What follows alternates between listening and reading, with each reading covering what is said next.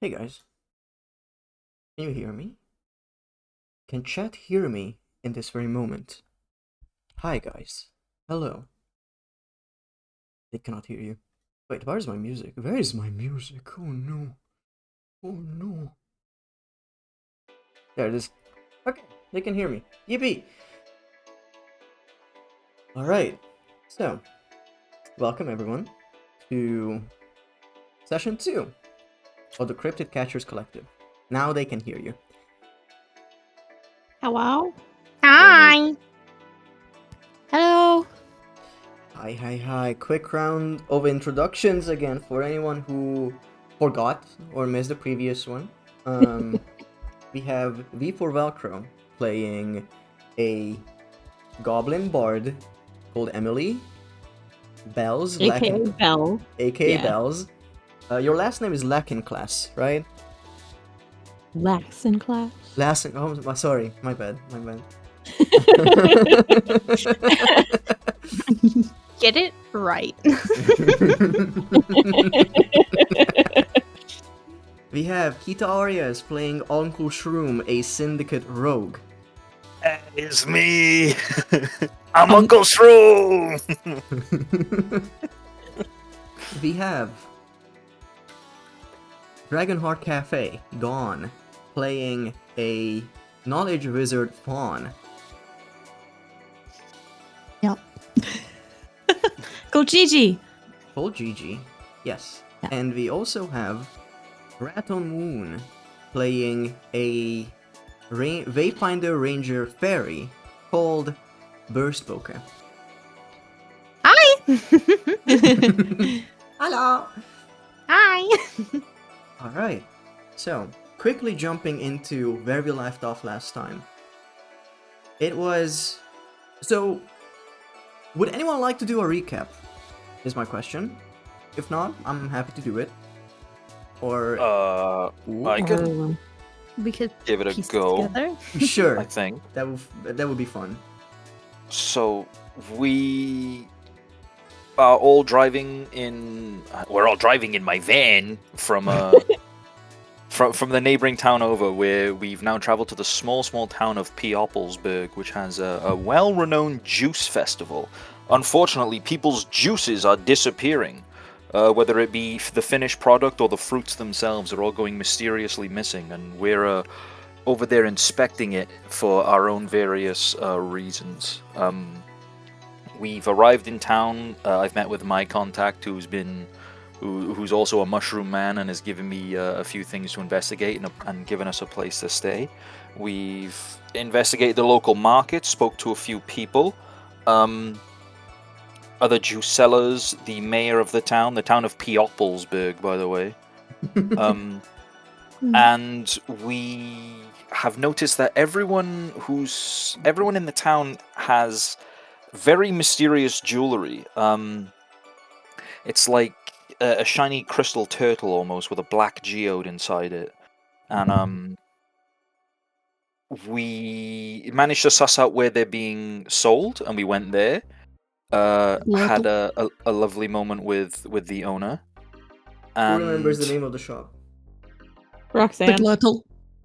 yeah, Glurtle. Roxanne. The Yeah, glurtle, Roxanne. yeah, the glurtle, the glass turtle, and Roxanne is the Roxanne. Yeah, so we went to see Roxanne at the glurtle. We've acquired our own one, and Which is Roxanne. currently being worn by Emily. Yeah, Yeah, that can't go wrong. And whilst we were there, a commotion happened outside, and someone's house was burning down. A machine girl named Florence. Fuck you, Don. Ah. And I believe it was either the partner or a good friend of the owner of the glurtle. And this was done as a means of destroying Florence's juice, but also her home has gone up in flame in the meantime, and now we've been recruited by Roxanne to guard the juice and her own home from any nefarious ne'er-do-wells, be it they cryptid or human, I guess. Or I mean, none of us are human, but you know what I mean.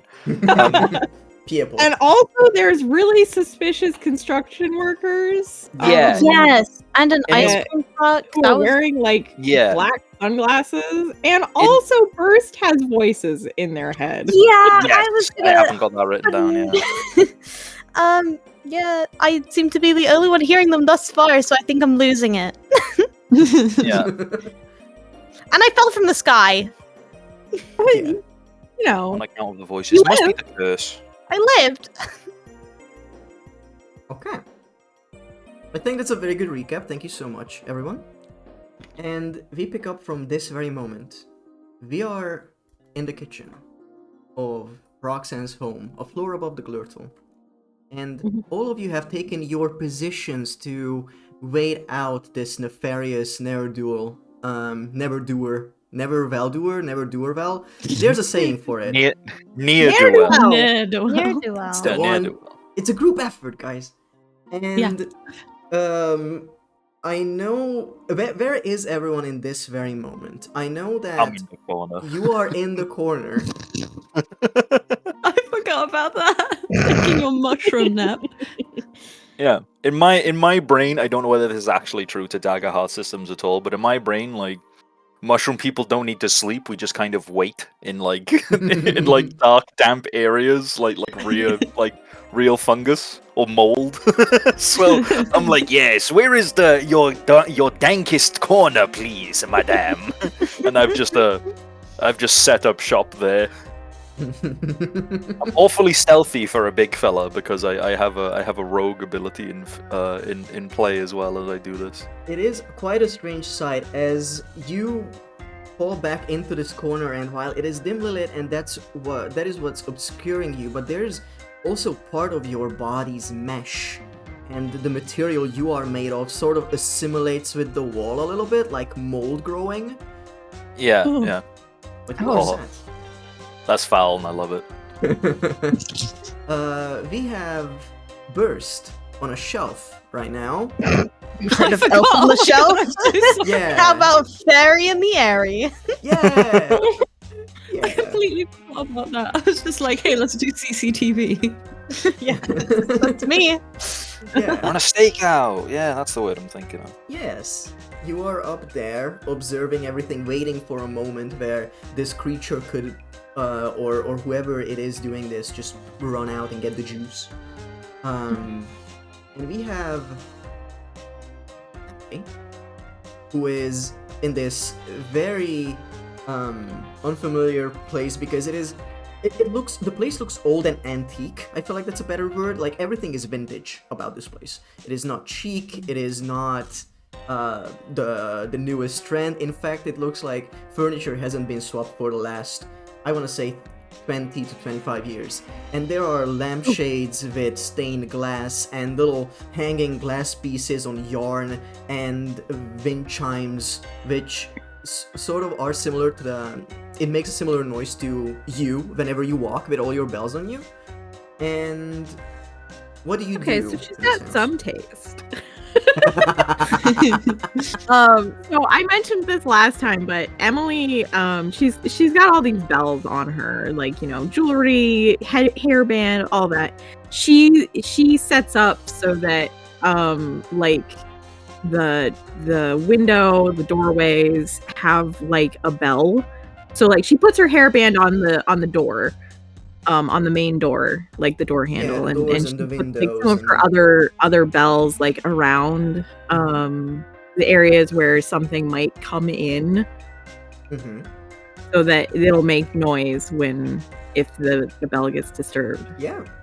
So you said all of And that. then she's like, oh, this place is filthy, and she's gonna try and find like the cleanest place to sit down. It unfortunately, how do I say this? The best place for you to sit down where it seems clean and well kept is the living room, because that's the most frequented place in the house. But So there's not also, even in the kitchen not even in the kitchen. or wherever we are. Yeah. It's if you Okay. would try to find a place in this kitchen, there's like there's no aisle necessarily in the middle. There's a big cauldron in the middle full of the juice, the Bahanan blast, and also the countertops are full of different containers, Tupperware, and like different jugs, whatever, just filled with juice to the brim. And the other room has some clean furniture you can hang out in, because you can watch all of this unfold, but that is where the cleanest space would be. Is there a chair that I could move into the kitchen? Sure, absolutely. You can find a chair, Okay. a bar stool, essentially, in the other room.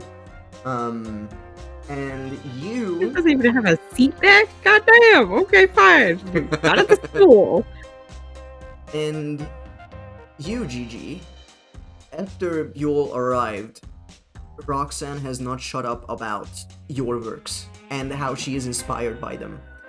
And she keeps you talking in this moment about how Roxanne Pebbles 1 was revolutionary and how she was so inspired by it that she started trying her own little documentary about Piaplesburg and the nearby cliffs and hallowed caves with some trees in them that thrive in low light, and you are kept busy by her. Yeah, no, that sounds Yeah. that sounds exactly like what she would do. That's absolutely fine. You would be in the living room chatting it up, essentially. I see. Yeah. Is there any juice? I can't remember where the juice actually is. Is it all over the house or just mostly Just in the kitchen? in the kitchen. Right. Cool. Yeah, and as we get back into the situation, about 30 minutes pass, and nothing moves. People outside, maybe, going up and down the street now that the fire has been extinguished.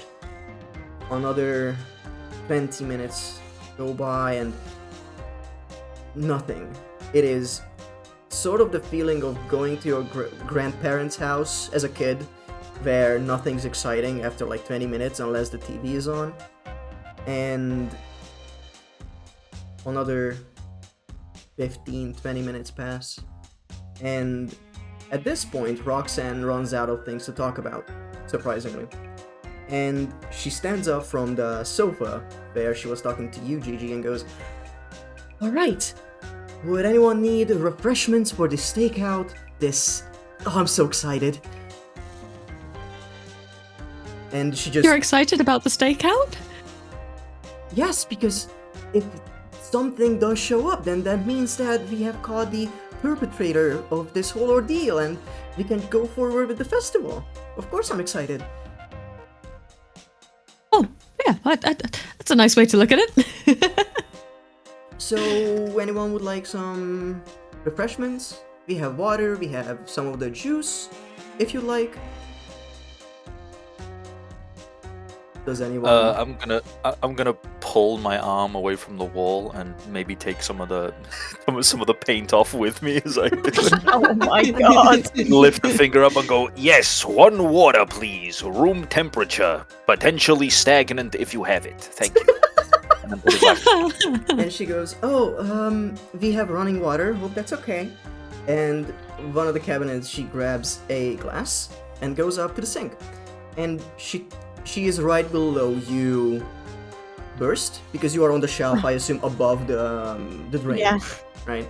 Mm-hmm. And she opens the cold valve a little bit, and no water comes out, and you hear this, like, gurgling sound from the drain. And then she closes it, goes, huh, that's odd. That doesn't sound good. And then she opens the hot one, and still the same sound, and then nothing comes out of it. And she's looking at it, a bit perplexed, and she goes, oh, my husband did say the water tower's been clogged. Oh, sorry, sir, Shroom, is Juice okay? My apologies. I suppose it would be fair to try a bit of the local cuisine. It's really funny because last time you also drank the juice. Hated that. I think I drank the most juice out of anyone here. Wait, Yeah. did I drink her juice or did I drink someone else's juice? You I know someone drank- else's juice was kind of ass. Yes, you drank that, but you drank this juice as well, and that gave you a +1 to presence until your next rest.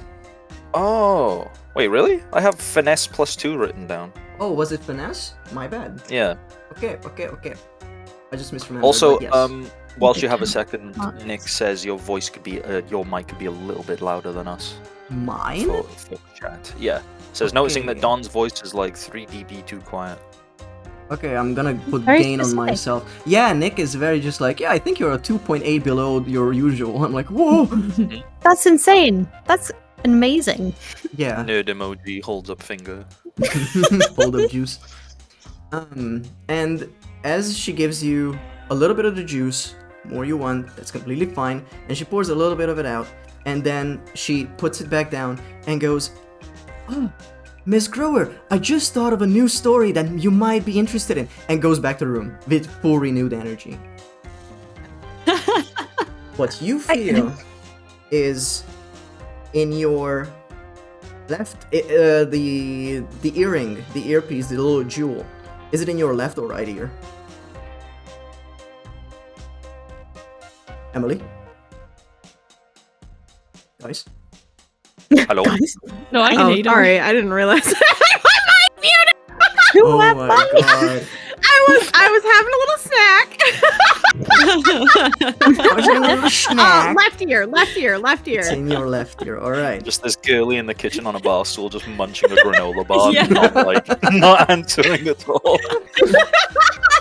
Yeah, pretty much. So what you feel, is a little buzzing on that ear, where you put the little turtle. And at this point, Burst, you hear a panicked, but a voice that you have heard before. I said Oh no. And you hear them cough and then release noise.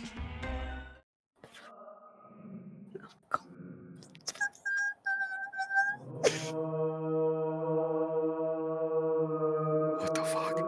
That's not good music.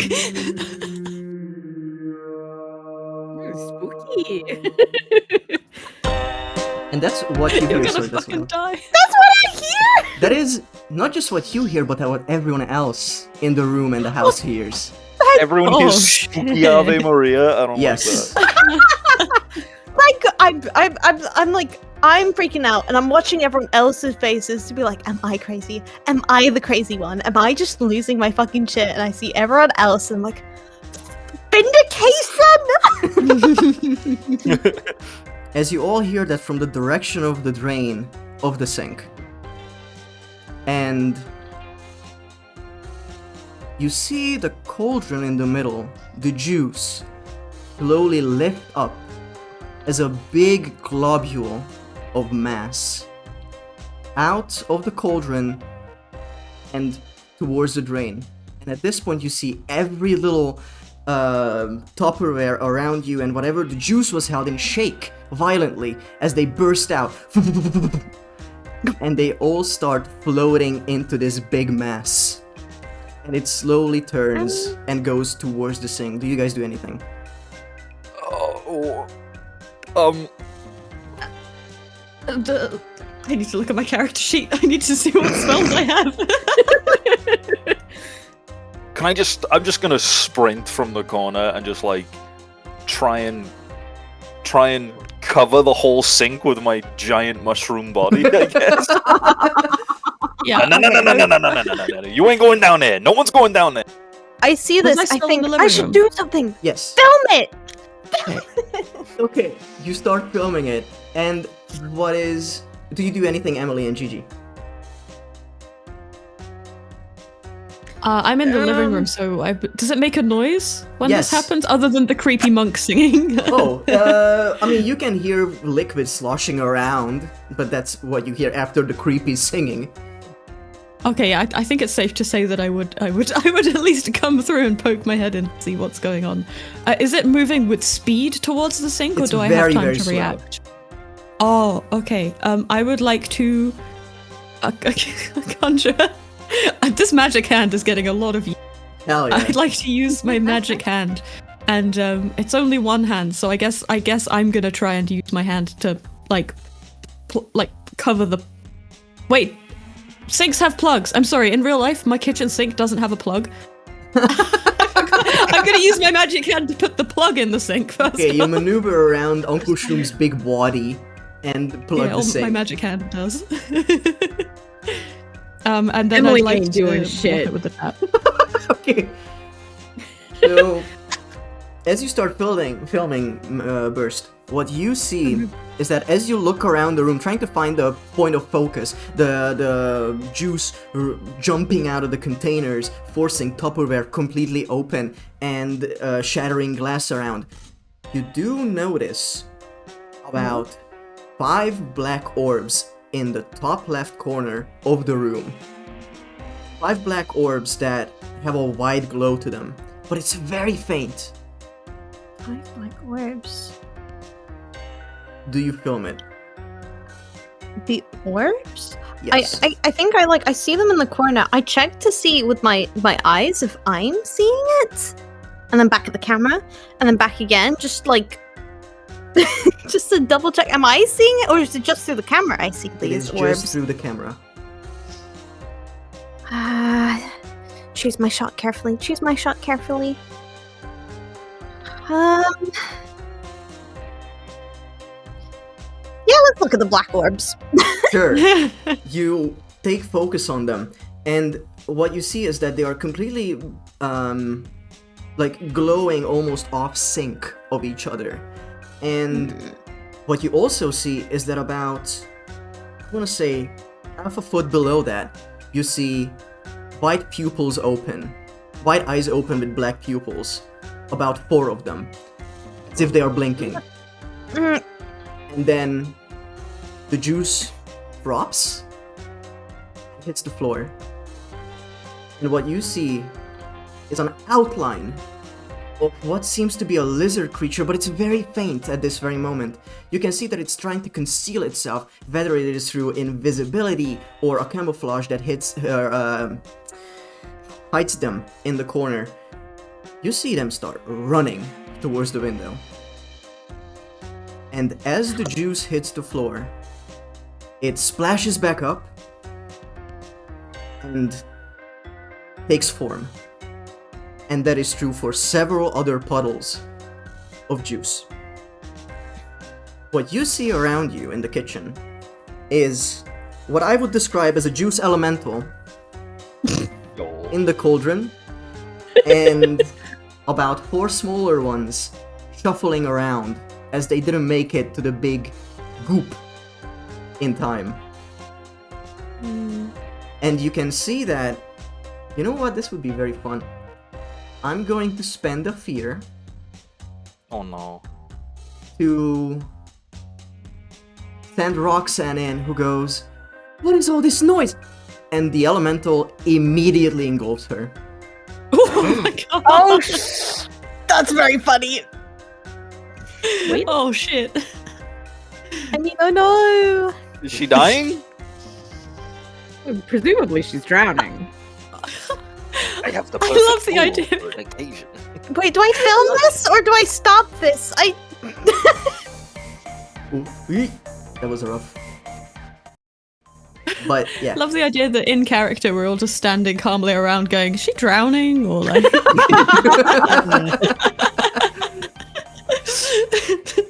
So what you see specifically is one of this big blob that has sort of a humanoid shape, not entirely. It almost has like little nubs and legs, or nubs for arms and legs, like a flubber type situation.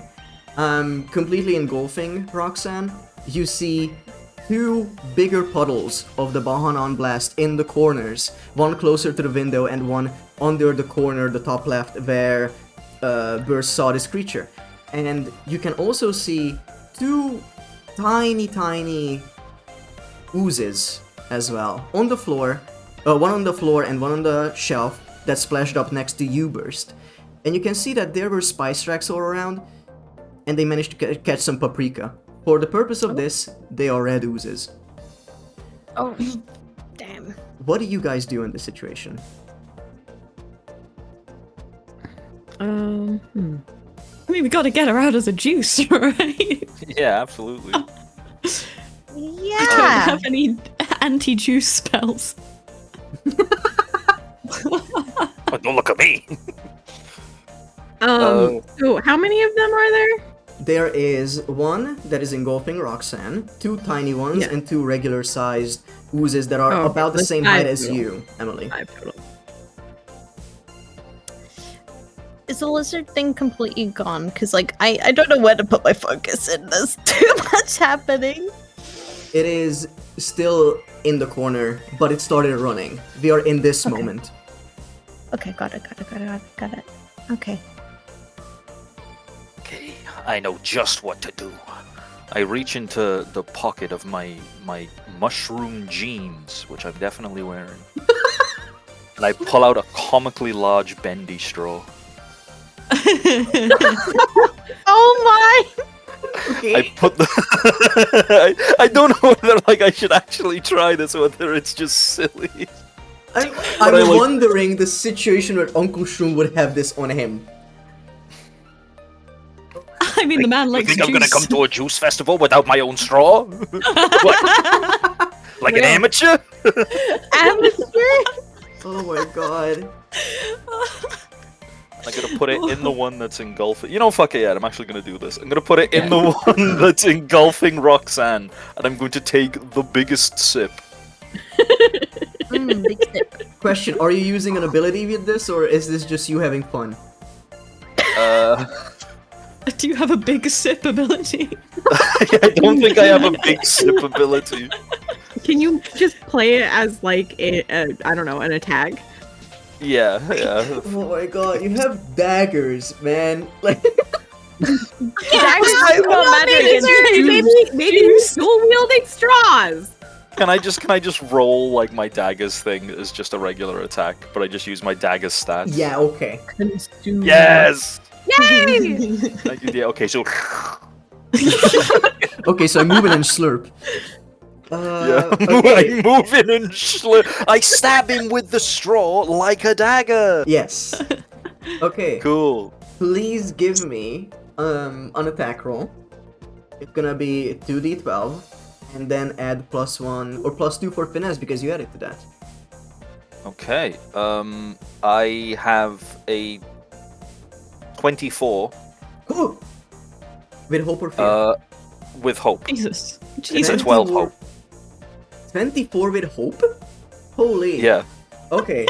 Please tell me how you deal damage to this creature, and please take a hope. I'm gonna give it to you. Okay. Thank you very much. I think you already know what's about to go down, right? Yeah, send it. Like pulling out this like comically large, almost like brightly colored bendy straw. That actually no, we're upgrading it. Like this is a 24, of course. Like it's now a crazy straw. So pulling out this comically large crazy straw that goes all around in certain loops and has flashing colors, I like and I jam it into this thing's back away from where Roxanne is, and then I just put like very delicately, almost gentlemanly, put my lips to it and go. Question. I have a question to you, Uncle Shroom. You have planned that you would sell merch in this town. Is there a possibility that there's like a little clip-on bit for the straw that shows a cryptid that thought might be in this town? As merch to sell, maybe? Yes. That's why you have them? Yes. Okay. Okay, It's so a juice fest. please deal your damage, which is 1d8 plus 3. 1d8 plus 3. Just excuse me, just making sure I'm doing this right.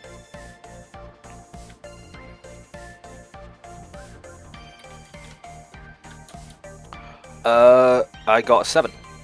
Okay, that is 7 points of damage, which hits the elementals exact major threshold, so it will take 2 hit points. Yes. Alright. Delicious. Delicious is what I say when I pull away. And as I pull away, the goop sucks my straw into the remainder of its body, and my unique attack can now no longer be used. And I will not do more stupid shit. I'm sorry, Don. Yeah, that's completely fine. No, please do. Nah, that's completely fine. We are slapstick with this. So, you deal your damage, and what happens next is I'm going to spend a fear.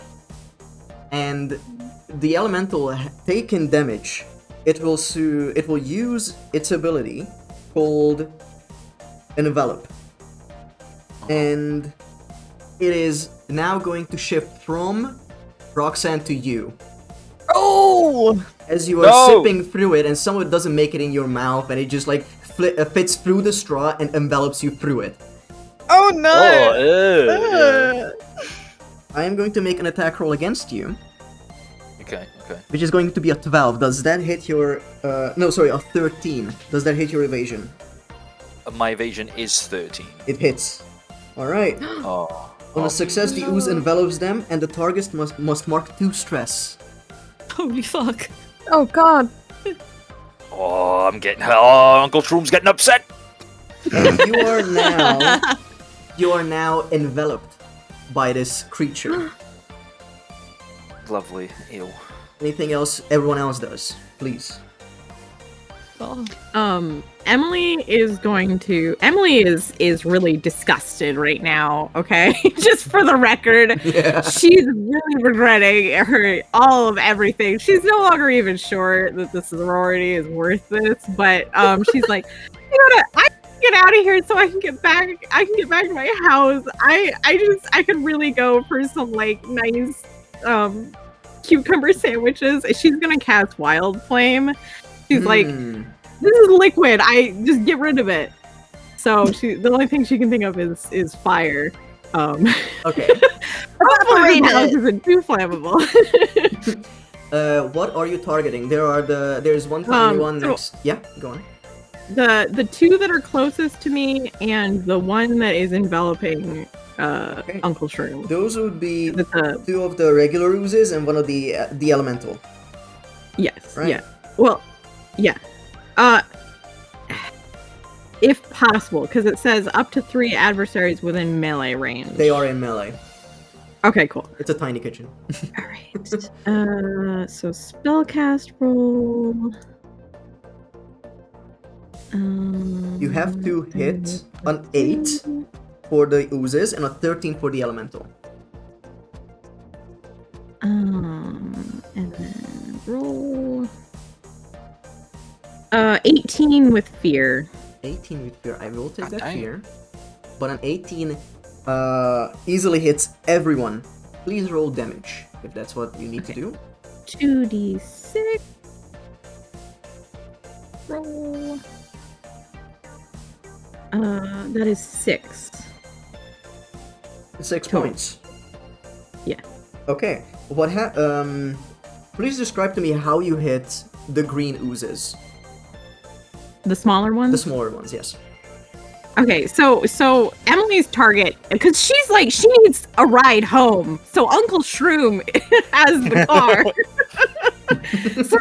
so her goal is to get him out of the ooze, out of the elemental. So the two smaller ones just happen to be in the way. So she's like, she's getting this flame from her bells, because that's her daddy gave them to her as like self-protection devices. Mm-hmm.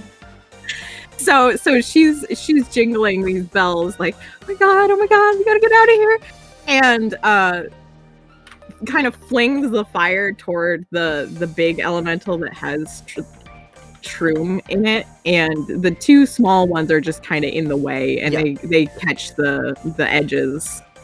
Okay. It was a roll with fear, so what you see is that you hit these two oozes in front of you, who are now paying attention solely to you, and you know they are gonna jump at you the next turn.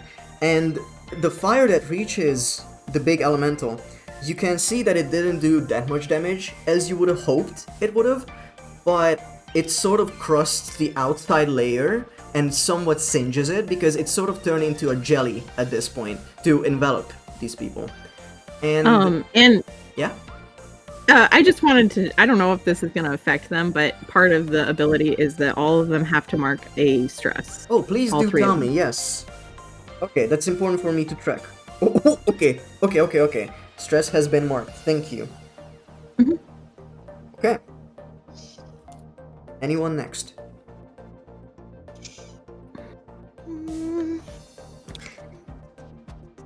I feel like you should go next if you can see, or whatever the fuck it is that you can see. Well, I'm okay.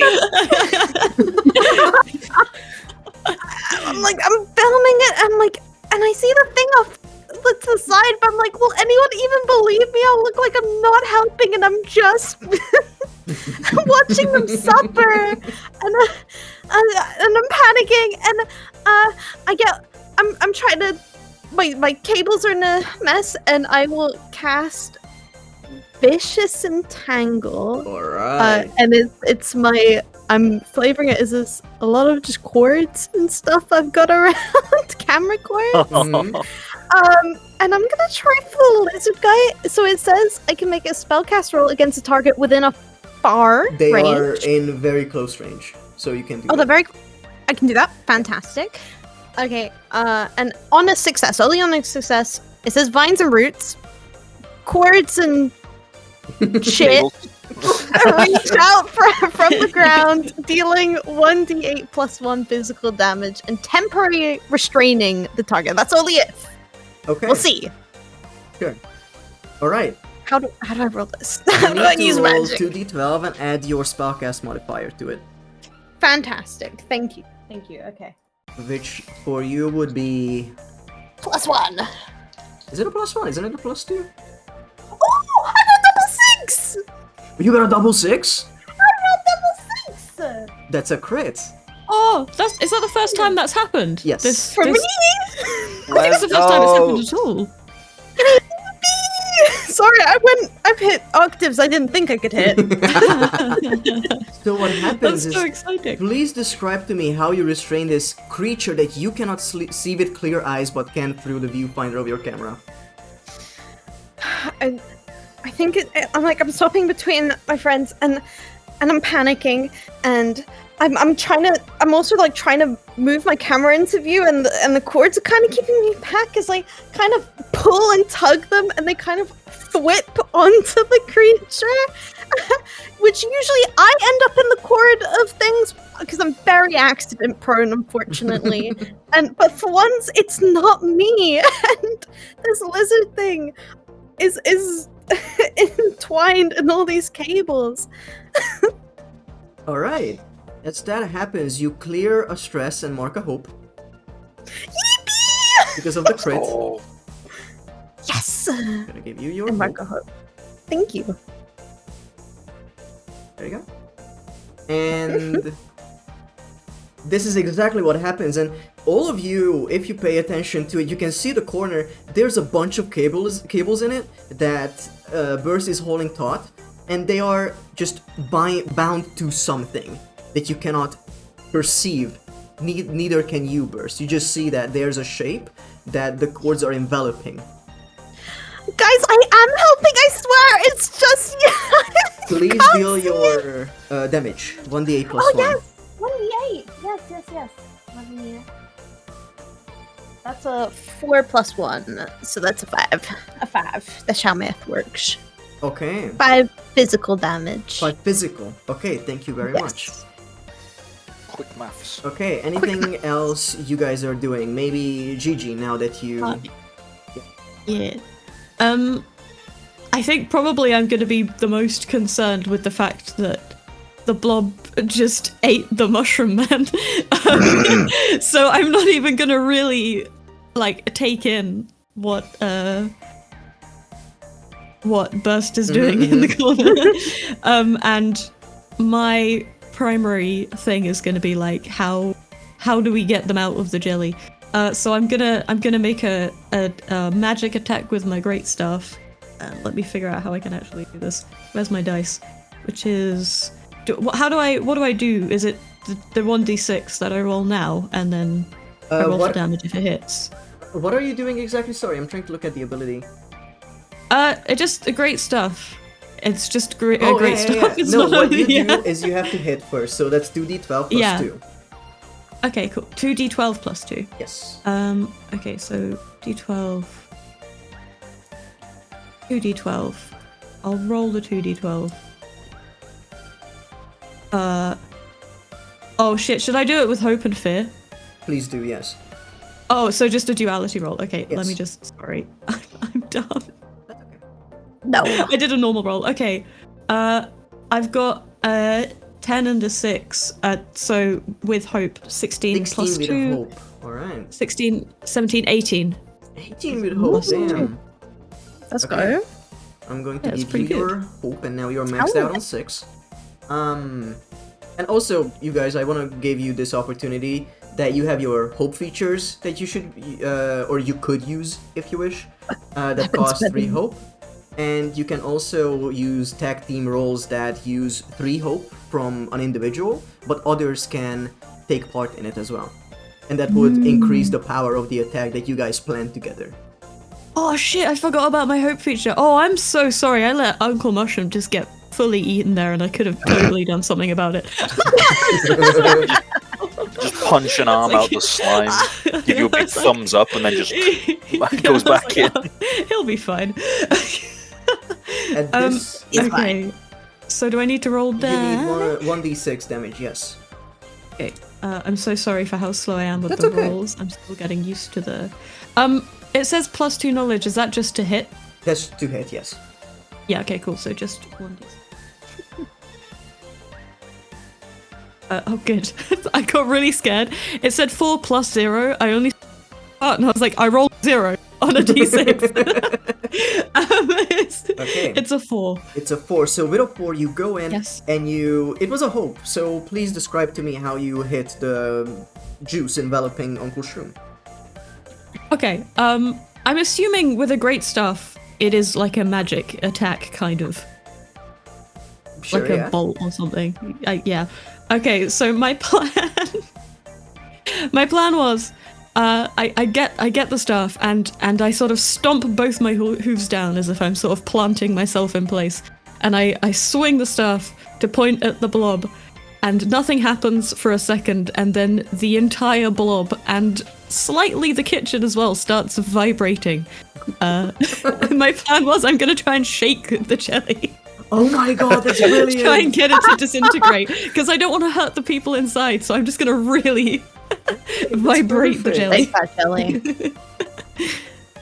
Okay, that's brilliant. So, yeah, that's great. As you vibrate through the jelly, it sort of removes itself from around Uncle Shroom, who is almost not restrained, but you can see that he is like to the waist still and trapped in this jelly. So your upper body is mostly free at this point. I'm going to spend the fear. Oh god.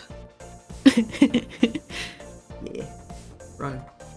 And I'm going to use an ability called build... Well, no, I'm gonna do this. It is going to grow 2 arms from what you can see on the lower half of what is engulfing Ankushroom, and it's going to just punch up twice. Ow, dick.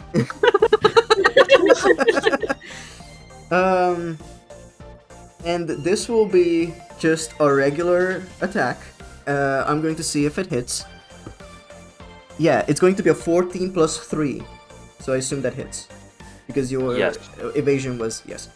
It is going to do 1d10 plus 4 magical damage. Where's my d10? Ooh.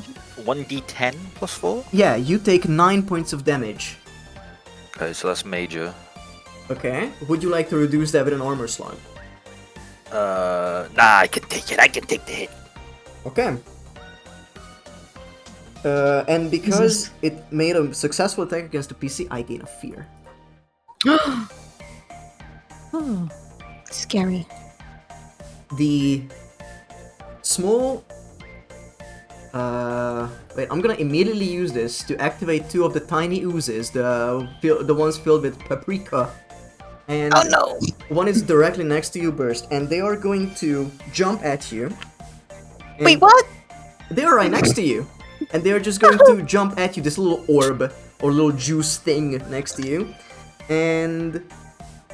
it is going to just try to attack you with its ooze appendage. Does it hit with a 14 minus 1, a 13? Oh, absolutely. Okay. As it just lunges at you as like this amorphous blob, you do take 1d4 plus 2 damage. That would be 4 points of damage. Ouchie. Can I mark that against my HP? And when a creature within melee range deals damage, that's a different one. Yeah. No, I think it's... Oh, wait. What? How much If it's damage 4 did it points, do? then it's minor damage, so it's 1 HP, right? Yeah, you take 1 HP. Yes. Yes. Okay, 1 it is HP. in minor.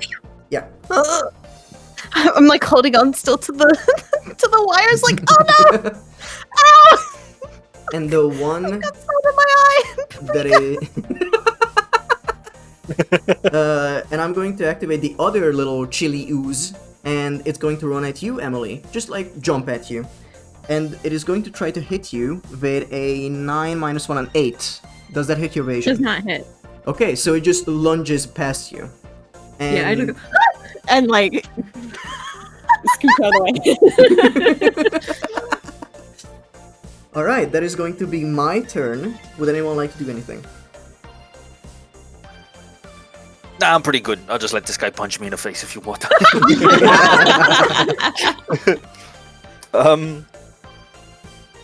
Oh, I'm trying to.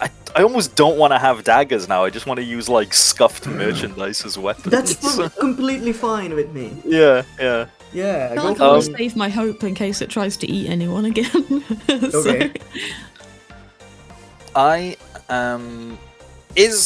what's the size of this ooze that I'm currently? Well, it is in now my smaller way? than you. Initially it was bigger than you, but now it has reduced in size because it took damage. Okay. In that case, I'm gonna reach into my mushroom pockets once more, and I'm gonna pull out a pair of scuffed keychains that are like surprisingly sharp given the shape. They're in the shape of like. They're... Actually, yeah, I'm just gonna pull out my van keys. That's gonna be my dagger. I'm just gonna pull out my van keys and just start kind of like scraping away at the ooze that's surrounding my legs. Yeah, okay. Just go, get off me, you big jellied freak! And I just start like slashing at it haphazardly with my Okay. keys. Yeah, perfect. I will ask you one thing, since you have 2 daggers, and it has a dagger, a small dagger, and the small dagger has a feature. If it's a paired item, meaning it has another dagger, you get a +2 to primary weapon damage to targets within melee range. I'm So definitely doing that. I think that is included in your +3, I believe. Just Okay, as so a it's- heads up, you are doing more damage, you are essentially using Yeah. both daggers, and that's how it's in the game. Okay, no problem. Alright, send it. So, okie dokie. 2d12 plus 2. Oh, I've got a 15 with fear. I will gain that fear, thank you very much. And You do manage to scrape some of it away, but it is still vibrating. It's still under the effect of the spell of Gigi.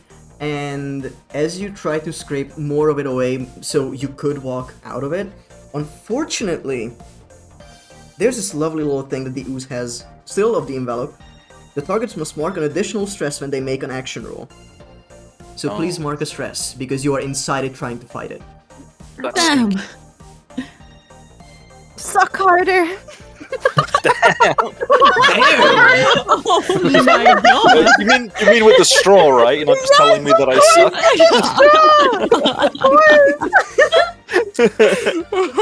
Oh my god. However, you do damage to it, a great amount. And Hell yeah. Do what I need to roll happens is... damage or? Yes, please roll damage. Okay, can I? Well, no, we can use- forego that, because even if you Okay. hit minor, that is going to hit them, and that will bring them below a threshold. As you hit it in the middle, they sort of plop to the ground, and they form back up as two tiny oozes. Oh god, these little guys! I hate them! I hate them! I'm going to spend a fear to make that happen. And yeah, now you have two more adversaries on the field, but now Uncle Shroom is free of it. I'm Is free! Roxanne still in the big blob? No, Roxanne is on the side. The big blob was surrounding her, but then enveloped Shroom instead. Oh, instead, I Roxanne thought I was enveloped free. both of them. I see. Yeah. Oh, thank God. Okay, Actually, that's at this point, I'm gonna use her turn, and she is going to grab whatever she can find, a ladle or a pan, and she's going to just try to slam one of the oozes. And she goes, "My prized Bahanan blast, my child," and just backs it immediately. good. Oh my God. And they are going to roll a 15 plus 1 with a finesse weapon, and they will do 1d6 damage. That is going to be 2 points, which is below their... well, no, actually. Well, that's a minor damage. But it still hits a tiny green ooze. And you can see that it's now weaker, it's more jelly-like, it's more shaky. So she has weakened it. But yeah, what do you guys do? Emily oozes? just keeps throwing fire. Yeah, that's fine. Yeah, please do. Okay, just the two that I hit before and the one that just got whacked. Okay. So spellcast roll. That's +2. Oh my god, 19, but with fear. 19 with fear. I'm going to take that fear. But a 19 is a very good hit. Mm-hmm. So And reminder please- that all three of them mark a stress. all of them mark a stress. At this point... Okay. I'm keeping track of that. Right. They mark a stress. And you can see And that then as they get hit, some of it evaporated. They're still there, but barely. And you can see these like little shambling oozes just jellying around. the So damage roll rest- was 9. Oh my god. Okay. That causes all of them to perish immediately. Holy my.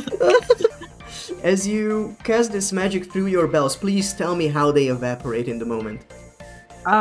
So she just like yelped and dodged this other slime. So like when she like tucked her arms in, and she's still holding the bells that she used to cast the fire on the the slimes before. So she's like, oh my god, and her hands are like shaking right next to her chest, and it's causing the bells to jingle, and the bells react to the jingling. And just like the fire just shoots out of her hands without her doing much of anything. Okay, that's beautiful. And you can hear Roxanne in the back go, "My shoes." Okay? No. Your news is trying to kill us, bitch! I know, but it's my shoes. And at this point, would anyone else like to do anything? Right now on the field, we have the one tiny elemental, or tiny ooze next to Shroom, one that is next to you burst, and I think there's still a tiny one left that jumped across you, Emily, the tiny, whatchamacallit, chili one. If I'm keeping correct tracking of it. Was that not one of the ones that No, I yeah. hit before? Yes. So it's only the... Sorry, this is theater of the mind. I'm trying to keep track of it. So there's the two tiny ones that are still at the feet of Uncle Shroom, right? The three that I just evaporated Yes. were the two that I hit previously, which were not part of yes, the yeah, ooze, yeah. So the and elemental... one that Roxanne hit. Yes. Mhm. Yeah, that means there's still a chili one. There's still a tiny chili one, there's one next to Burst, and the elemental now turned into two tiny oozes that are still at the feet of Uncle Shroom. Yes. That sounds right, yeah. I think Burst, if you want to take your turn, it's like I don't know if this is a turn-taking game, but it seems like we're taking No, turns. So I think But it's you can take turns, you can talk about, hey, I want to do this, can you help me with this? And then you position yourselves doing that. Or you can tell me that, hey, I want to set up for this, can I... There's no such thing as delaying a turn, you just have to Okay. tell me that you want to do things, and if I, as a GM, want to do things, I will spend a fear to do so. Got it. okay. Well, my thing depends on what happens next with that lizard. So I think I'll if Ratton's okay with it, I will wait to see what Burst does. That's fine. I'm like crying a little bit because there's paprika in my eye, and I'm still holding on to this. As far as I know, it's a spell, but like as far as I'm aware, one hand is still holding on to like the bunch Yeah. of cords. So like I'm gonna whip another cord at the paprika thing to leave me alone. Which it's my whip. I'm gonna use. It's another cord. Okay, the difficulty is 11. Oh, I have bad time to say I have a -1 to this. Oh no. Uh-oh. Oh, she's rolling. I see it. That's I got a 12 -1, 11. 11 exactly. Exactly, with fear. 11 with fear. I will take that fear. Yeah, it's all yours, buddy. And you can see that as you whip it, no nay, you see it explode almost. Yeah, DM, can we get a -2 to your next roll for that joke? Please roll damage. Okay, that's 1d6. A 6! A 6. Alright. Physical! It actually just straight up implodes. And as it does, it is still able to use its explosive burning as a reaction. And you take 1d6 damage, which will be a 5. That'd be a 5? Okay, so then another point of minor damage, and that's my sneeze as I... You can also decide to armor it and reduce it to non-damage. Oh, let me do that. Alright. Now what we can see in the room is that there are two tiny oozes at the feet of Uncle Shroom, the one that enveloped him now reduced to this form, and I'm going to spend a fear. Burst. You see the thing in the corner being enveloped and restrained by all of these cords that you lashed at it, and it is going to use its ability Slippery Getaway. And Damn it! it's going to mark a stress to get out of the restraint. Okay. And you can see it run out of the window. Ah, And Damn it. as it does, you hear a jingle of a bell. And you can hear outside several bells. Or sorry, it's the same bell, just rhythmically. Boom, boom, boom, ba-dum, da-dum, da-dum, and more distant as it goes further and further away from you. got a bell on it. It's still one of your bells. come in handy. And as it reaches, or as it leaves the kitchen, the two tiny oozes at the feet of Uncle Shroom just turn into liquid and dissipate. I'm gonna stomp on him and say, "Yeah, I'll have what she's having. I don't know whether that one liner makes sense in text, but that's gonna be the one I'm saying. Okay. Do you guys do anything in this given moment now that the juice has been quote-unquote defeated and whatever burst was restraining has now left the kitchen? An invisible form constrained by what was it?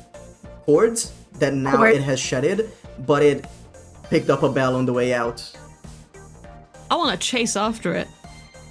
Let's go. We gotta catch him. The Gigi hasn't said anything this entire time because she's just been so like immediately get the people out of the blob, and then as she saw the lizard and it escaped, she she's a wizard. She saw that the locked the lizard fuck in. escapes. The juice goes away. She knows it's some sort of magical critter. She just fucking vaults. Is the window open? It is open. She vaults out the window. Capri Oh leap if I have to. I'm getting out that window. This I'm going old to woman pass. vaults out the second story window. Yeah. I really hope I catch that on camera because she's so cool. You are free to do so. However, I would like you to give me a roll to jump out of the window because you are on the first floor. You do have a feature as a fawn. Yeah, Caprian leap I have. Yes. And I also have steady, but I don't think it's steady counts. I don't know. I have advantage to rolls to traverse This would dangerous count. cliffs and ledges. Sure. Okay. Yeah, cool. So yeah. I'm gonna Caprian leap out the window, but then I'm gonna make a steady advantage roll. Yeah, please What do. what do we want? Agility or You are jumping through a window. Damn. You are defenestrating yourself. I'm going to say an agility. yeah, an agility with sorry, how do I actually make a You click on What the D? agility window. click but the- shit, it does everything it. you do is a 2d12. Okay, neat. And then you just Me. click plus advantage Oh, okay, nice. Thank you. Sorry, I'm. if you're rolling with advantage anyway. Yes, which I think is I advantage, but- am. Ability with advantage. Roll. Gonna be my first bad roll, isn't it? Oh no! Oh, ooh, okay, not bad. What'd you get? Not, She's gaming. You know, it's 9 hope, 6 fear, and 1 on the Okay. green dice. It's So you are 16. 16 with hope. Yeah. Okay, you cannot gain more hope. However, you land perfectly outside. I Yeah, want to do a superhero landing. perfect. You manage. Alright. Excellent. Raising my hand. Break time. I'm enforcing breaks because it was That's a good requested. idea. You That's are a good correct. place to have a break Go. as well. Okay, I'm going to refill my drink. We will be back in about 5 minutes. Is that okay? Sure. Yeah, I literally just got given a sandwich, so this is fantastic. Hell yeah. Wait, sorry, when are we back? In 5 minutes. 5 minutes. 5 minutes. 5 minutes. If you need Okay. more, just say. Yup. I made it a little longer. I'm just gonna make a hot drink, and my kettle takes a fucking Okay. long time to I'm boil. going to Hell go yeah. edit on my I mean- channel. Only a couple more minutes, and that will be fine if that's I okay. don't have anything to do, so I'm just gonna do a funny little dance in my chair. Hell yeah.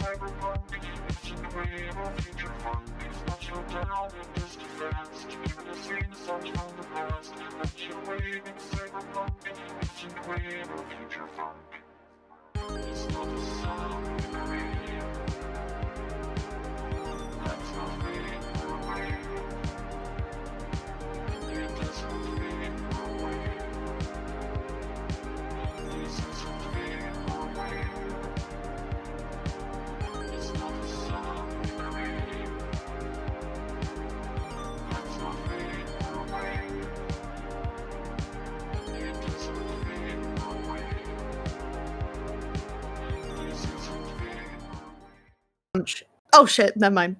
No more crunching. No more Wilco crunching. crunch. I don't want everyone hearing that. I put my Pringle away. People deserve to know.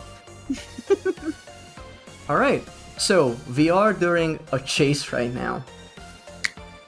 First to breach the start line would be Gigi, as now she's superhero landing outside on the cobblestone, as people are still walking around midday, but you can feel immediately that the wind has gotten stronger since you were out, and the clouds have sort of gathered above Pieplesburg. It is not incredibly gloomy, it is a summer afternoon that welcomes this change of weather. And now you are outside. Okay. Does anyone follow? Yeah, so Emily is pissed that this thing just ran off with one of the bells that her daddy gave her. That is her bell.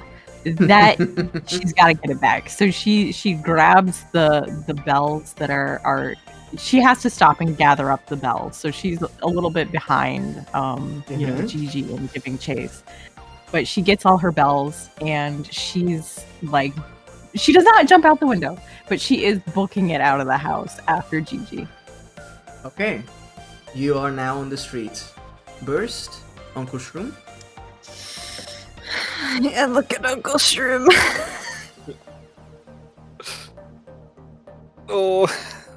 So Go ahead. Yeah, sorry. we going? Yeah, we gotta go. Yeah, okay. Can I also jump out the window? I'm a rogue. I should be able to do this stuff, but I think it's funny because I'm a Big colossal fuck off mushroom, yeah. Yeah, I'm a wide man. Okay, I do make sure to film this because this could be funny. Okay. Please give me an agility roll to hop out of the window that you can barely Let's fit through. Go.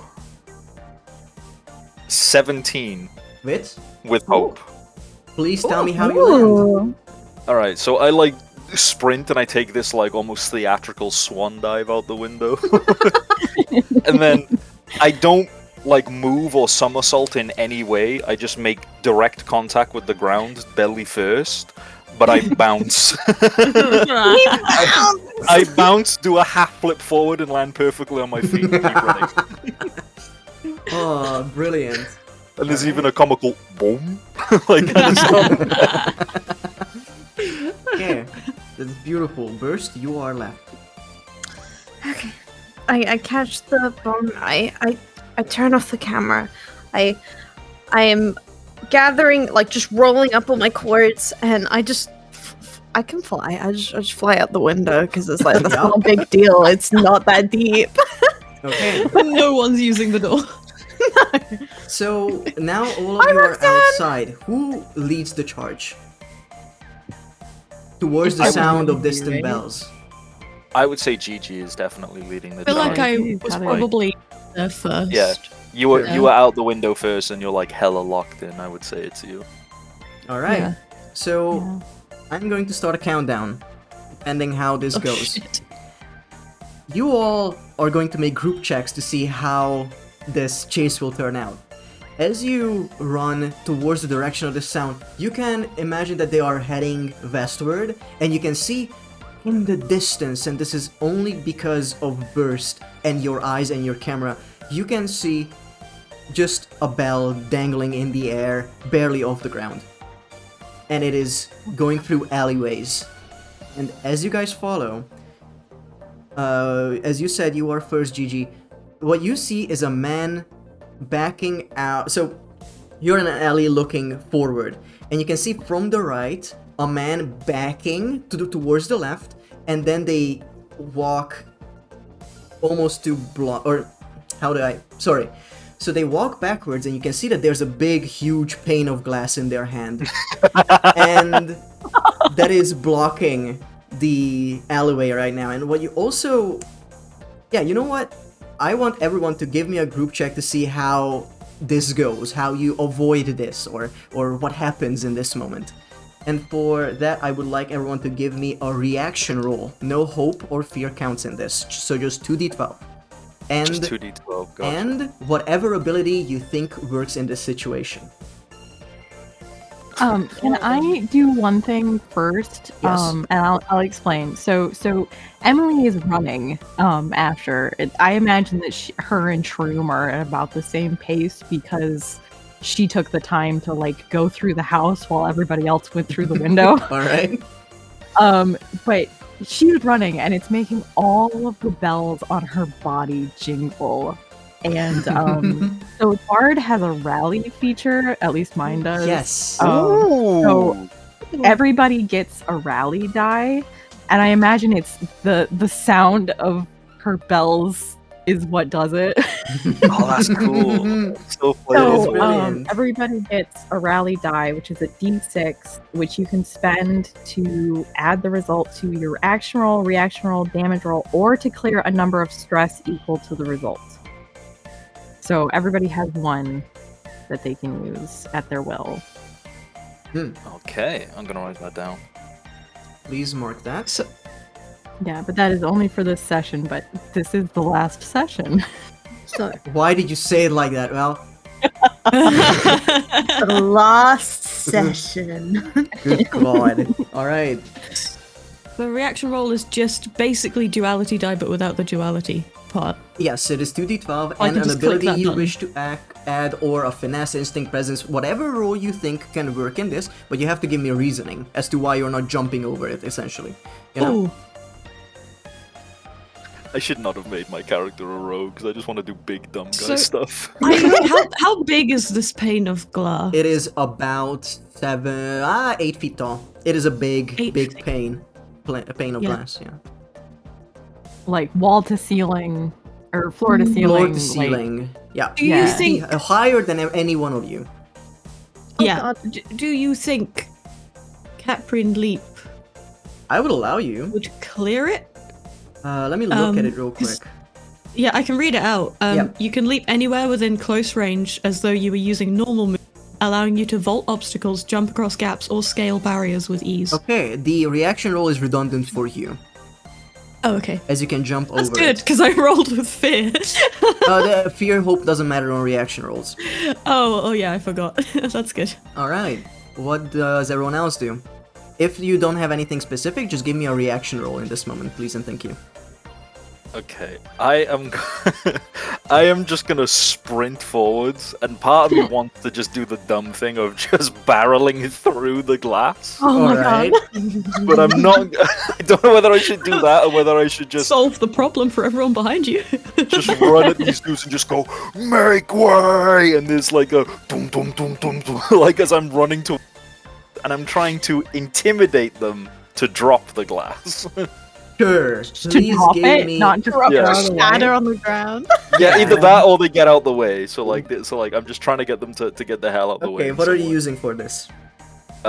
Presence, Okay, please give me a presence which is +2.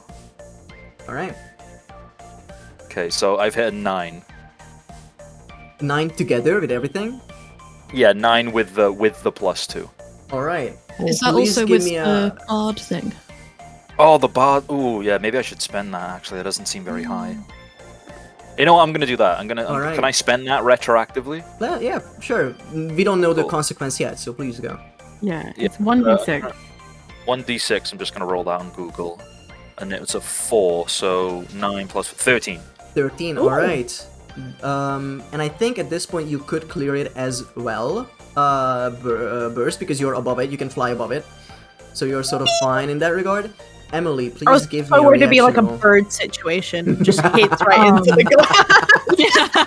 Yeah, just in my brain, I was like thinking this would be really like Burst can just fly above it. Like there's this elegant, graceful leap over the glass, and there's just dum dum dum dum dum, followed by a giant shattering sound. So I have a question. The people carrying it, it's 8 feet tall. No, they are normal human size, or like 6 feet-ish, Yeah, 5, but like 6, and the glass. The glass is paint, 8. how close to the ground is it? it's almost touching the ground. It is very close to the ground. Oh, okay. It is What very. I close know to the what you're ground. trying to do. Sure, Damn it. they are. They. I mean, it makes sense that they wouldn't carry it close to the ground. I never carried glass, so yeah, they are carrying it a bit higher above. Yeah, I was thinking it would be like if they're humans, they have their hands under the Yes, glass. you are correct. So it would have to be at least as high up as like the length of their arm. Yes.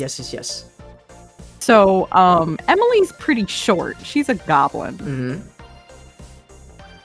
So you're just gonna No, run like under them or like Yes, I want to just run under them. Okay, please give me a reaction roll. slide? Let's see. We'll do can I do it as a finesse? It would be an agility if you're trying to make it Agility. movement based. I'll just do it as a reaction, whatever.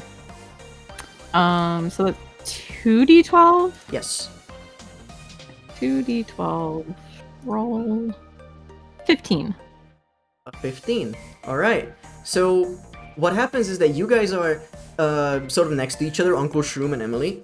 And Emily, you are first to go under it, and you clear it within inches of your forehead, bonking it. And you get out the other side unscathed. And you hear behind you.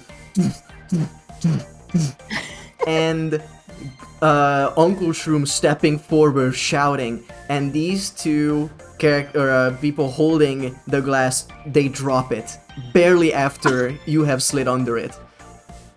And it is now clear to jump over it for you, Uncle Shroom. So you all clear it. Burst, would you mind giving me I would say an instinct roll in this moment. An instinct With roll. disadvantage because you are running through this situation. Okay. Remind me how disadvantage works. Wait. Hello? Hello? Hi? Hello. We can Okay. hear you. Wait, how does disadvantage work again? Sorry. You, So it's a d6, and you remove that d6 from the result. Gotcha. Okay. Oh no. And you said it was a instinct? Instinct, yes. Okay. Mama needs something good, please. Oh, why? Oh. Okay. So Wait, is it really, really bad? It's not great. If it's just mediocre, don't forget you have a rally die from me. That's very But if it's really bad, maybe just don't even bother. I'm thinking I need that for something later. So I got a 8 total, but then I have to wait. You said instinct? Yes. 9 minus 5 of 4. Four. 4. With hope or Oh. fear. With hope. Okay, I'm going to give you a hope. Yippee! So, in this moment, you wanted to do something, Gigi. Nah, Okay. I think I'll save it for more, Yeah. just in case. While this is Yeah. happening, Gigi, I want you to look at your abilities and let's see if you have a number set for strange patterns, okay? That's your wizard ability. Oh shit! Yes, I do. I do have a number set. It's. Do I tell you now? You can tell me whenever it's gonna be on your character sheet. I can look at it and help you with it. Yeah, I was gonna say. All right, yeah, it's 5. Okay, so whenever you roll a 5, you do something with the ability. I forget. Oh, Choose a you number gain a between hope one and clear and stress. 12. Shit, I keep forgetting about that. Yep. Alright. Oh fuck. So, it's a very low roll, it does not succeed, but it was with a hope. what happens is that you hear the glass shattering and you look around, just look back, see what happened, and you can see that everyone is unscathed. And as you look ahead, you can see that a chimney to the side is moving out a little too much, but you manage to boom, duck by it just in time. And you can continue the chase. My whole life flashed before my eyes. And as you run ahead, now we are in the open streets. You can see that there's a road leading down to southwest, and that is the direction of the orchard of the town. And you can see all the trees in the distance, and you can hear the bells going that way. And as you follow, you see that the brush in front of you, this field, is moving, and you can clearly track where this thing is going, where the bell is leading you. And at this point, you hear a different kind of chime sound come out of the bell that you would hear when Emily casts a spell. And just because it is a magical bell that it got caught on, it is going to cast one of your spells. Oh. That's I'm cool. going to check what you have. Please The give only me... spells I have are fire, magic hand, and mist. That's not good. Okay. Please give me... Well, this is interesting. I guess roll a d6 for me.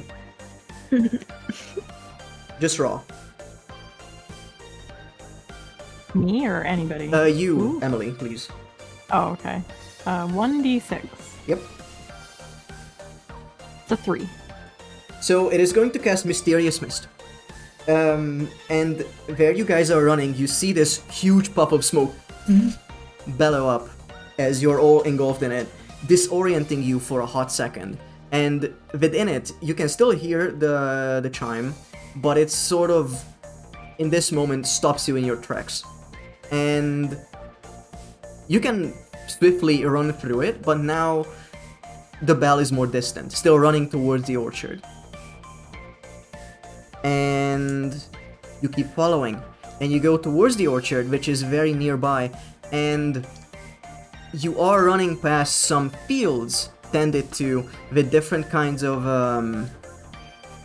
crops, wheat and stuff, and you see big, what do you call them, scarecrows. You can see next to each other 2 of them, almost identical, standing out with their arms out. They are like big, blocky hay stacks, and you can see that both of them are wearing sunglasses.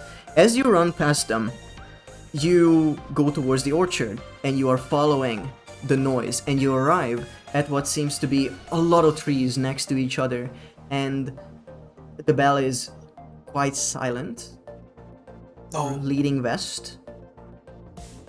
But you're unsure. Maybe there's so much echoing going next to this cliff face that now you're next to, that it could have been, maybe it was a bit more south, it could have been north, it wasn't east, that's all you know.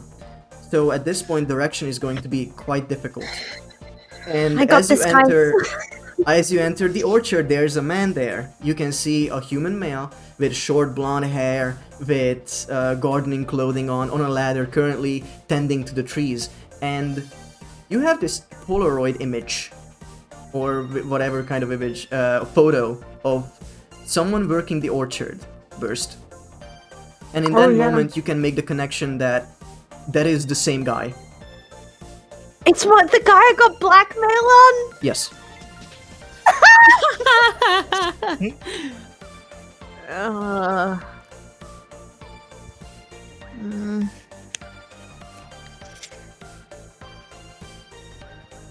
Do you guys We've do anything? lost the lizard. It seems so. Okay. Are you I also could- the only person that could track it?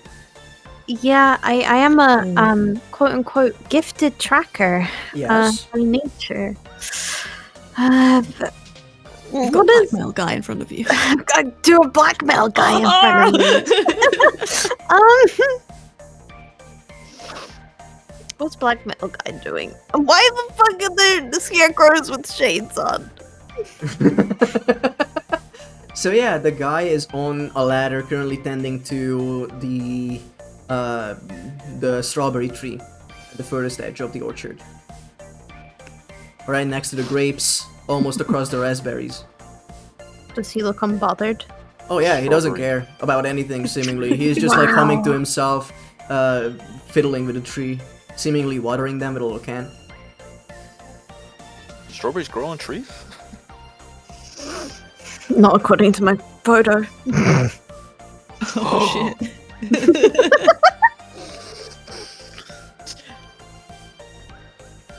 Yeah. Hey! I yell up.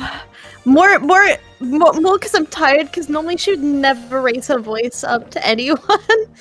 But she's so done with these voices and everything going on. Yes, how can I help you? What are you doing out here? Have you noticed anything strange going on? As he is tying a strawberry to a tree leaf, he goes, no. Why do you ask? I don't. You are from out of town. I don't know you. Why are you asking? You have a camera crew? You're trying to. What are you trying to do? You have not my permission to film here. I am not part of any documentary.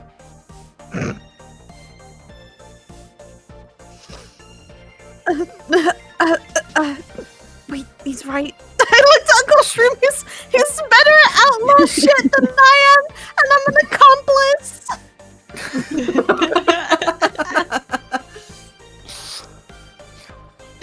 Look, Mr. Yeah? I mean, buddy, please. I mean, surely you've heard of the ancients of, filmography. Back in 1862, it was declared in the old law case between Equipola versus the state of Camerosity that any farmland that has a public trail leading to it is fit for cinematography to occur. You know this, right? It was a footpath made by people over the time, and then we of course made it a road, and that does not give you the right to take a picture of me. Look. My friend here, she's just something of a shutterbug. It's more of a hobby than, say, an official documentary of sorts. We're a family, we're on vacation. We're just making memories. We appear to have taken a long turn on our jog. As you can see, Make this a memory, and then he just flips you off. I'm muttering still on the my breath. ladder? Just you He's wait still till on the the ladder, yes. expose comes out. Alright, just I'm you gonna- wait. I'm gonna walk up to the ladder as he turns around, and I'm just gonna grab it at the bottom and start shaking it. Whoa, there's no need God. to get aggressive. Let go right now. Don't you know who I am? Do you have any idea who you're talking to right now, buddy? Okay, would you like to give me, I guess a presence roll, and if you want, you could use an experience for it. Yes, I will definitely do that. So, presence, +4, roll. 19 with fear. Oh my god. Okay, I'm going to take that fear. And what happens is that you shake it, and he's like, alright, there's no need to. And he falls off. And he lands on you. And now two of you are on the ground. And he goes, alright, what do you need to know? I'm not...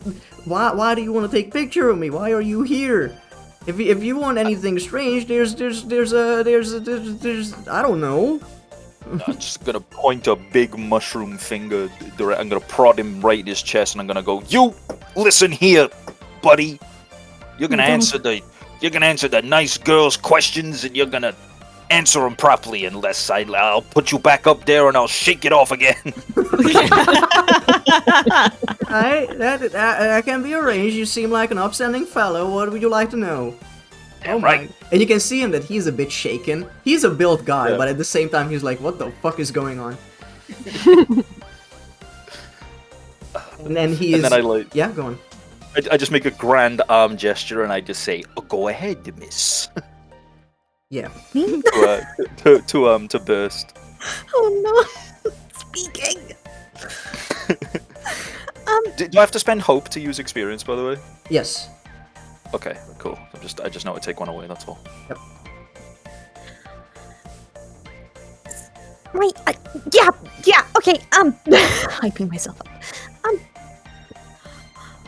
Have you seen anything weird? Weirded, like a creature? Oh, what's with the guys with the sunglasses? What are you trying to talking about? The clouds just got over us. How did you get a heat stroke? Yeah, there was like some noise coming this way and leading towards the well, I don't know actually. And then he looks at you, Uncle Shroom, just like towering over him, and he goes, there's a cave right over there. I assume that's the direction it went, but I'm not sure. I also have a what you call a tinnitus, so I'm not sure if the if it was that or not, but it is, I think, coming from that way. Man, you are not from this town, are you? Tinnitus, why I oughta. And then he points to the west, where in the cliffside there is, you can see a cave opening. It is about, I would say, far range, so it is beyond than like a quick jog, but you would sort of need to book it, is what I'm trying to say. And as you do, as this is happening, you can feel rain hitting you. Your big mushroom cap, as it drops down on the side, and your equipment is getting in dangerous territory burst. Emily, your hair. And yeah. That is what's happening. What do you guys I do? go under the mushroom That's fucked man. up, man. Under the mushroom man. Umbrella. With giant big ass head. Emily has like a little cardigan that was tied around her waist. She's gonna take it off and put it over her own head. And she's drumming. She's like, the things I do for my daddy, as she walks towards where the cave is, because she's gotta get her belt back. Now, yeah? Oh no, I'm just trying to think. No, I just intimidated this guy within an inch of his life, and now I'm like, by the way, can we stay at yours for a minute? Like, I don't know whether that's the right thing to ask. So, Games on your phone. do you guys make it towards the cave? Or do you still want to talk to this guy?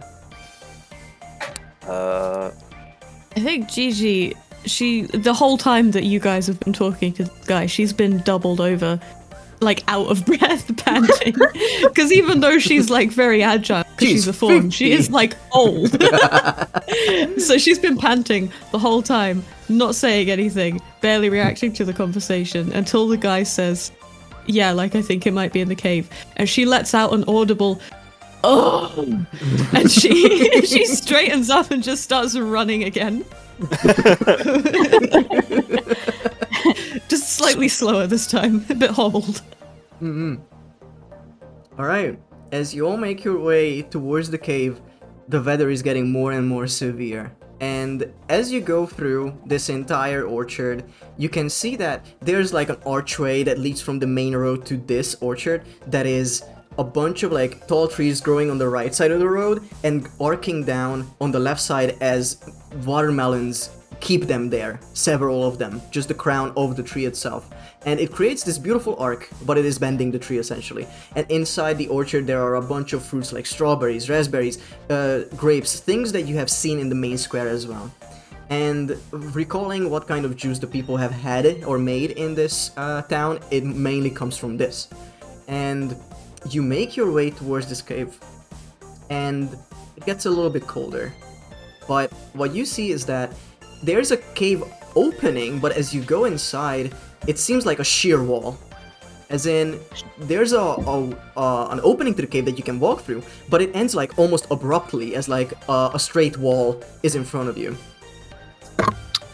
I would like to use spend a hope and use my gifted tracker. Yeah. Hoping maybe I could find a hint of maybe if the tracks go cold or if there seems like something's happened. Let me see. I get lists of questions, Yes. so I need to figure out which ones.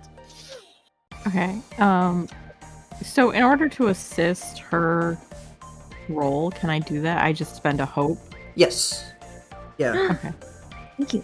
You can help others Yes, by so- spending a hope to do so. Yeah. So Belle is listening for the jingle, trying to locate it. So she's gonna assist with tracking whenever she rolls for it. Okay, that's perfect. How does that what do you get as a help? Like, do you get an extra die or? Oh, do I have to choose that? No. There's a thing. Help an Oh. ally. Spend a hope and roll a Oh. d6 advantage die to add to their roll. If more than one advantage die is being used on the roll, they only take the highest result. Okay, so they just get A d6 for this action. an extra d6. And on top of that, you cannot stack advantage, but you can roll more d6 and you can take the highest. Okay. Yeah. I guess out of my questions, it's like, what direction did they go? Like, does it look like they went straight like through the wall? Like they've clearly been in here. Like, That is I'm the gonna spend one. exact help you get from Emily, as she is her big goblin ears, are capable of picking up very distant muffled sounds, and you can hear a bell from the inside of the cave. So you are sure that it passed through here, or it is there currently. Interesting. Okay.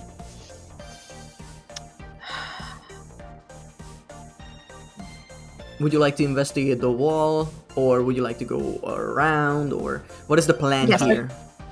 I Can I like I'm, walk I'm- up? Go ahead. No, go ahead. No, you go ahead. No, you go ahead. No, keep No, going, you. go No, ahead. you. No, you hang up first. Will's hair, like, no, never mind. I'm just gonna like walk up to the abrupt cavern ending, like the big wall that's like covering up, and I'm just gonna like tap on it with a knuckle and just like see if it sounds different, if that makes sense. Yeah, absolutely.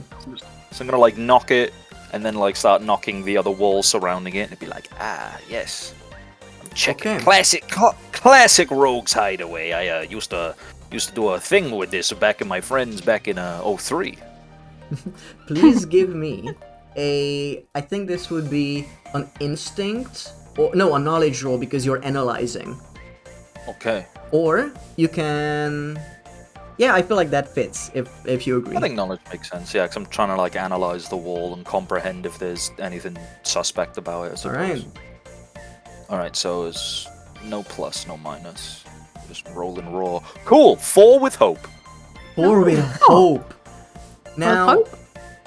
that is not horrible. You do get a hope, so I'm gonna give that to you.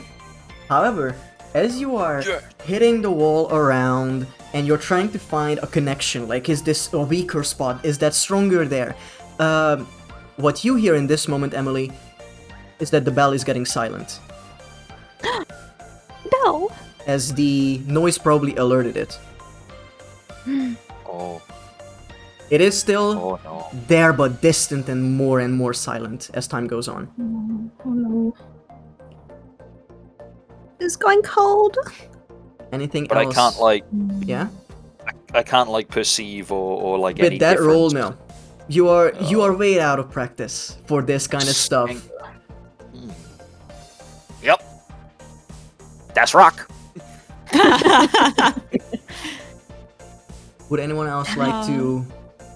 Can I tell if it's magical in nature? I Yeah, don't know. sure. Give me a Yeah. knowledge roll for that. Okay. And if you wish, I'm going to give you the organized chaos, only because you're trying to get it out of your spellbook, maybe to look at a note or something, if that's what you wish to. Yeah, I mean, I can rifling through my notes while Uncle Mushroom is tapping on the wall. Yeah. So that's oh my god, hang on. You get a +2, but you have to spend a hope. Yeah, that's absolutely fine. Right? This is already +2 because. So do I Yes. just do it +4? You get a +4 to that roll, yes. Oof. Ah, it's not bad. Oh, actually, it's really good because of the +4. It's 7 hope, 6 fear, +4, 17.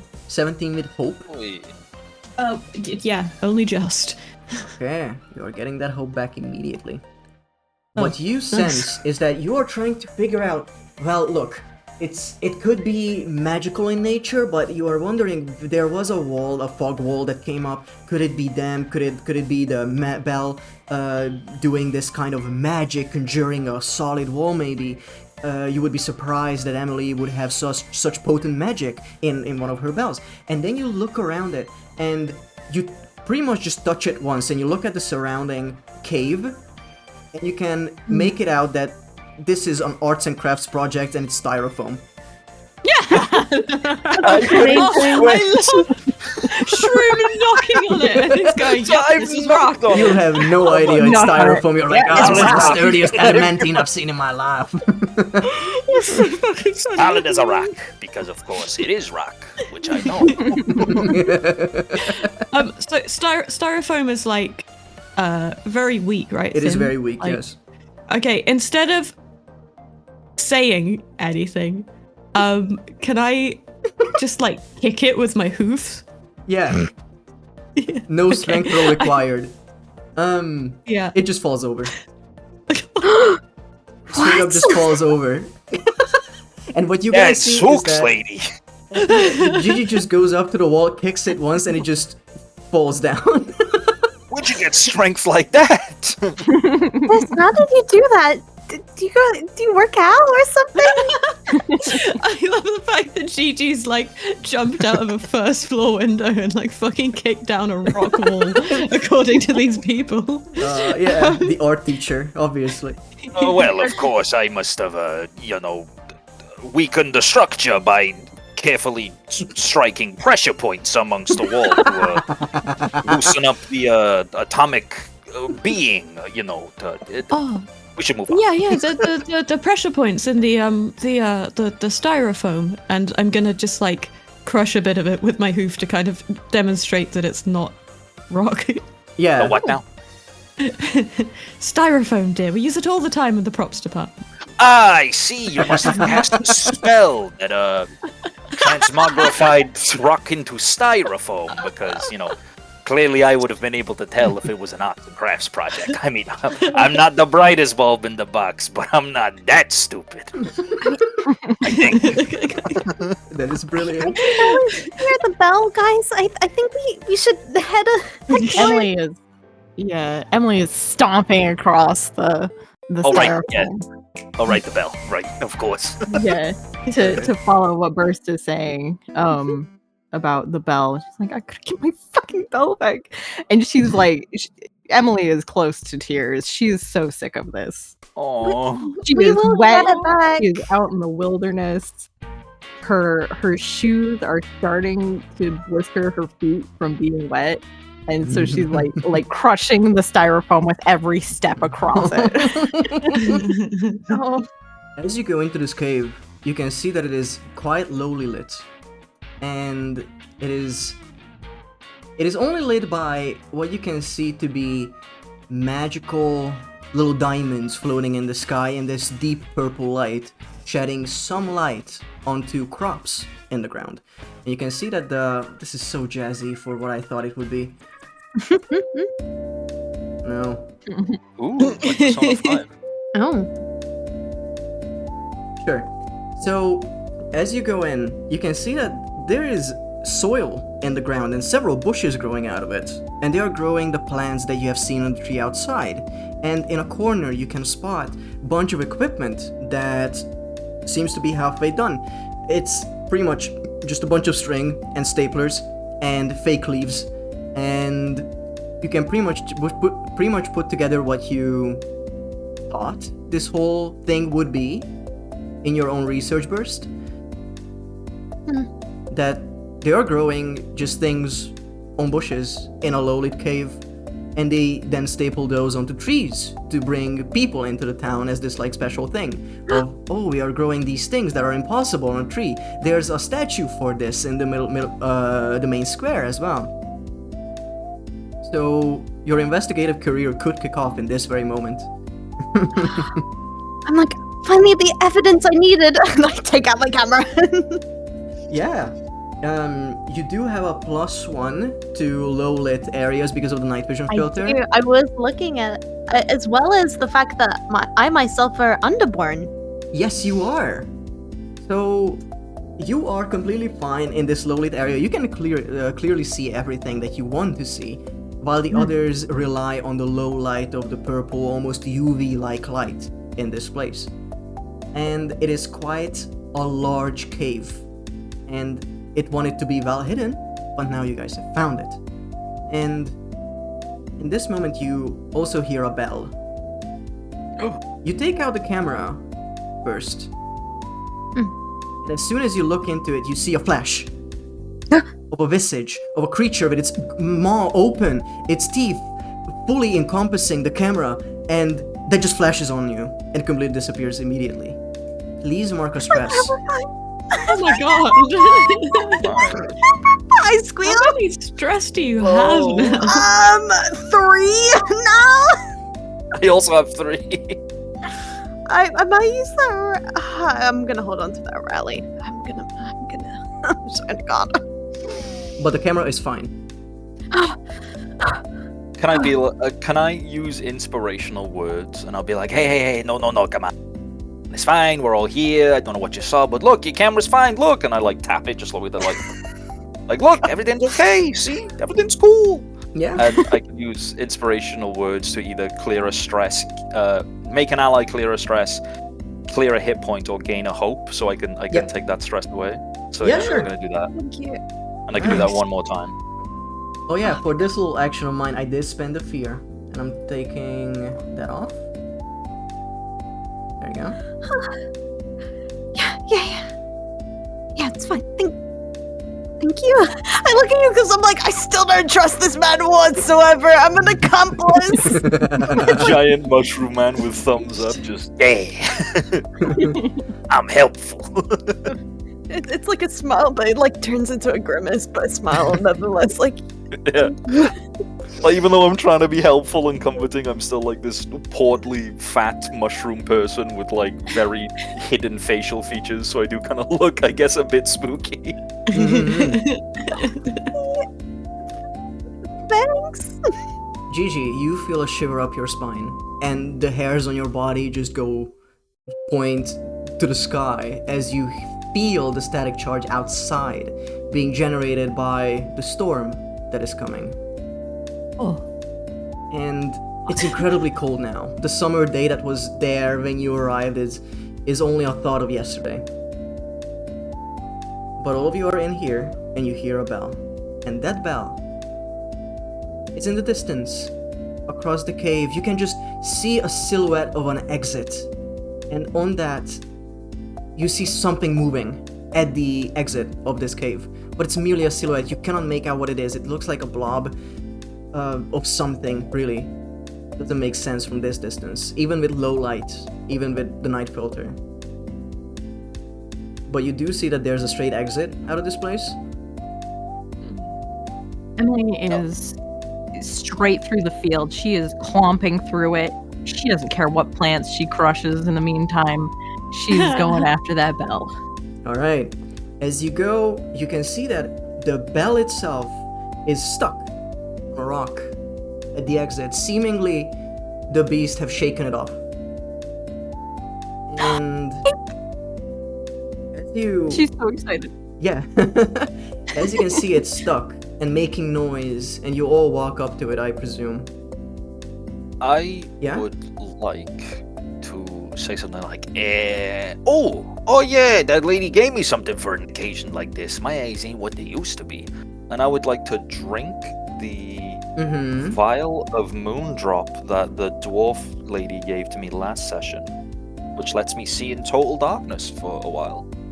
Okay. So I'm you are on the equivalent of burst at this point. You can see fine. You can give me an instinct roll to perceive what is in this cave if you wish. Okay, so just drink the whatever this thing is. Instinct roll. Okay. And you can see that there are features that now stand out of worked wall faces inside this cave, As in, this is a place of tending. This is someone's, like, people are coming here to tend to the crops, so it's not just like a dank cave that no one comes to with like a bunch of creatures in it. Oh, a dank cave of creatures. A guy could move in here. I don't know what that I means. got 20 with fear. A 19 with fear. No, 20. 20 with fear. I'm going to take Yeah, I the got fear. 9 hope, 11 fear. Okay. And I'm going to immediately spend it. As you look around and you look at the carefully carved stone walls, and you can see someone was working away at the sides to show like a little like statue of a woman in a gardening hat, and a goblin person carrying crops. And this seems to be an important place for the villagers. And as you look close, or as you perceive one of these, you can see a big gash go across, as it seems to be 3 talons. And they make a screeching sound as it lashes across the statue, now leaving its mark in there. And I would like it to take a stress. Oh, Oh no. just thinking. Yeah. What the hell was that? But you Is that now- something that actually happened, or was that something that Uncle Shroom just like visioned? You did see it, Uncle Shroom, but for the others to perceive it, I would say Burst, you also saw it and you also heard it. The rest of you just heard it. Okay. Yeah, what the hell was that? Anyone see that? I Did saw you see that! that? I saw that! You See, saw I'm not that? crazy, I swear! Did you two see that? What is it? Where is it? There's a fucking thing in here Point me somewhere. to it. And she's Here kind it of is. brandishing her staff a little bit unhingedly. I don't know where it is, but he was. With a 20, I'm going to give you this. You see movement behind Emily in one of the crops. As you see something from the ground, like a carrot field, a small one, and you can see the leaves rustling, but the wind is not coming through here that viciously just yet, so it is quite unexplained why that is happening. Like, do I know that it's in the bush then? Sorry. You or- just see the bush moving behind Emily. Okay. Jingles, I think it's behind you. Jingles. And Emily like immediately turns around, offended. Being called Jingles. And as you do, I'm going to spend a fear. Oh, sorry, that was an increase, my bad. Bum bum. You see a creature of lizard-like body, and in this low light, you can make that there are shades on it. It's mostly grayscale in this moment, but there are several shades of it. You can see its arms out to the side. It has 4 legs and a big, large, fleshy tail that has 6 globules of pure black with a white outline. The front, where the head of this creature would be like a normal lizard, you can see a lot of teeth, 4 eyes, and you can see that its legs are made for an amphibian with fins. And as it leaps onto your head, Emily, and towards the exit, and starts booking it. Can I cast a spell at it? Feel free, yes, absolutely. Yeah. I want to cast Bolt Beacon. Okay, yeah. Because we need to we keep losing the fucker. Yeah, And yeah, if it yeah. hits, then it Yeah, will glow and- brightly until the condition is cleared, and it will also make it vulnerable. Yeah, okay, So- okay. Old bacon. I also have something I want to do. I don't know if you want to finish your roll first, or is this just yeah, like I don't. not well, something you have to roll for? Yeah, she does what do have you to want roll. to do? Because we can. Yeah. Okay. You could Sorry, I've tag never team made a it. spellcast roll before. Oh, I could just click on it. I love this fucking You guys could character absolutely sheet. tag team this if you want. Spend 3 hope and make something very powerful happen. Well, I mean, sure. I'll explain what I want to do, and then Mhm. maybe we can see if there's something we can combo. I want to use Enrapture, Okay. which is while enraptured, a target's attention is fixed on you, narrowing their field of view and drowning out any sound but your voice. And basically just kind of force them to like maybe be confused and like Okay. almost, you know, focused on me instead of running away because I'm jingling so loudly. Mm-hmm. Which would be a spellcast roll as well.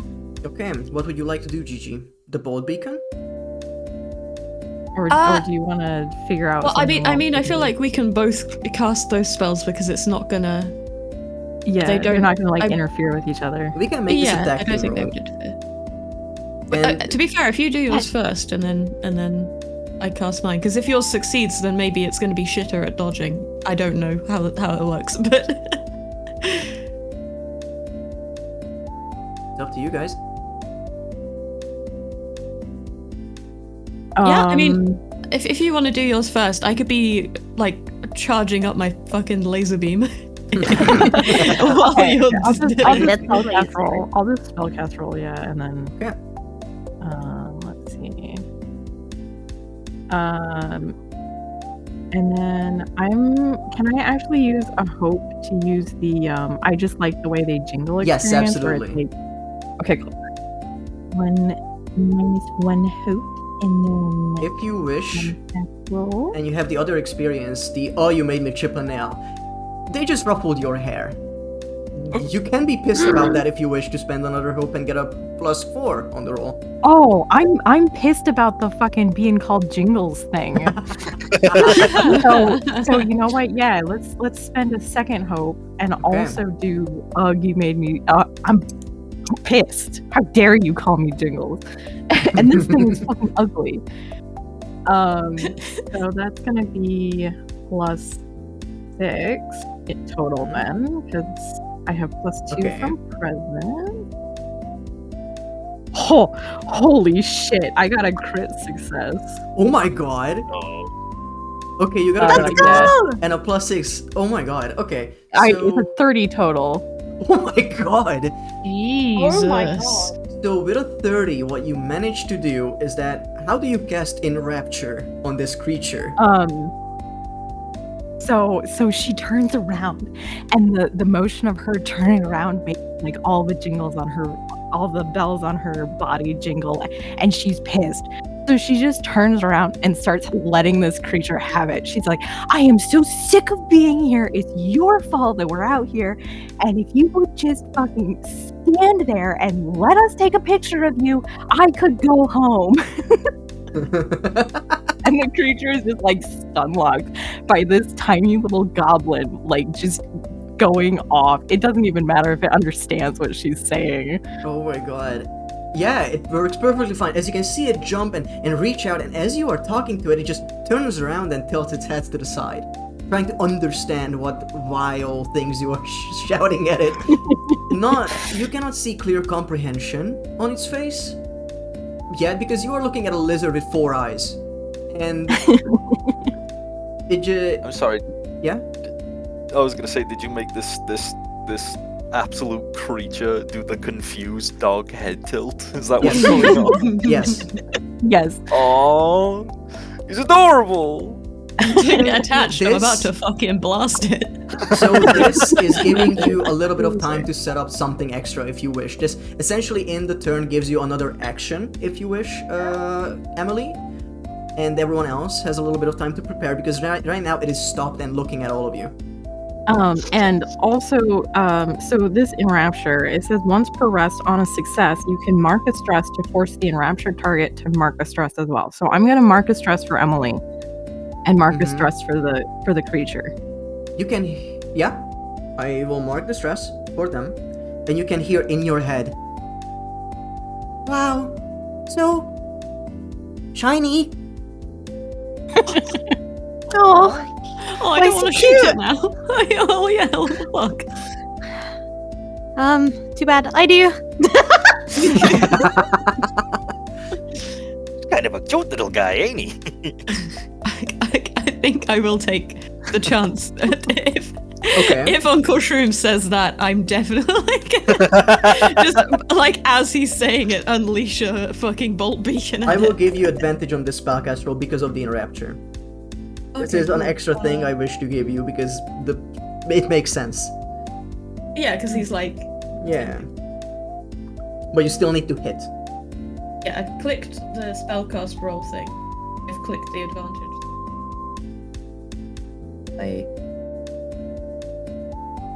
It's god damn! What the fuck? I'm gonna take a screenshot because you're gonna think I'm making this shit up.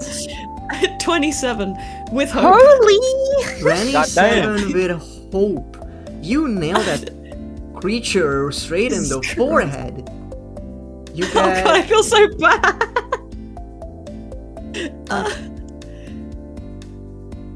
okay. Well, that is your yeah. Now it has taken the bolt beacon, and now you will do 1d8 plus 2 magic damage to it.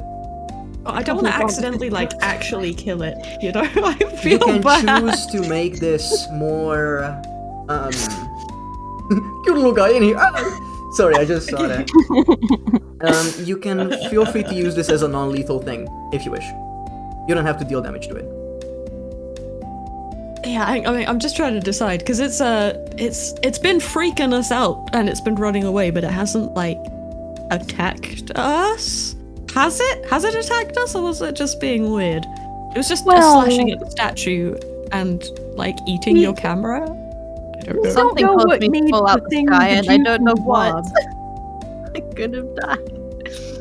Yeah, I guess he did make the juice go weird. I think I am gonna make damage. I don't think I can Yeah. hold it. It seems like a beastie. Not to like hella meta game, but I don't think it's gonna die from like one bolt beacon, right? Surely surely you can tank let's it. find out. It has to be Let's some find damage. My out. rolls have been so good, I'm concerned. Right, the damage roll. Oh. Why is it red? Is that just because it's damage and not because it's bad? It's 7. That's 7 points of damage. That is going to Oh, be no. its major threshold. It's going Oh. to mark 2 HP off of it. Uh-oh. And Okay. as you do, they get engulfed in light. Please tell me how that happens. You hit them. What kind of light are they in? Yeah, so the bolt hits them and instead of them like because it makes them glow brightly, basically they're just gonna turn pretty much an entirely gold color. Oh, alright, And alright. be very, very visible and probably light up like just ever so slightly around it. It's not going to illuminate the room, Mm-hmm. but it will be giving off some light, so probably see And what's immediately around it. What you hear immediately in your head on contact is that what everyone sees is that the tail of this creature perks up and completely pointing to the sky, and you can see that there's a mouth that opens from the tail. And that the 6 eyes, the 6 black ichor-like eyes with a white glow, even through this glow you can see it, it moves on the skin, shuffles around a little bit. And this is, only you hear this in your head, Dawn. The light I'm consumed by shall make me stronger. And Ew.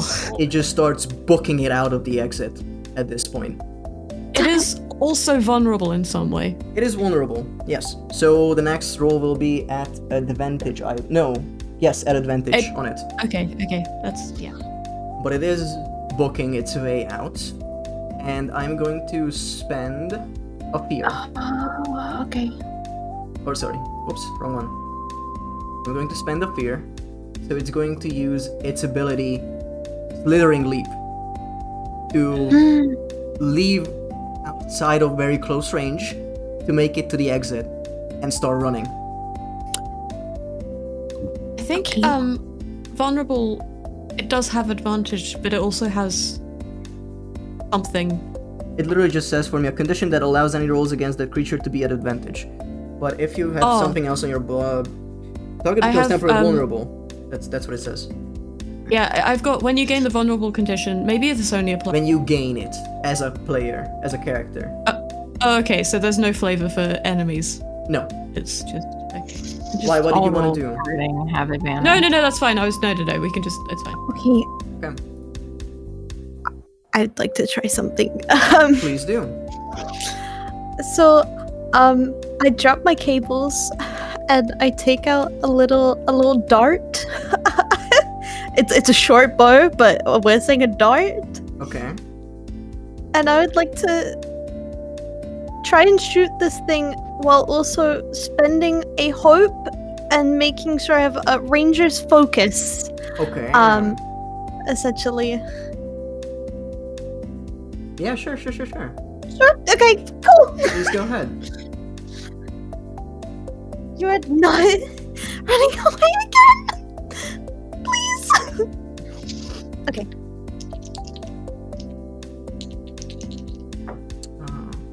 Oh, but wait. Hold on. That's 2 5s. That's a critical That's 2 success. That's 2 5s. wow. Okay, now we God figure damn. out what critical success does in an attack. My bad. I think we might have foregone that in the past. But critical success. They get what they want. Action roll. Sorry, I have the DM screen in front of me, and I'm gonna quickly look this up because you will deal extra fucking damage. I think you deal the maximum of your proficiency die, which would be the weapons die that you roll with, and on top of that, you roll. Oh, I'm scared. I don't want to kill it. I don't want to hurt Well, you it did either. shoot it. A bit of focus on it getting shot with an ability that you used. I mostly wanted the focus to know precisely what direction they are in, so I That's don't fine. have to keep. But that's fine. Yeah, we can take that. If you wish this to be non-lethal, it's completely fine by me. And we can say that you managed to shoot it, and now you are pinpointed to where it's Oh, going. but I can make them mark a stress if I do it. Would you like to?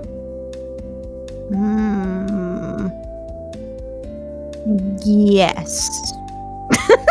Sure. Now they have marked their third stress. Okay. So let me see. My short bow is a d6. Well, you don't have to roll full damage if you don't want to. I don't want to roll full damage, because I'd worry. I don't want to hurt it too badly. Sure. It just seems hungry, but like it needs to stop running. So your solution is to kill it. No, oh god, that's not much better. Well, it's a little bit less than full damage. Okay, what'd you get? You'll be A fine. 5 plus 3 instead of a 6 plus 3. So it's 8 points of damage that is above its major head threshold. I'm sorry. That's fine. This is how the die roll. A dice roll. The dice are telling a story. If your attack critically succeeds, your attack deals extra damage. Start with the highest possible value the damage dice can roll, and then make a damage roll as usual, adding it to that value. So you dealt, what was it? 5.3 or 5 plus 3 for an 8. That was 8. But it was a Are you critical, saying- so it would add another 6, which Oh no! Oh, Oh no! it is going to mark. Alright, so this is what happens. You manage to hit it in the tail. But as it does, you can see that Raise your tail, please. Come on. you hear a wail of a horrendous, deep, almost blood-filled. It keeps running. It used an armor slot on it to reduce it from severe to major. Holy shit. But now I know which direction it's going, which is the Well, main yeah. thing. And yeah, we could just simply follow the blood it's leaving behind. oh god, don't! Good fucking god, what's going on? I love the fact this thing's got some Don't sort worry. of like magical tracker on it. Is glowing bright gold and is just trailing blood. Don't worry, magical creature. We come in peace. Stop fucking resisting. Alright, so do you go after it? Hammers. Just like the turtles all over again. That fucking turtle fight. Oh my god. So do you guys go after it outside the cave? Poidles. Oh, isn't it raining? It is Like raining. storming? It is storming. No, I don't mind a drink. But this is too much even for me.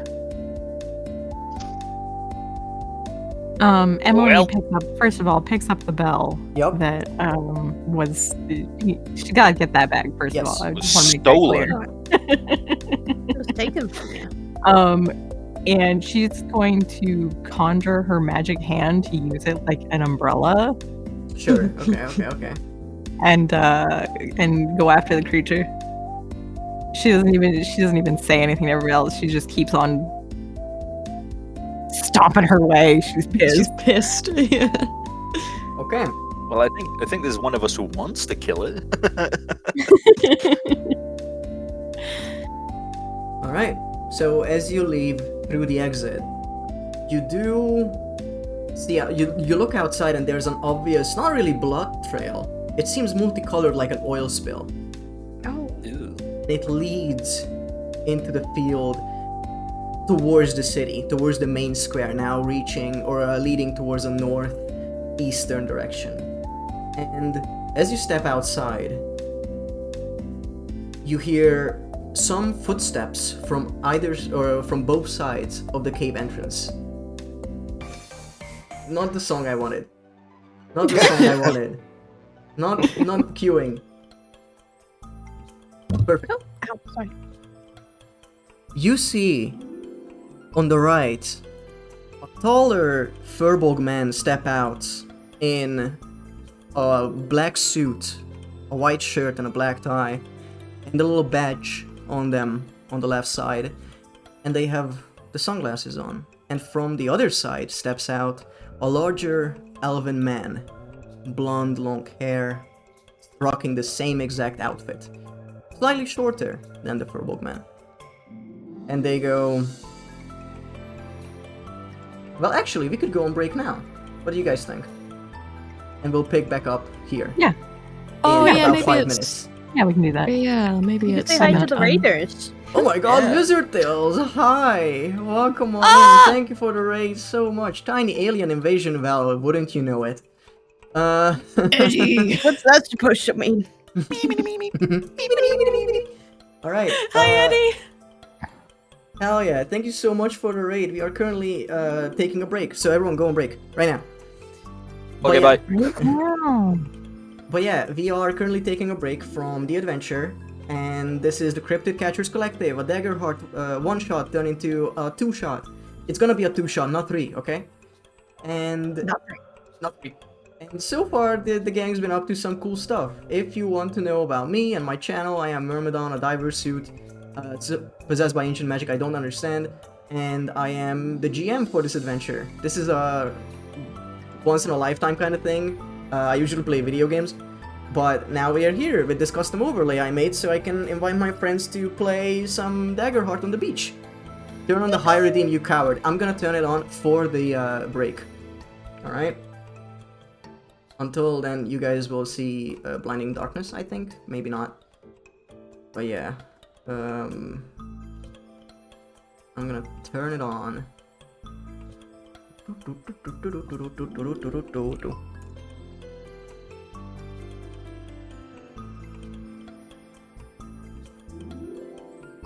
Marketing. It costs 1 point, and it is going to say hi. Some VTuber you might know might say hi. So it is turned on, feel free to use it. And I think you will hear it as well. You cannot hear it, that is so cool. Why not? Oh, guys, you have to stop, it's not working, it's not working. Aww. Is like 40 of these gonna shoot out at once now? Please do. No. It Please! just doesn't work, that's what it does. Okay, now it will work. Ooh. Oh, Myrmidon. Welcome. There you go. There we Hi, go. Myrmidon! I will refund your 1 point. Tea kettle, okay? Singular. Fine. Singular. Forget the And you, hellos. Chat, can I get an ocean man right now? Oh, the ocean man is turned off. Don't do it. Oh, I'm gonna... Yeah, don't say ocean man. You could say ocean man. I think it actually works.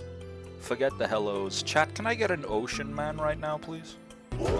Okay, it works. That guy sounds really handsome and also 6 foot tall. Shut up, man.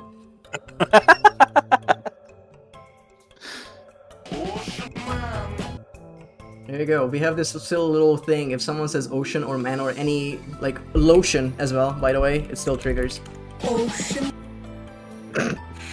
Does Wotion work? Ocean.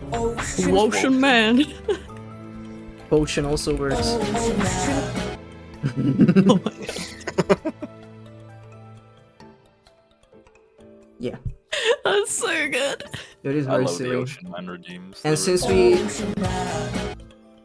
we manage. Anything to sneak the word man in. people have called me Lotion Manager because of that.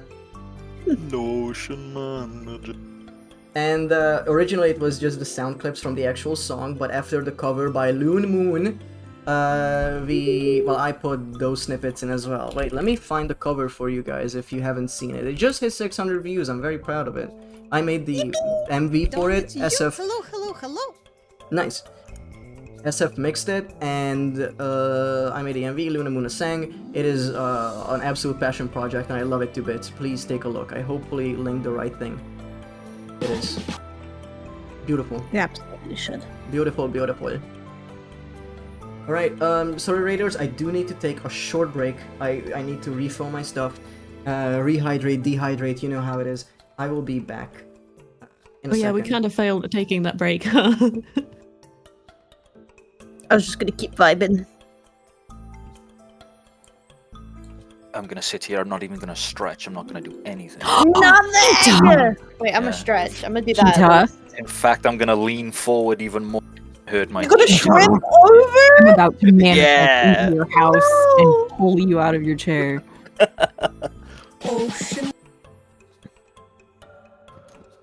Ocean. Ocean man. It's gone so dark that it's probably no point of keeping the dice camera on. I had to use my phone torch. Did Dawn leave us so that we're still audible on stream? Yes. Hi, fuckers. Hi guys. She's Ow. gonna crit enrapture you into stretching. Oh my god, T, hi. You're excluded from the fuckers comment.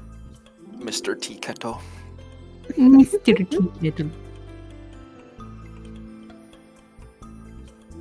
Oh my god, Kiri. Me when I lie.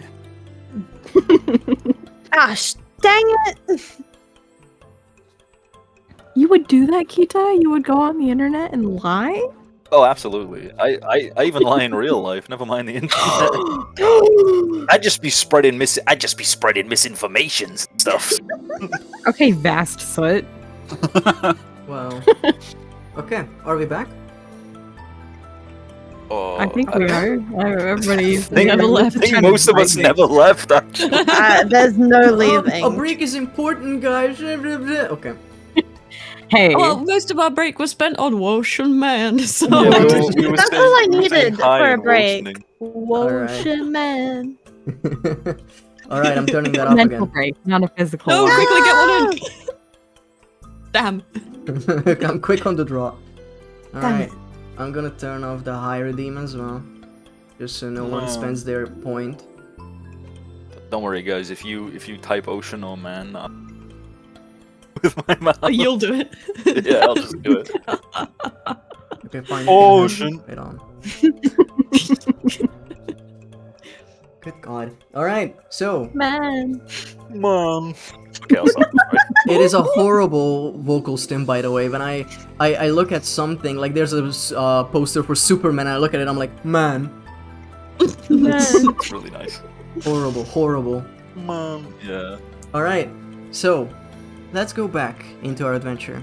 From the right side of the cave, you see a large furbolg man enter, covering up some of the exit, and then from the other side, an elven man in the same getup of a suit and tie, a white shirt, and a little symbol, little badge on their left lapel. I think that's what it's called. Or like collar, I guess.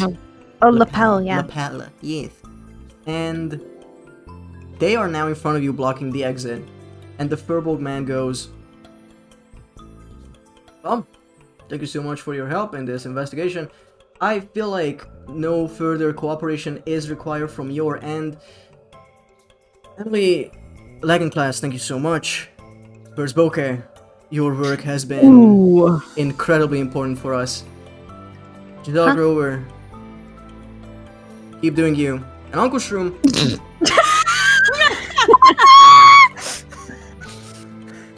what affairs you have gone through in the past does not regard us.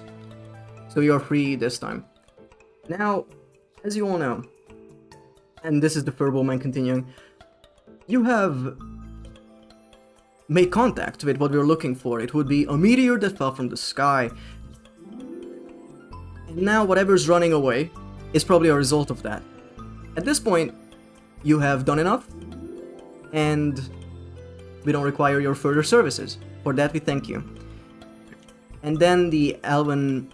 No, it's still the Furball Man looking at you, saying, well, just remember, if something goes, or something strange happens where you live, just call us. We are the Obscuration, Observation, Pacification, and Surveillance Group, also known as OOPS. Now, Uncle Shroom, regarding your past escapades, I would like to ask you, do you know what this is? And he opens his hand and hands you something that you see to be a purple bead. And he tries to, like, he hands it to you. Okay. Take the purple bead. And he asks, do you perhaps know what this is? I don't think so. Alright, perfect. And in that moment, it emanates a large purple smoke. And I would like everyone to give me a reaction roll. Oh god. It would be... Fucking camera. It would be an... what would this be? It would be an instinct roll, I assume.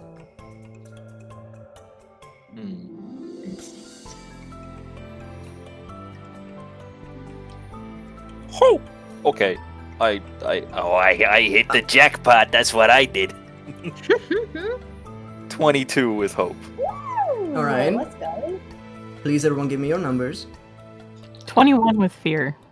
Oh, but that's still really good. Alright. What the fuck? The dichotomy of fucking man! 1 in a 12. With hope! That's a With hope! 13. Reaction rolls don't matter for hope and fear. Plus Oh, 1. that's right. So that's Well, you said instinct, so I just clicked instinct. Mhm. That automatically gives us fear and hope. Fair. Gigi? Gigi! Dawn? Hello? Sorry. Are you here? Yes. No. Sorry. Sorry. I got a call, but I've Okay. No problem. So please give me a reaction roll with instinct. Yeah. Oh. Fucking pissing at just the strained and painful. The fucking dichotomy of man. The dichotomy of man! Dichotomy of man. 12. Does the hope and fear matter? No. There's a 12. And then what you sense immediately is that Emily and you, Gigi, you fall into a slumber. And With a 21? Goddamn! no, sorry, it would be Burst and Gigi, my bad. Oh, okay. You fall Thanks. into a slumber. Shit. However, at this point, the Furball Man goes, Agent 9, hit him. And he lowers his sunglasses, looking at you, Uncle Shroom and Emily, and you can see that they have this beautiful set of piercing blue eyes that are almost unsettling, and that imposes disadvantage. So please give me a d6 and remove that from your roll. Oh my word. What from Oh, so just roll a d6 and remove it from the thing? Yes. From the result? Okay. It's his ability called Convincing Gaze. Convincing gate. I got a 1. I got a 2, so I'm still at 19. I'm at 21. They... I can screenshot. I'm not lying, I swear. No, I believe you. Let's So, go. they are... The DC was a 20. They look at you, as in, the Agent 9 puts his sunglasses back on and they start to turn. And they can still hear you shambling around and Emily with her bells shaking. And then they look back. And they're like... They turn back forward. And you can see or hear Agent 9, the elven man, go... They give us budget for more. And then... Well. Agent 4 continues... sorry, the Furball man. I forgot to introduce him, but he's Agent 4. He goes... That was... Well... And they look back. What do you do in this situation, Uncle Shroom? Okay, so... Hang on, can I... I'm gonna post a meme in the group chat. Okay. That explains my want- actions. Yeah, that explains my actions, and it's this. Oh my god. Superman sniffing up my favorite. The Superman sniff my favorite. Nah, I'm just gonna like... Oh my I'm just gonna god. stride my way out of the purple cloud, just like completely unfazed. Be like, nice trick you got there. Mind telling me who you fellas really are? And I'm just gonna put my big meaty mushroom man hand on the shoulder of... Sure. As you try to grab one of them, they are... As you've gone through this, you are completely unfazed while two others fell to the ground, and even Emily is just like too angry to die kind of situation. Yeah. They pronounced her last name wrong. Yes, It pissed I her know. off.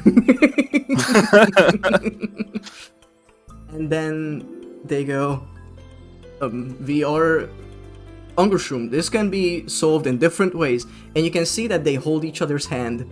And one of them is going to cast a spell. Oh, these must be the convincing gays you told me about.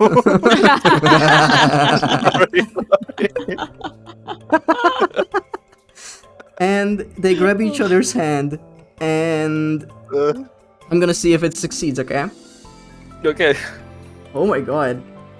So they hold each other's hand, and they are going to cast Arcane Door. You can see it originating from the Elven Man, as they teleport outside of a far range towards pretty much the city. You can see that you caught them in a... like, their face was very uncharacteristic for the moment. They've been just, like, from what you can tell from the Furball Man, they were fully straight-faced. They never faltered for a second. But then you put your hand on their shoulder, not falling to the sleep. And they're like, we gotta fucking recuperate and get the fuck out of here. So that's what they did. And that was me spending a fear on that, which I'm very low on at this point. And yeah, they seem to be just... you don't know where they left. You cannot see them.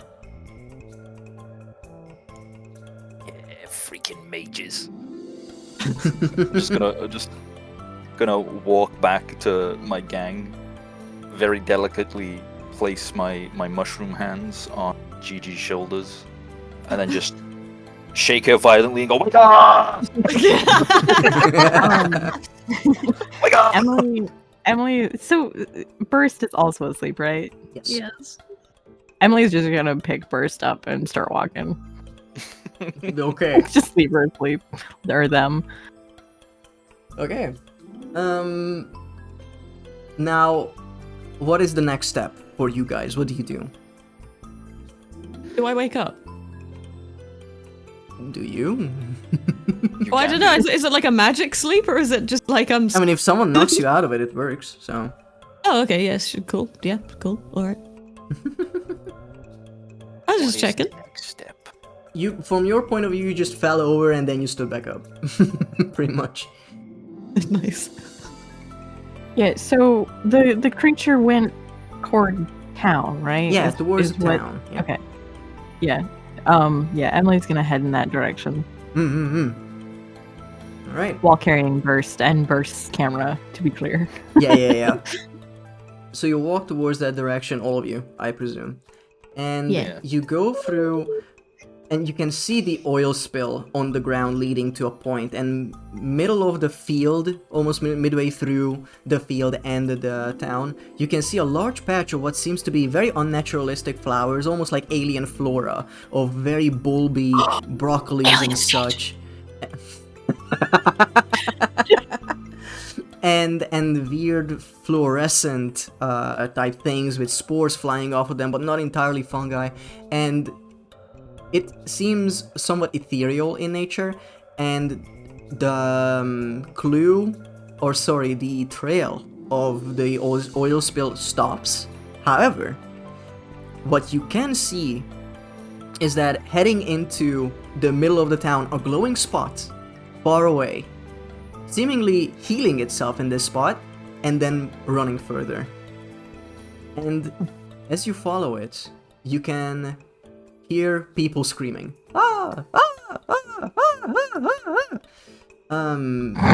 Many people. I can't believe that. Fuck you, man. No, sorry, I meant that nicely. No. And you can make it out that they went to the middle of the town. And as you go that direction as well, you can see many people on the streets just talking to each other. Did you see that? What was that? Oh my god, have you seen it? Did you take a picture? What was that? And whose fucking dog was it? And then and then in the town square, when you get there, where the main events are happening, where the festival is being set up, now the wind is getting stronger and stronger, and the rain is hitting all of you. It is not a downpour just yet. And you can see that Rachel, the mayor, is still out there planning stuff, and you can see a giant inflatable what you would see like a wild boar, essentially, and the visage of it could be magical, could be beautifully handcrafted, and it is being filled up with some sort of red liquid. And you can hear Rachel just shouting, going, okay, bring it here, bring it here. This is the main thing for tomorrow. Do not let the cranberry pop. And then you can see that many... Cranberry. The cranberry. And you can see that people are working on ways to fix it to the podium that they're trying to stand it on as being this like main piece of the event. And it is mostly see-through, but you can see that juice is flowing into it as someone, as there's like almost a fireman's hose trying to fill it up to the brim. And she seems to be unbothered by a glowing spot that just ran behind her. And you guys get here at this point where people are in chaos, there's a storm outside, and Rachel is focused on her work. And I want to ask if you guys do anything right now, or we can continue. So, did Shutterbug get a photo of that thing, or we still waiting? I kind of like I hold Burst by like the back of their shirt and kind of like jiggle them. Wake them up. Like, hey, wake up. Where's my camera?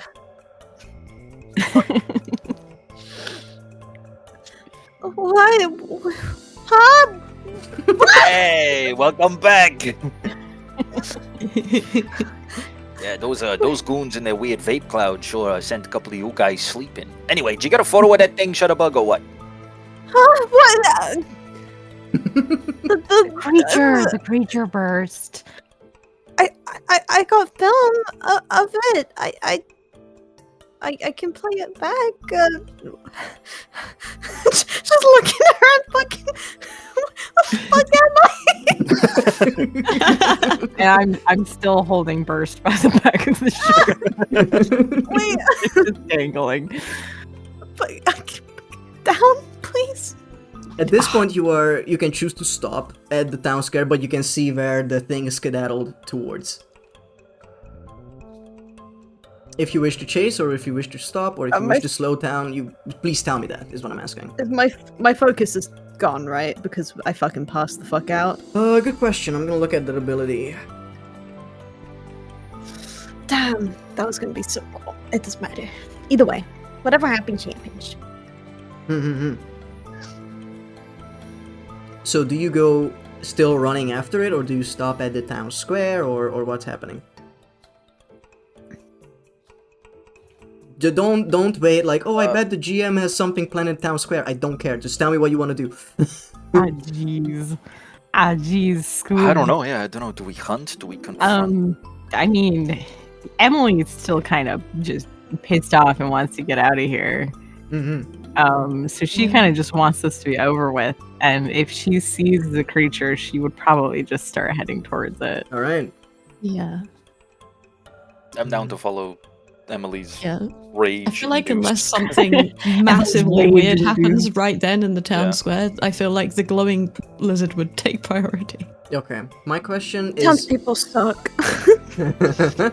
An out of game question, Rat. How long? When do you need to go? In like half an hour or 90 minutes? Oh, it's 90 minutes. Okay, gotcha. So, all right. So it makes its way to I'm gonna give you this. So as you rush after it, what you can see is that it dashes behind the big sculpture, the cranberry, through the hose that is feeding it with juice. And you can see it dash through it with a claw and just like stop for a second to do some gecko licks on it, and then runs further ahead. It's like in nature it does seem like a lizard, but there's something else also going on. But it is still booking it towards what you assume to be the lake. And Nerd. Sorry. lizard. Lizard. Oh wait, there's a very good gif of like a bunch of geckos eating honey. Oh, Oh. yes. Oh, look at that. Oh, wait, I don't want to hurt him anymore just because of that. Anymore.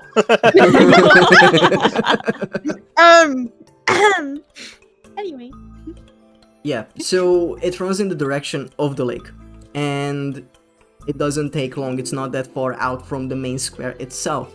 And as you make your way there, you can see two gentlemen with their sunglasses interrogating a man at the side of the lake who is currently seemingly fishing. And you can, as you walk there, you can see that there is a water tower that you have passed, and you can see that there's a like the area around the lake itself seems disheveled, as if something hit it, making some plant life die out in the vicinity. But you also see some alien flora that you haven't before. Some of these bulby, purple, greenish things that you saw in the patch that the creature left behind. And you can see this orcish man arguing with the agents at the side of the lake. And as you approach, you can just hear it getting louder and louder about him saying that, how dare you accuse me of such thing? I've never heard or seen or anything, whatever you just said, because I don't already know what you're talking about. This is all too new to me. I'm just here peacefully, and whatever you're doing, you don't have the right. And this goes on as you approach. How do you, if you approach, how do you do that? I don't want to hit these guys. If you wish. I don't know. I just don't know whether that's the right play. I'm thinking too much. Yeah, Kita, I'm kind of like, oh, there's something I want to do, but it's kind of like, ooh, you know what? Fuck it, full send. Emily's still pissed that these two guys. I'm like, do we recognize that it's? They the two are guys exactly that- those, yeah, Agent 4 and 9. Okay, yeah. She, with her little goblin self and her little pink pumps, she's going to walk up behind them and try to kick one of them in the back of the knee. Okay. I'll say, I will say, I could hold your earrings if you'd like. That's so funny. Can I at the same time, whatever one she's not kicking, can I like walk up behind and as I get close, I say, "Hey Shades, remember me?" And turns around, I headbutt him clean in the nose. Oh my god. Okay. You could make this a tag team thing to make it like highly successful if it works out. Okay, yeah, I'm down. I'm down to spend 3 of my hope for that. Okay. Okay. Do I have to spend any hope? I I'm only have reading it 2. up right now. I think only one person has to do it, right? From what you've said before. Yes, it is only one of you, but my fucking GM screen does not tell me, so 1 second. Okay. I do need to look this up because I want it to be done right. Tag team. Until then, I'm gonna remove 3 of your hope. My hope. Bam, bam, bam. There you go. Tag team roll. This is gonna be a bit of a blurb, okay? Once per session, each Okay. player can choose to spend 3 hope and initiate a tag team roll between their character and another PC. When you do, work with the other player's character to describe how you combine your actions in a unique and exciting way. You both make separate action rolls, but before resolving the roll's outcome, choose one of the rolls to apply for both of your results. On a roll with hope, all PCs involved gain a hope. On a roll with fear, the GM gains a fear for each PC involved. Tag team rolls are especially powerful attack rolls. When you and a partner succeed on a tag team roll attack, you both roll damage and add the totals together to determine the damage dealt. If the attacks deal different types of damage, physical or magic, you choose which type to deal. Yes. Yeah. That's what happens. And you can like synchronize this up and that can be a tag team move, that's perfect. Or if more of you want to take part, that's also possible. Yeah, do you guys want to jump the Men in Black? Do I film us committing assaults against guys? Against government agents. Well, we don't know if they're government The agents. play. Well, I mean, I feel like if you wanted to film it, I do feel like considering everything that's going on, and the sort of things we want to document, I think I would be urging you to, as soon as we saw them, the orc guy, I would be urging you to catch them in the fucking act of whatever with their intimidation. Imagine Burst is The fight can go in the B-reel. It's fine. Oh my god.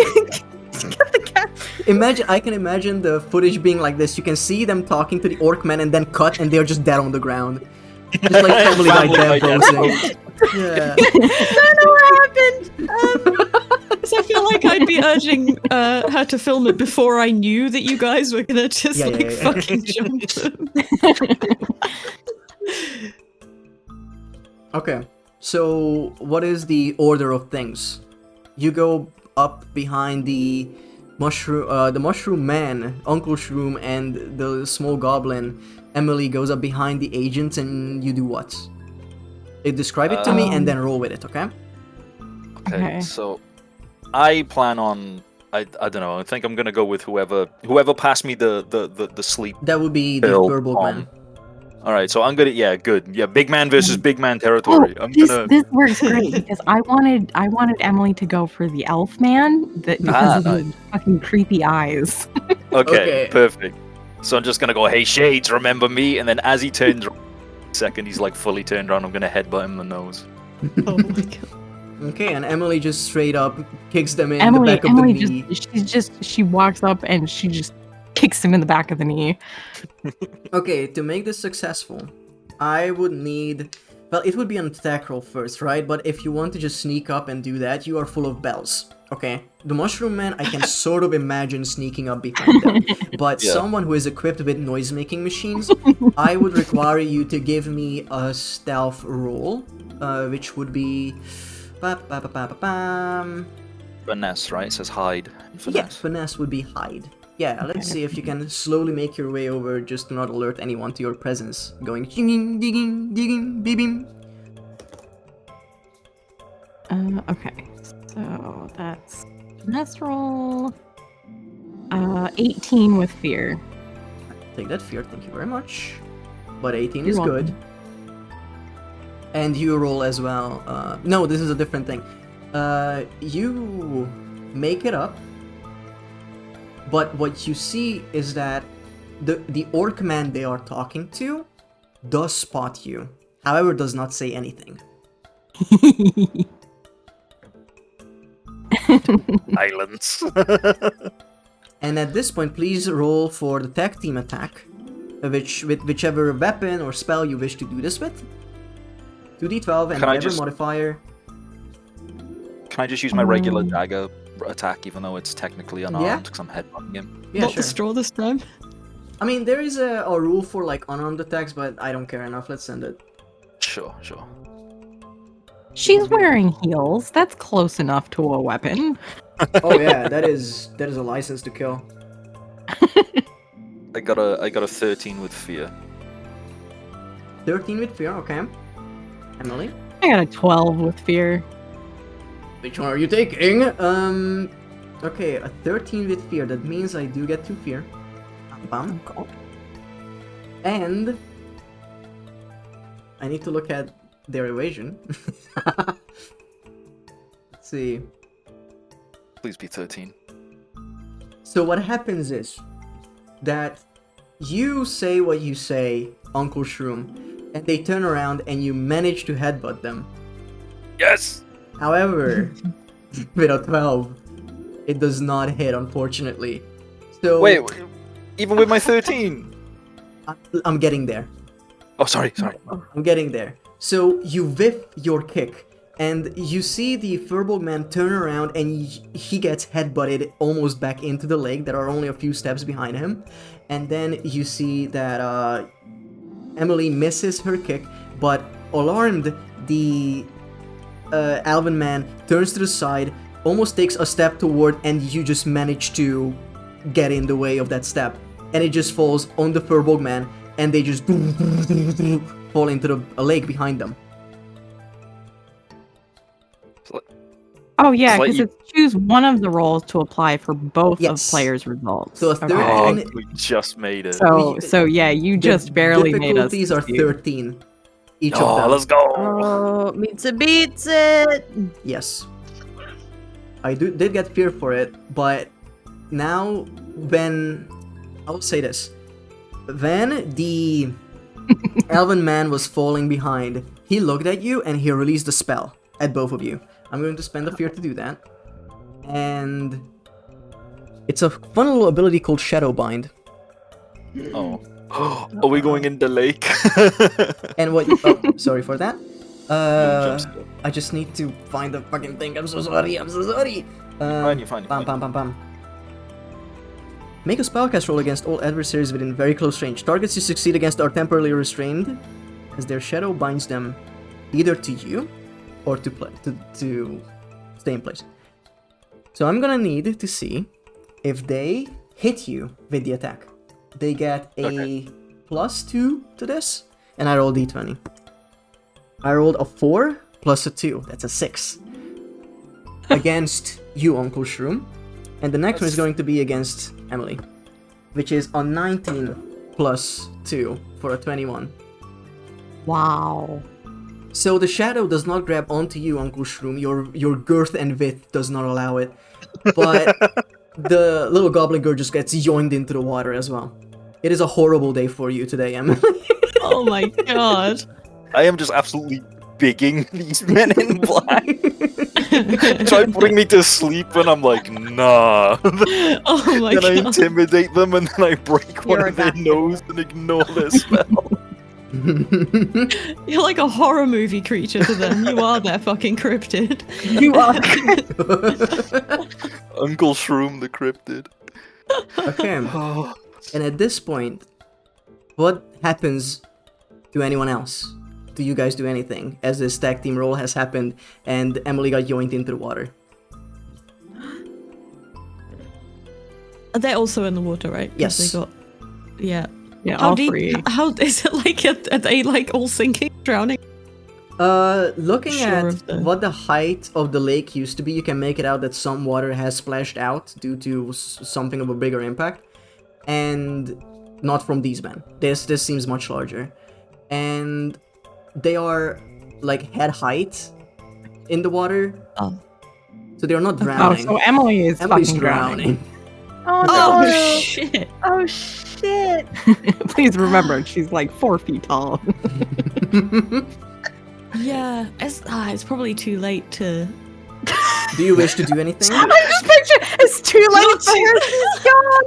Too late Just for Emily. like leave you to drown. Well, I keep wanting.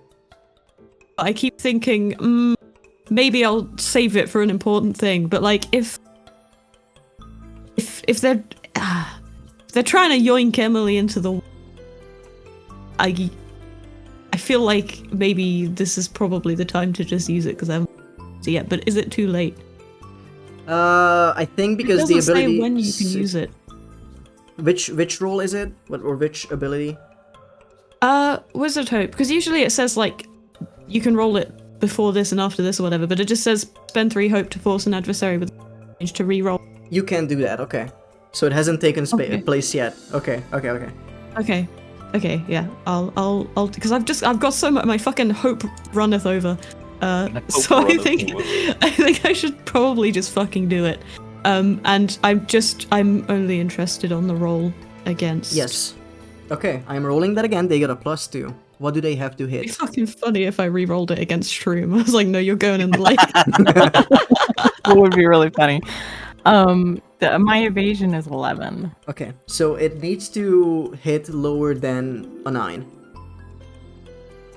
They rolled an 18. I'm so sorry. I got so excited when I heard 8. That's fair. Nope, it is legit an 18 with a +2, so that's a 20. As she relentlessly gets yoinked into the water. Seemingly, that's you fine. can. What you see the ability being is that as they are falling in the water, the elven agent, you can see that they shoot out something with their hand, and then as soon as it reaches Emily, she gets enveloped in darkness, and Okay. yeah, she just gets pulled into the water. Okay. It was a good try, can no though. longer It was a good see try. her?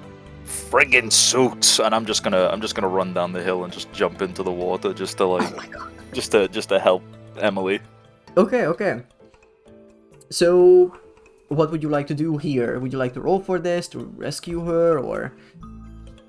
No, I'm basically just jumping in the water just to like, I don't know, lift her up so she's not drowning. I don't know if that needs a roll or. Oh yeah, because you're so big. Yeah, I'm big. Just big guy. I'm a big Big fella. guy. Okay, it would be this. Big Shroom. Big shroom. Okay, big shroom. Alright, if you wish to roll for anything, please do. Okay. I mean, What you would could punch one of them on the way past. Yeah? yeah, screw it. Yeah, I want to punch one of them. Fuck's sake. Either a big fella or a shroom smeller. True. I got a 17 with hope to punch Oh one of my them. god. Punch Okay. whoever's getting up first. So fucking funny. Okay, so it would be the Furbolg man who is like, Yes! who impacted first, and he looks up like, no, wait a poof! Gets immediately decked. It just like flops back into the water. He's like out of it for like half a second, and then as soon as he opens his eyes and there's some clarity, he sees a mushroom hand traveling towards his head. Okay, he is now hit back into the water, and you are about like shoulder height into this. I'm gonna just. Right. Oh, sorry. I was just gonna say Emily has magic. I mentioned earlier she conjured it for the Yes. to keep herself dry. She's gonna use that to pull herself. Ooh, Out of the that's very water. cool. All right, yeah, absolutely. You could give me a. I think, what is your spellcasting? Presence. You can use your Presence. presence roll to see if you can get out of the water unscathed. Okay, pull myself out. Okay. If you wish to use an experience for this or not. I was just looking at what I've got to make Yep. sure. I do still reminder everybody except Kita still has a rally dice. Mhm. Good reminder. Oh yeah. Oh. 21 with fear. Ooh, Fear, that okay. is absolutely doing it. So tell me how you get out of the water in this situation. Well, Emily's not like a bad swimmer, but she is weighed down by, wearing clothes Yeah. and having little pink pumps on. So, she's doing her best, but the hand just kind of swoops in and gives her a little help up because it's magic, so it's floating anyway. So she's kind of bedraggled now, makes her way back to the shore, and uses the hand to like stand back up. Oh, that's sick. Alright, that's perfect. Now you are at the edge of the lake, and the orcish man is just like looking at this. not doing anything particularly. He's just like observing. And it's a small town. He might just need stories to tell, you know? And do you guys do anything else? I could. Ooh, you know what I could do? That could be really funny. Hmm? I'm going to spend a fear. Uh-oh. We're getting so sidetracked. Ruh-roh. And at this point, yeah, agent for the Furbolg man who just got hit back under the water, he's going to use an ability called Nightwalker. It is something that allows him to move undetected. He just got hit under the water, and you can see that the elven man who was just standing up, dragging you into the water, and now that you left it, Emily, you can see him getting dragged probably by the feet by Agent 4, or Agent, yeah, it was 4, the Furbolg man.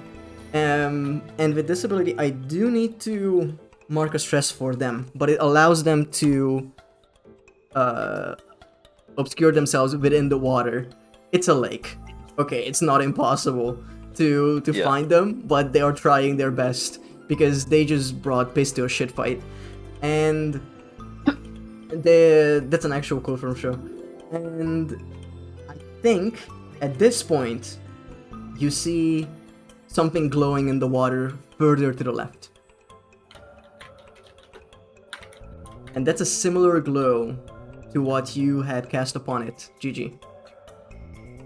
Okay. The The creature. fucking lake. Ain't no suits taking my skull. Funny, man.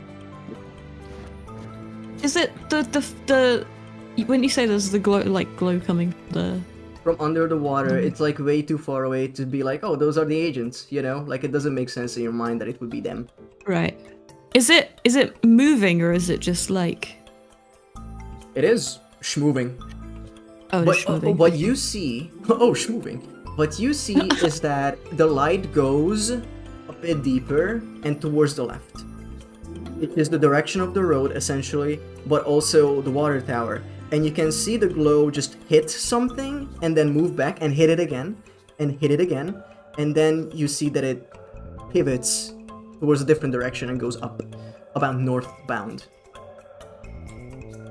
How big is the lizard? I didn't ask how big it was. Let me imagine them in my mind's eye. Just about like a regular sized pizza. In width. It's so funny. It's like, imagine a big Komodo dragon, I guess. Oh, okay. Okay, That's that's bigger. bigger than a Oh, pizza. that's a big fella. Like, smaller than that. I am trying to figure out how big a pizza is, but it is not as big as a Komodo. I'm just trying to give you an analog. Yeah, I don't think. It's either a very big like pizza or a maybe very small 3 Komodo. calzones. So like an arm's particularly length? large iguana. Or Yeah, sure. Large iguana. Sure. large sure, sure. iguana. Can I don't know if this is even gonna. I don't know. Could I grab it with my magic? Could I conjure a magic? Could I just pluck it from the water? Is What it you like? remember, like the magic hand is the same size as your regular hand, and you look at and you Okay. encountered it in the cave. It was larger than what you could hold in your hand. It's like much bigger than a Yeah. guinea pig. Yeah, so I can't tail? like grab it. Yeah. Oh, it had a mouth on its tail. Oh, it's not my hand. It's a magic hand. I forgot about the guinea So pigs. Oh my god. I feel like if I'd like to make some kind of roll, I don't mind if it's like a. It's like, or is luck a thing in this game? Well, I kind of the want to fairy plunge. character does have a luck bender ability, but that's Oh. pretty much it. I think there are like a few Okay. lucky things in this game, but if you want to see if you Yeah. can catch them, I would rely on a knowledge roll from your end. If you can Okay. focus your magic that way into the magic hand to grab it. Yeah, I'm trying. I want to try and pluck it out by its tail. You know, Sure, yeah. hoist it. So just a knowledge roll.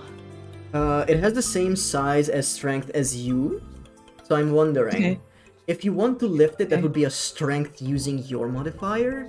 If you want it to be something else, it would be based on knowledge.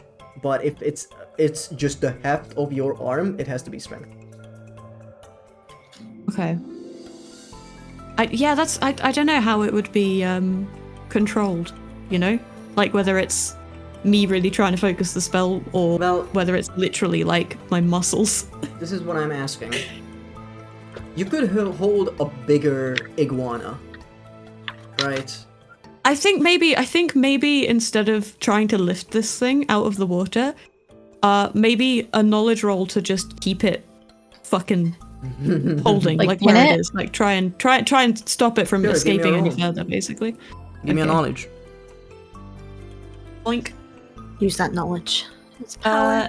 8 and 6 and 2, so that's a 16 with hope. Okay, you do get a hope back. Bam.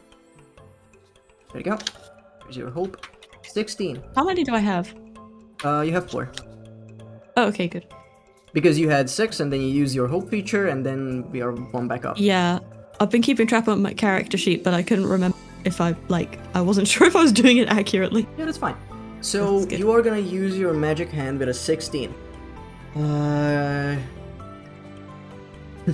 gonna be a big bitch. I am going to spend a fear. Yeah. And what you see is that as your hand moves towards it, it is a success. It is with fear. What you manage to do is that you manage to pinpoint it, and you know that it's going to be northbound. It's trying to claw away as you grab its tail. However, you do remember that there was a mouth at the end of the tail, which will bite at this spectral hand. And I'm gonna see if it manages to dispel it. Oh, okay. It is a funky little fella. That would be... I am wondering what I would roll against in this case. Again, I will roll against the 16, okay? That makes sense, since it was my cast to conjure and grab the thing. So that would be a natural 1. That's great. So what that means is that you manage to pin it in place, and it's trying its hardest to claw its way out of the water. So this is the happenstance. You have the agents who dove under the water. Uncle Shroom is just in there, shoulder up. And Emily is on the shore. The orcish man is just looking at all of this. And then, Burst, you are in the back, I assume, just filming all of this? Guys? Okay, I think, I don't know if anyone would notice me grabbing it, so I think, I got it! I got the sucker! Okay. Man, yeah. I don't want to kill it, but this is obviously what's been yoinking everyone's juice, right? I mean, we don't want to kill it, right? Like, I don't want to kill the little guy. I mean, maybe I don't know, a few photos. Maybe I don't know. You could put him on a T-shirt. Everybody likes T-shirts. Maybe it just wants the meteor back. Oh, if it he belongs was to it. really hungry. That's every time I heard it was really hungry. I don't know. What do you mean when you hide it? Huh? When you hide it? I don't know about when we heard it. I feel really bad about that now. The regret is setting in. When did you hear the creature? Well, I've been hearing it constantly. You guys just thought I was crazy. That's the thing that's been in your head? I think it's the same voice, right? It is, yes. And he's... Yeah!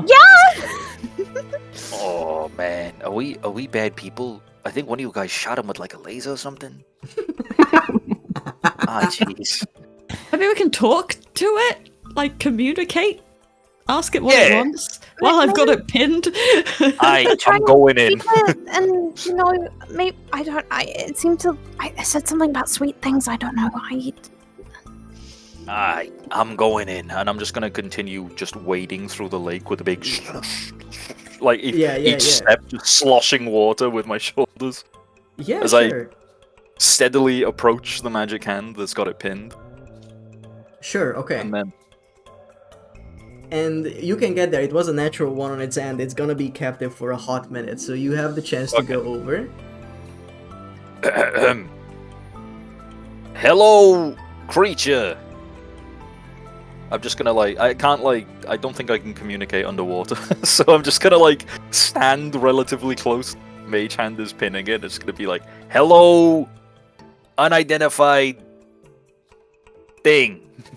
I have a name. If it is trying to break the water, by the way, I think I would let it just, in case it drowns. I'm worried about it drowning. So Okay. if it did want to breach the water's surface, You're gonna I let would go of it, allow or that. are you just gonna let no, it go a little bit? just like move my hand up so if it was trying to reach the surface, it could at least reach the surface. Okay. At this point, what you see up close and personal, Uncle Shroom, is this little creature about as big as a larger iguana, as established. And I have a picture for you. It looks like that. He's on screen. Oh, he's Damn, that's kind of cute. Oh, He's a little guy. He's a little fella. Wait, he's on screen? Hang on. Yeah. He did not sound that cute when described. I can't see him. I'm he's going still mad. got the eyes are still freaking me out a little bit. But Yeah, like, the eyes are a little bit freaky, but he's definitely The teeth going. on Look the at his Oh, teeth. there he is! smile. I see. Look at his smile. Literally just blind. It's fine. he's got a teethy tail. Yeah. So this is the Aw. little creaker that you guys have been following. Slaughtering, Jesus Christ. Yeah, he is. He doesn't seem to have any wounds on him right now. Oh, he's okay. Well, He's okay. We didn't kill it. Let's go. Hello, little thing. I have a name. Holy shit, you can talk. I said it. Why did no one believe me? Can't believe Shutterbug wasn't lying about that. Okay. Wow. What is your name? My name is. What I crave. It would be sucrose. Zero sugar. Kind of a long name. Multiple No, words. Just Fucking alien. the last. Wow. Oh, I had the Oh, right sorry. assumptions. hey, what are you? That doesn't matter. Why are you here? To eat. I was born here, not too far away, in the lake that you are in right now. Yeah, kind of comfortable. So have you been stealing from the locals here? Stealing? No, I have to survive. It's all the thing and you can see it's sort of like trying to turn back to look at his tail, or its tail, and goes, the voice is hungry and wants to eat, and I can provide sugar water. Do you have sugar water? You mean juice?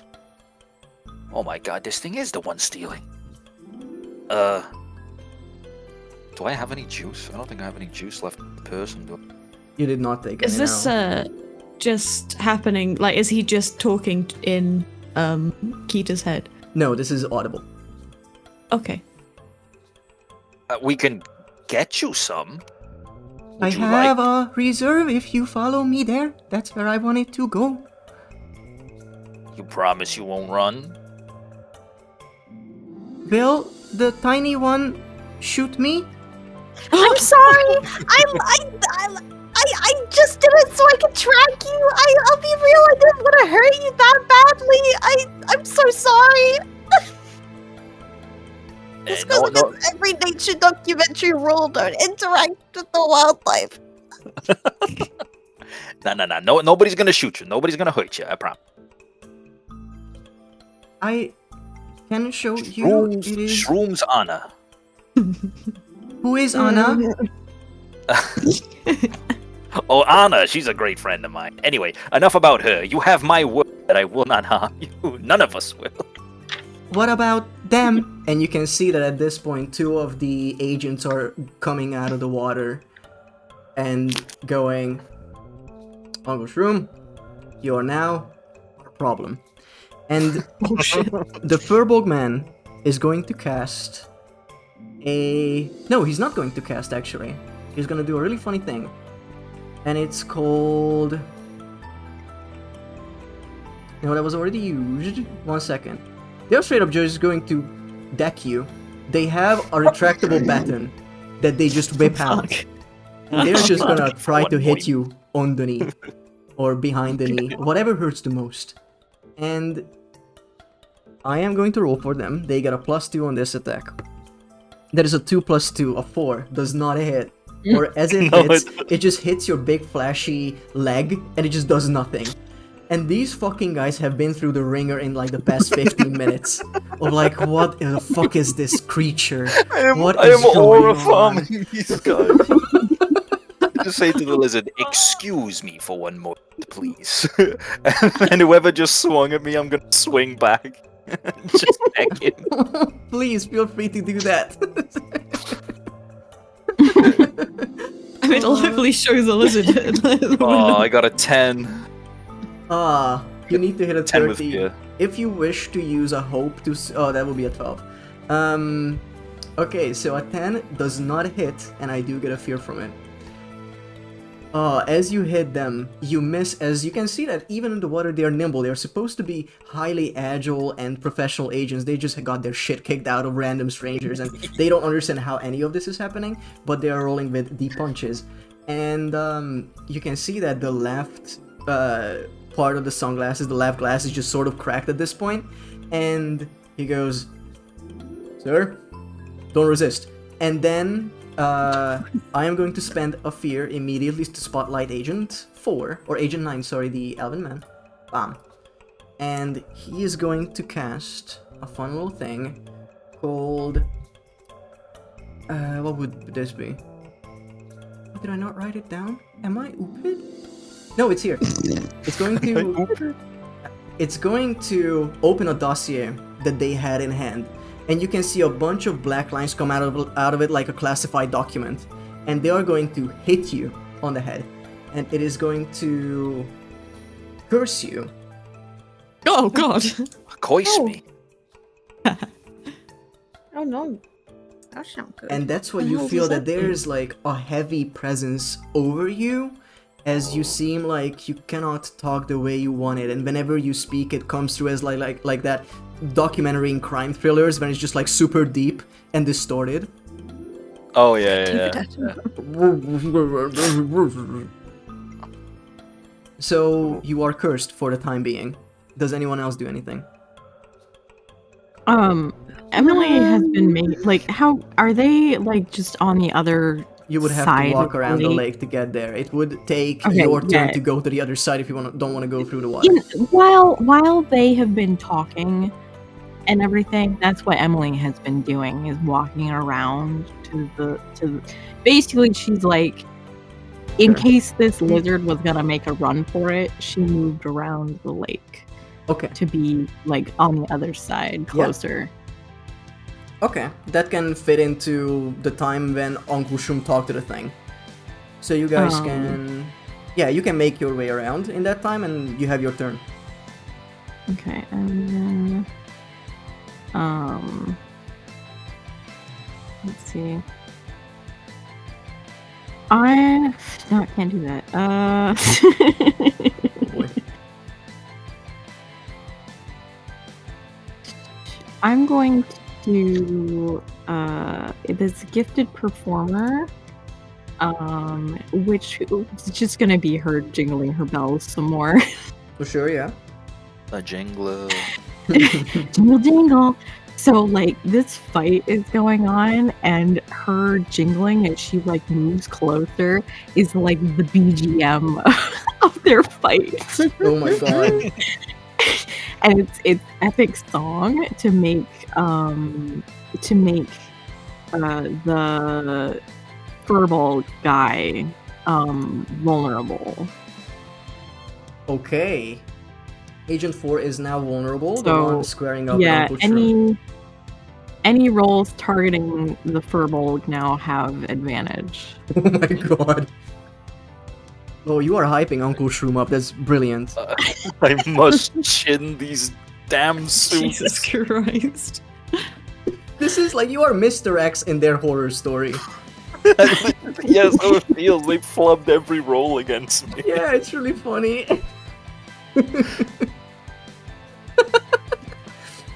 Okay. And do you, Gigi, and Burst do anything? So that these guys are getting up and being a pain, right? Yeah. The ogre man, or sorry, the orc man looks at you and says, "Do you know them?" I look at the argument. I just kind of shrug, and then I will once again vicious entangle those two bugs because I just want to get out of here, man. Oh my fucking god. Okay. Let me look at that. Vicious Tangle. I can do it on one of them, so let me. You can do also it on the spend a thermal. hope to restrain someone else as well. I know. I'm looking at it. I keep spending. I'm not a good saver. I just keep spending. I mean, that's why you Well, still keep have the spending. resource, so. Mhm. Keep spending. If you don't use it, you're gonna lose it at the end. Exactly. Okay. Yeah. I shall definitely hit the fur bug, and on a success I can spend. So let me see if I succeed. Okay, first. please do. You have to hit a 13 Okay. Remember, you have advantage. Oh, I do, yes. against the furball, yeah. Yes. Okay. Oh, okay, well, I think I'm pretty good anyway. That 16 total. 16 total. With Yep. hope or fear.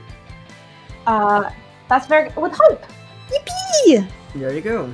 You get, you I could. Yeah, I'm gonna you're spend fine. one, so it stays the same. Yes, it stays the same, and you wish to bind Agent 4 and 9 together in the water. Yes. Yeah.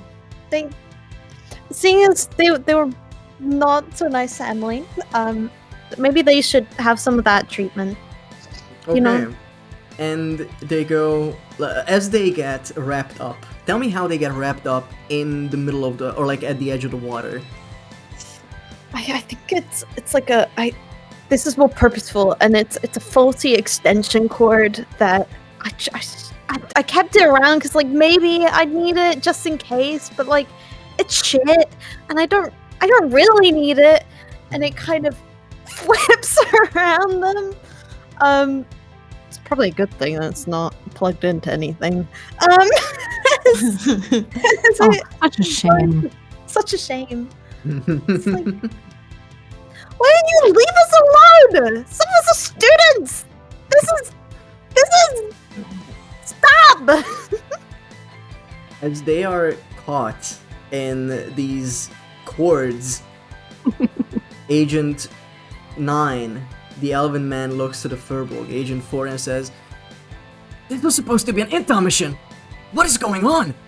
And they are bound into the middle of the water or like to the edge of the water, while the little creature is right there. Is it still being held by your hand? Gigi? Yeah, I am still holding it for the moment, just because of we haven't fully ascertained whether we trust it not to run off yet while we're trying to deal with these dudes. Okay. Do you do anything? I think once the guys are bound up and we also have the list like held here, I feel like I want to have like a like not an intervention, you know what I mean? I want to Yeah. talk to someone. I think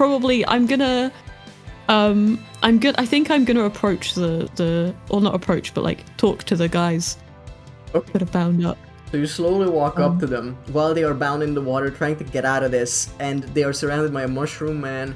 Emily is on the side as well, and Yeah.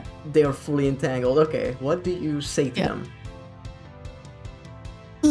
we're just trying to film a documentary here. What could you possibly want with this lizard? You are... Or is everyone in the dark in this town? And then... this is the furball man. He says, we were sent while struggling to get out of the bind. Then gives up. Just goes fully limp and just like talks to you. We were sent to retrieve the meteor. There was a reported crash site. Suspiciously, the same time we did, you arrived. As you arrived, you just immediately found its trail. So, yes, we followed you. It's a... What do you want with the meteor? That's what we don't get. What could you want? You are civilians. Well, like I said, we're just trying to film a documentary. We heard there may be cryptids, and we caught the trail, and honestly, I started out just wanting to get good footage, but now I'm a little concerned, you know? Men with sunglasses following us, and I just wouldn't want the little thing to cause any harm. Any more harm. Construction workers. Sorry. Yeah. And they will say, what cryptid are you talking about? We are here for the meteor. We were supposed to gather intel and then leave. And then you see on the side your hand holding the little creature. And it goes, I think they mean me. And they look to the side in horror. And then you can see that the elven man just takes off his glasses and just tosses it into the water and just stares at it. You can see his piercing blue eyes. And he goes, Agent 4? What the hell is that? And they are gobsmacked in this moment, seeing this little creature that you are holding. There's so much going on in their mind. They are here to get a meteor. They are supposed to extract it. They have their own mission. And then a group of chuckle fucks came around, hunting something they didn't know existed. Yeah, she gets the footage, Jingles gets her bells back, and what do I get? Paid. And then I'm gonna punch one of them in the face. Oh my god! Okay, you need to hit a 13. Okay. I think I stopped filming at this point. Like it cuts as he fucking punches. Which one are you hitting? I'm gonna go with Agent 4 because he's the one I've just been squaring up with the most recently. Okay. So there. For me to roll with advantage. Yeah, so it's with advantage. Do I get anything extra from the binding or? No, they just cannot move. Well, wait, let me see. Restrained. Condition that keeps the target from moving. That's it. Okay. 21. Fucking Christ, man. With Have you ever seen a Bud Spencer movie? Who? Bud Spencer. Okay, if not, it's an Italian movie series, and it's about a big fucking guy who just gets into fights. That's his whole shtick. And amazing. I will send some videos over after the session, but it's exactly that guy. It's like from that era of filmmaking where they just faked a lot of punches, and they did the fucking like two fists together over someone's head. Yeah, kind of move. Yeah. Okay, so you hit the absolute snot out of this guy. Was that a bit hope? Sorry? With fear, sorry. With fear, I'm gonna take that fear. Alright. And... the guy just disappears under the water. Just like 2 frames, boom, gone. And he's still bound, so he just pops back up. And what did you say, Burst? Sorry. I'm like, is he drowning? No, he comes back up immediately. Like, fuck. Like, this wouldn't have happened. They just didn't. Dude, give us drugs, you know? Can I grab the other one by the tie and like look him close in the face, and I'm gonna say, now you and your blowjob brother are gonna take any rock from this lake back to your boss, and we and us and Juicebox over here are gonna go give him a nice little treat. Am I clear? Give me a presence roll. With advantage. Because you've been beating the snot out of this guy. Yeah, gee, I wonder why the advantage. This is so funny, man. It's because he actually finds you a very decent fellow and not any other reason. Oh, it's actually only an 11. An 11? He's Yeah. made of sterner stuff than that. However, he's been through a lot of shit. What I'm gonna say, was that with Well, fear or I'm hope? with fear, sorry. So, what happens is that he grabs your hand, and you can see a buzz in it as it gets forcefully removed from the guy, Oh. and he goes, "We don't crave more violence. We can," as he coughs out more water, "we can settle this diplomatically. First, can we get out of this water? Please, I beg of you. I am waterlogged at this point." And they look at you, Uncle Shroom. Oh, it's like a genuine question. It's just like, fine. But I'm not gonna. I'm just gonna I'm gonna grab the binding and just drag it behind me as Just I like a fucking Scooby-Doo, two villains caught in a net. yeah. They're just gonna drag it behind me so they're floating on their back as I get closer to the shoreline. Oh my god. So, as you drag them out, does anyone wish to do anything in this moment, as they are now dragged out to the shore?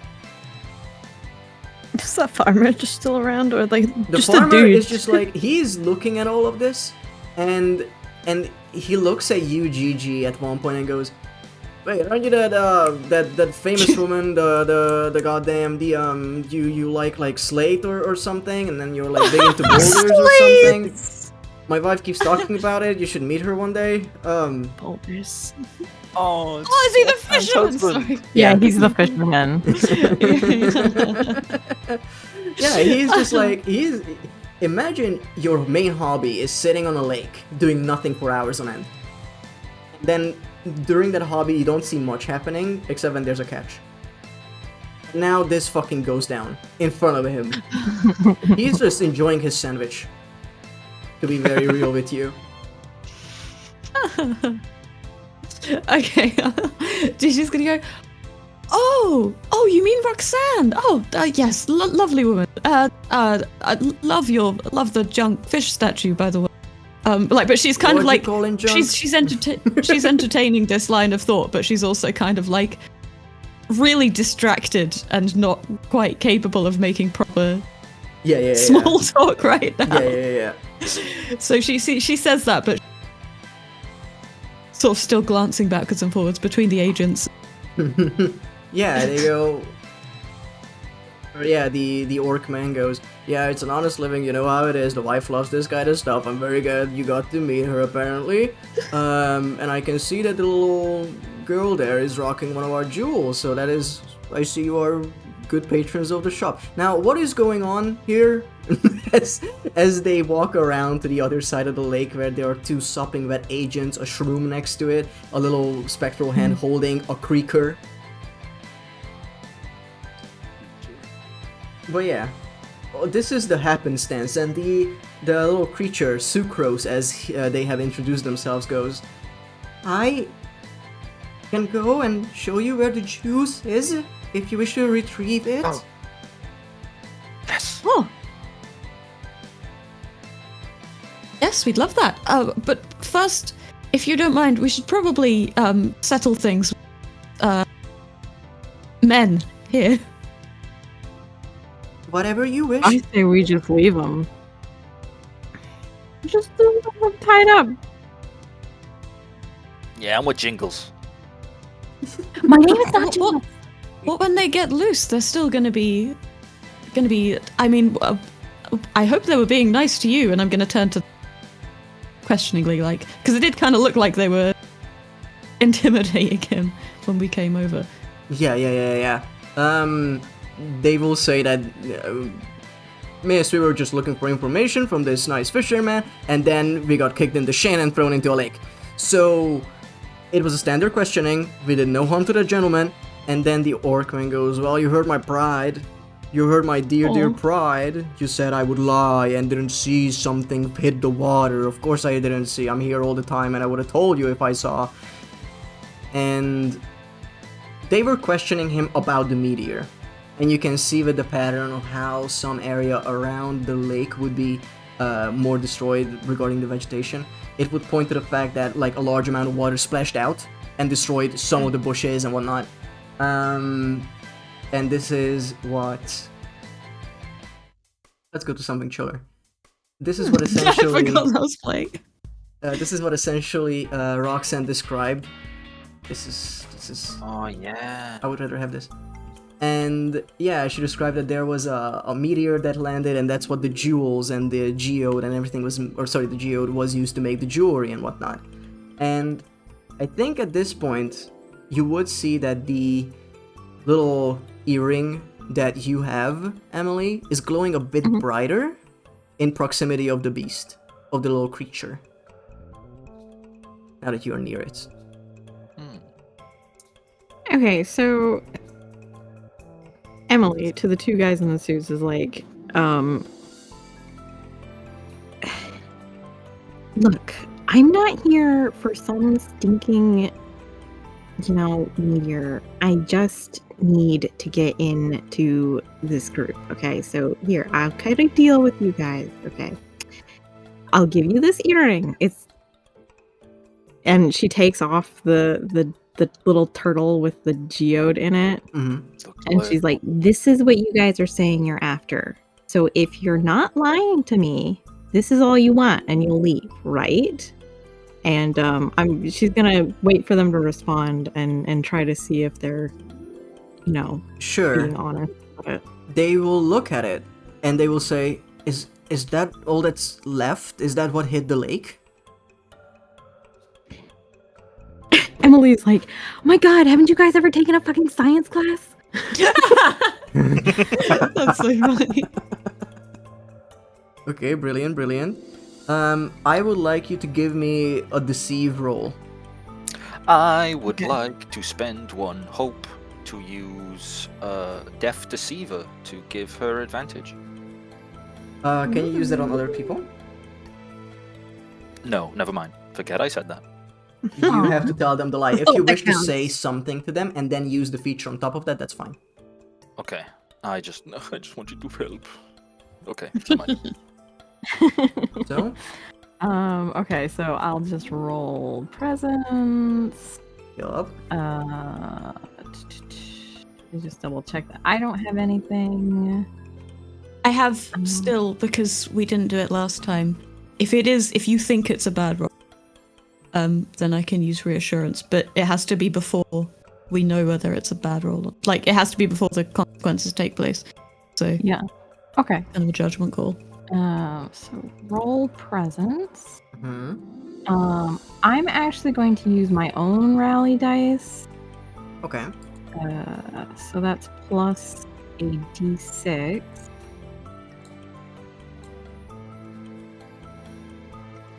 So that is a 16 with fear. 16 with fear does succeed. I do get a fear. Bam. And it looks like it's not that he doesn't know science. It's just that he got the absolute shit beat out of him. And he doesn't have the mental capacity to make all the right connections. And this is the Furbolg man going, that is... I don't remember science class, if that's what you're asking, but I believe you. It's... If that's what hit, that's what hit. Would you mind giving us that piece of... meteor? I'm gonna ask for all the money in their pockets, so like Oh my god, that's so funny. you just assaulted the only daughter of Robert Laxton class. Then you mispronounced my name and tried to drug me. So I think it's only fair if you also hand over like everything in your pockets. And then You the did do Furbolg that. man... Sorry, go on. You did do that. The Furbolg man, Agent 4 goes, we have some, but they're still tied up on the ground or they're standing up.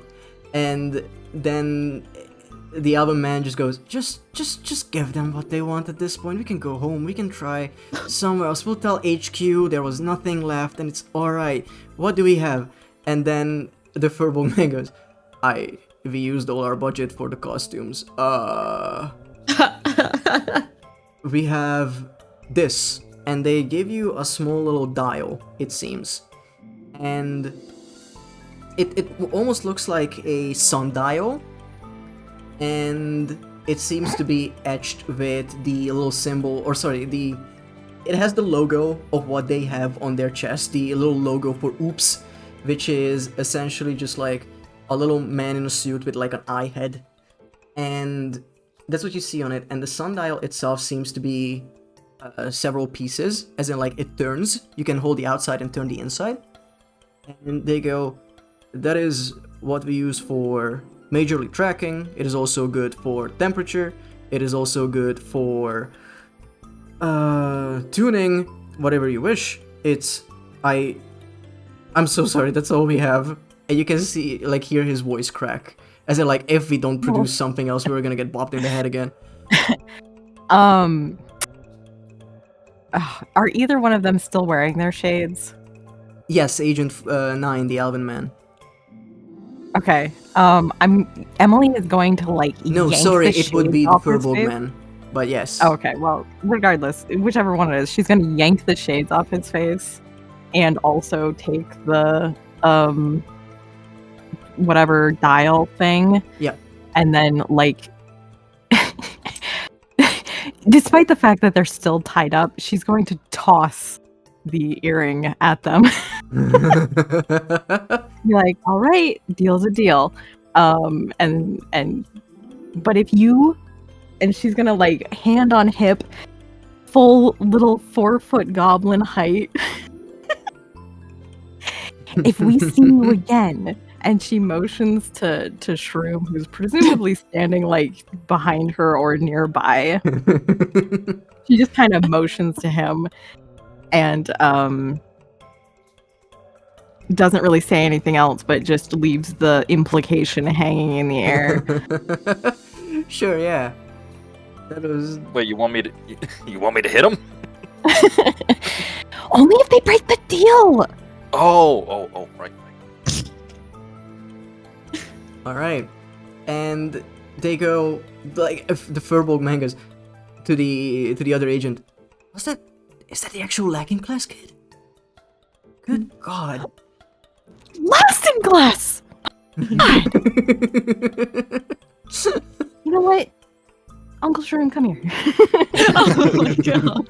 It's poor man. No, am I? What do you guys do? Like, do you actually want to punch this guy? You want me to hit this guy, Jingles? Yeah. He called me. Oh my god, I can't even say it. Nope. All right, yeah. Punch him one more time for me, I'm Uncle. gonna hit him. No Sure. one says anything mean about Yeah, you don't my have to roll homie. for it. My goodness. Man. All right, you just bop him in the head again, and he's like, "What did I say this time?" And they are slowly working away at the bindings, and the little creature in front of you goes, "I wanna go home. Can we go now? Where's home? My reserve." Okay. Yeah, we can. I look to the others. We can do that. Yeah. Yeah. I just and it seems like Gigi at first, like, you know, she was willing to, but then she suddenly, it's like she goes, "What? Okay, I do want to come with you, and we feel bad about hurting you, but didn't you set fire to Florence's?" What? Oh.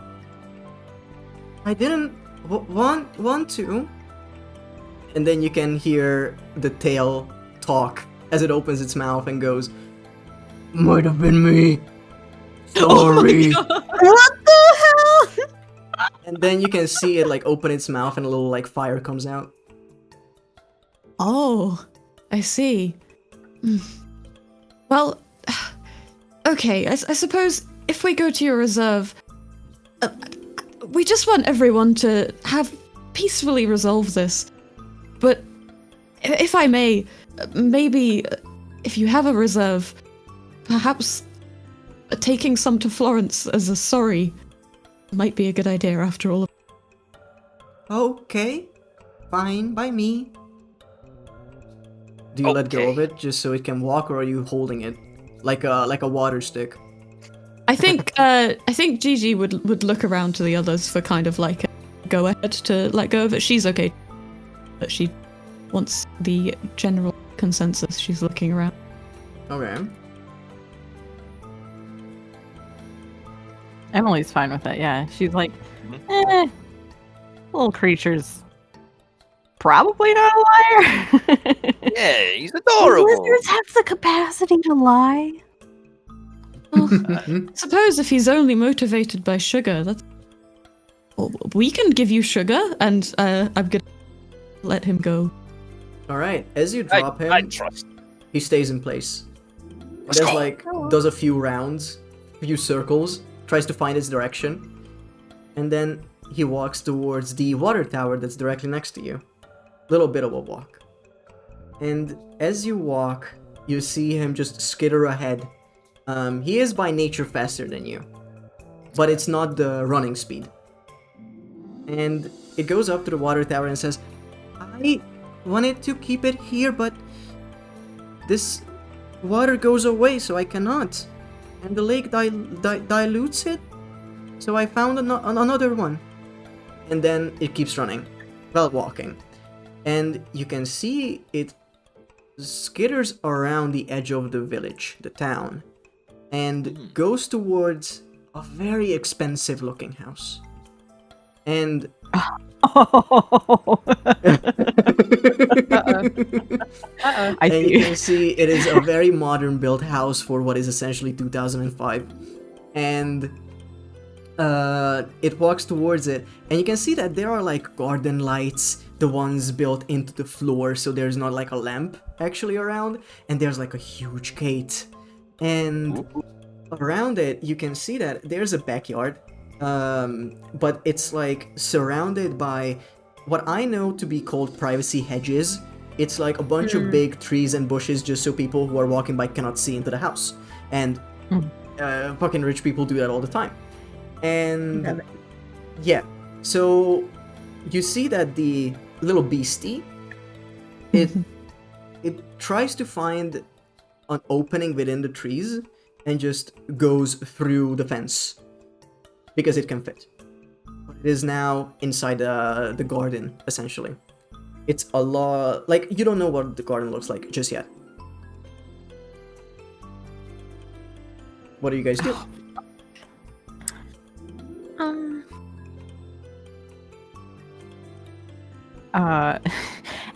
Emily is like, I can't go in there, guys. Oh my god, if they see me like this, I'm so dead. Because she's immediately like, she sees a fancy house, privacy hedges. This is probably that goblin bitch's house. Mm-hmm. You're correct to Oh my ascertain that. God. Yeah. You look fine. There's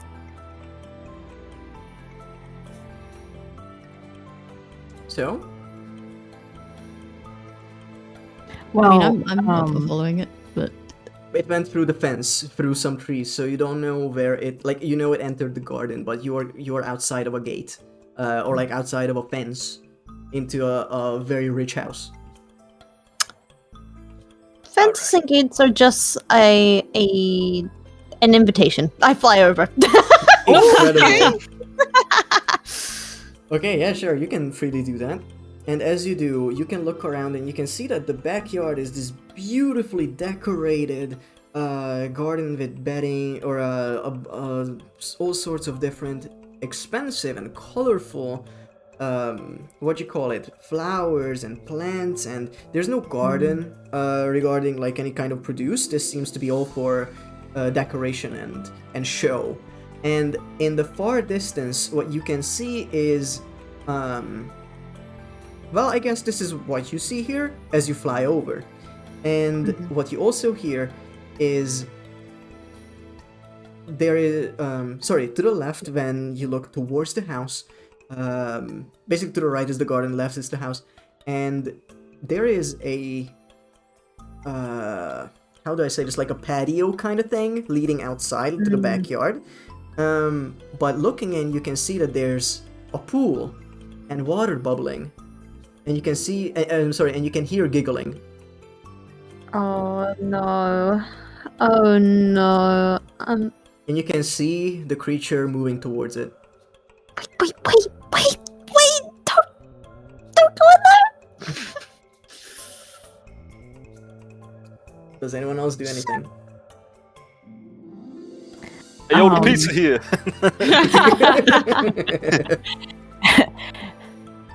Emily is walking somewhere where she's like out of sight. It's like I'm not getting caught looking like I just came out of a lake. Yeah, that's very fair. Okay, Uncle Shroom, the pizza is here, as you have mentioned. I'm just gonna go.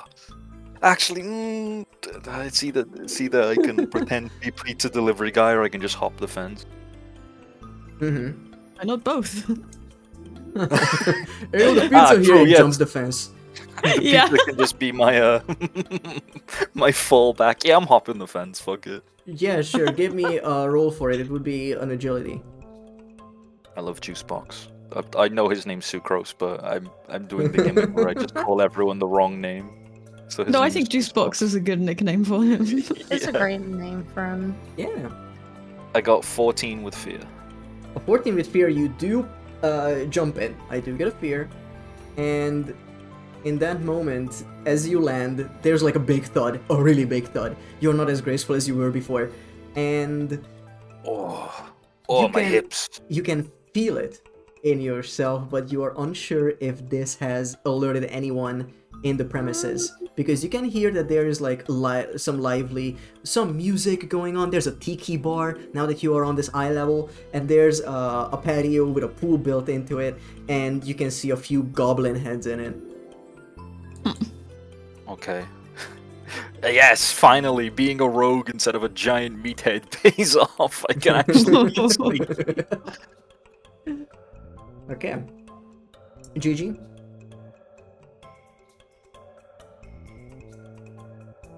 I mean,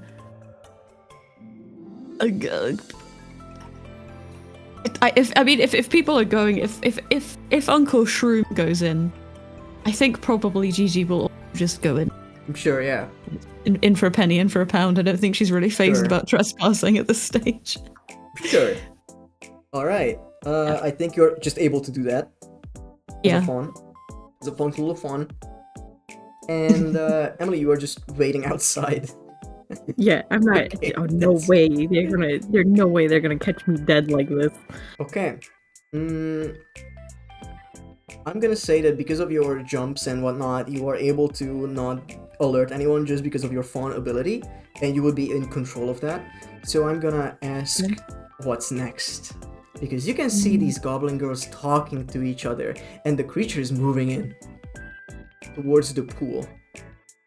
I guess at this point, you are still above this whole area, Burst. If you would like to ascertain the situation, you would need to lower yourself. I think I'm gonna lower myself towards a bush and I'm whispering like, wait, stop!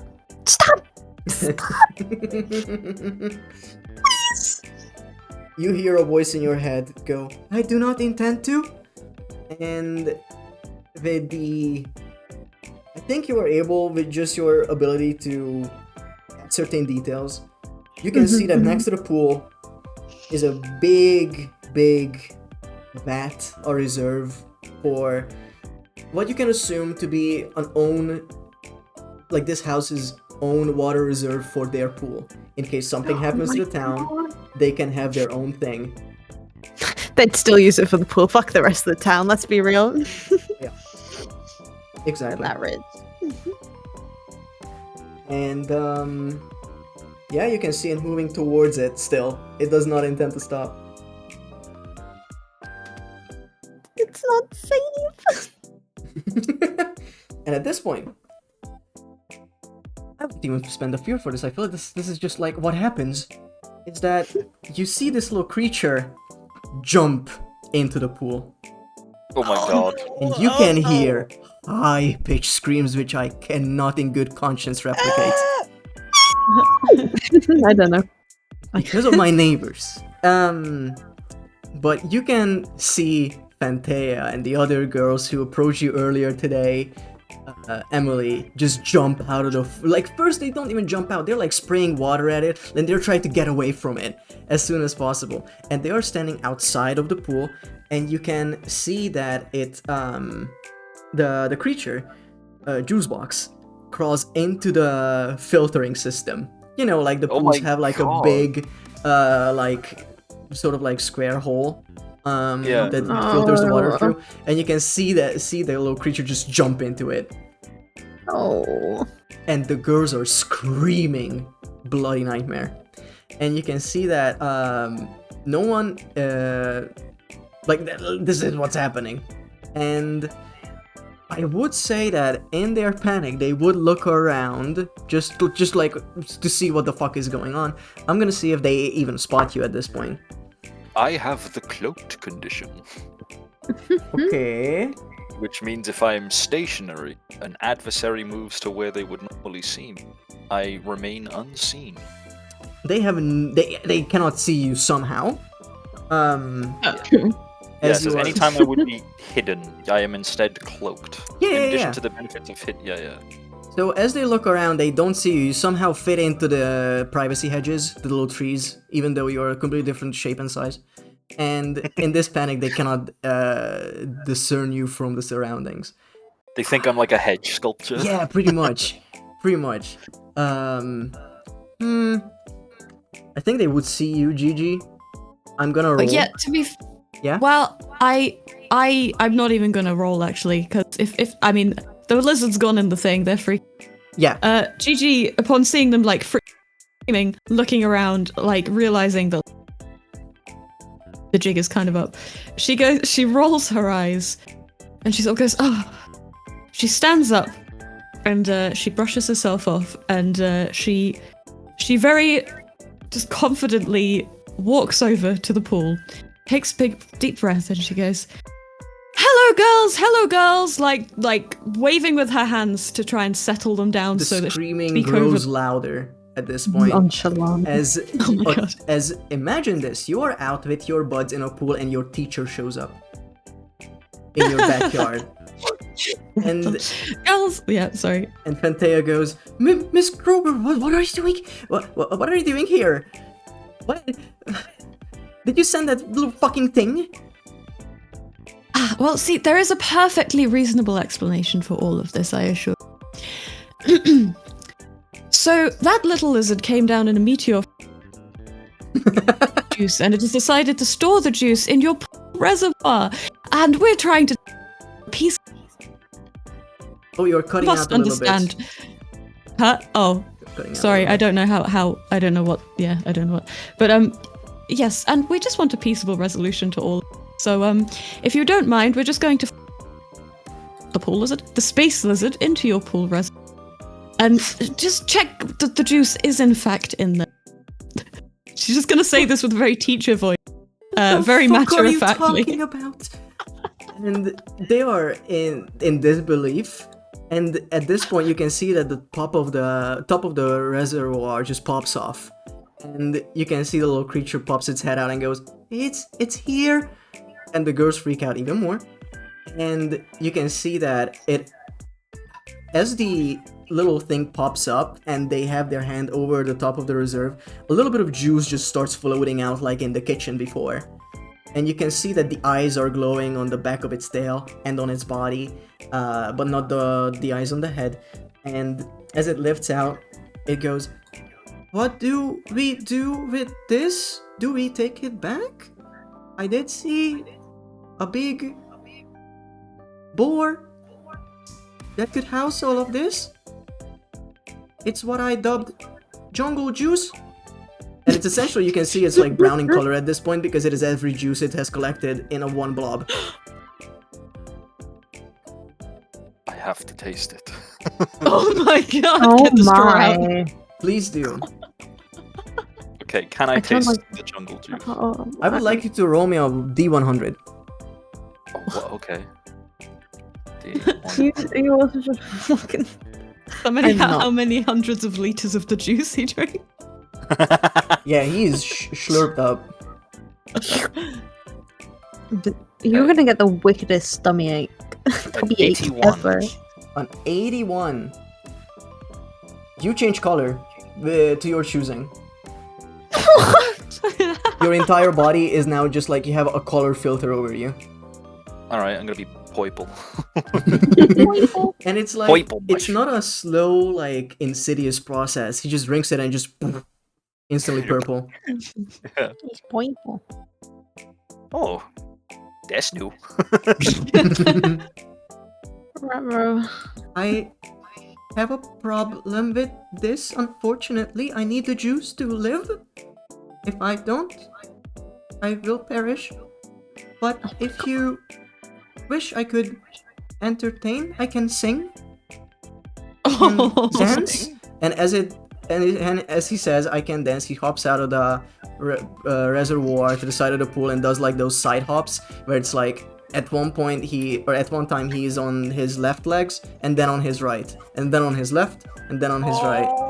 Oh, I'm gonna be gesturing to Verse to be like, film this. I am shaking I'm like hidden away, shaking my head because there are fellow classmates who were literally in bikinis. This breaks all kinds of no filming kind of deal.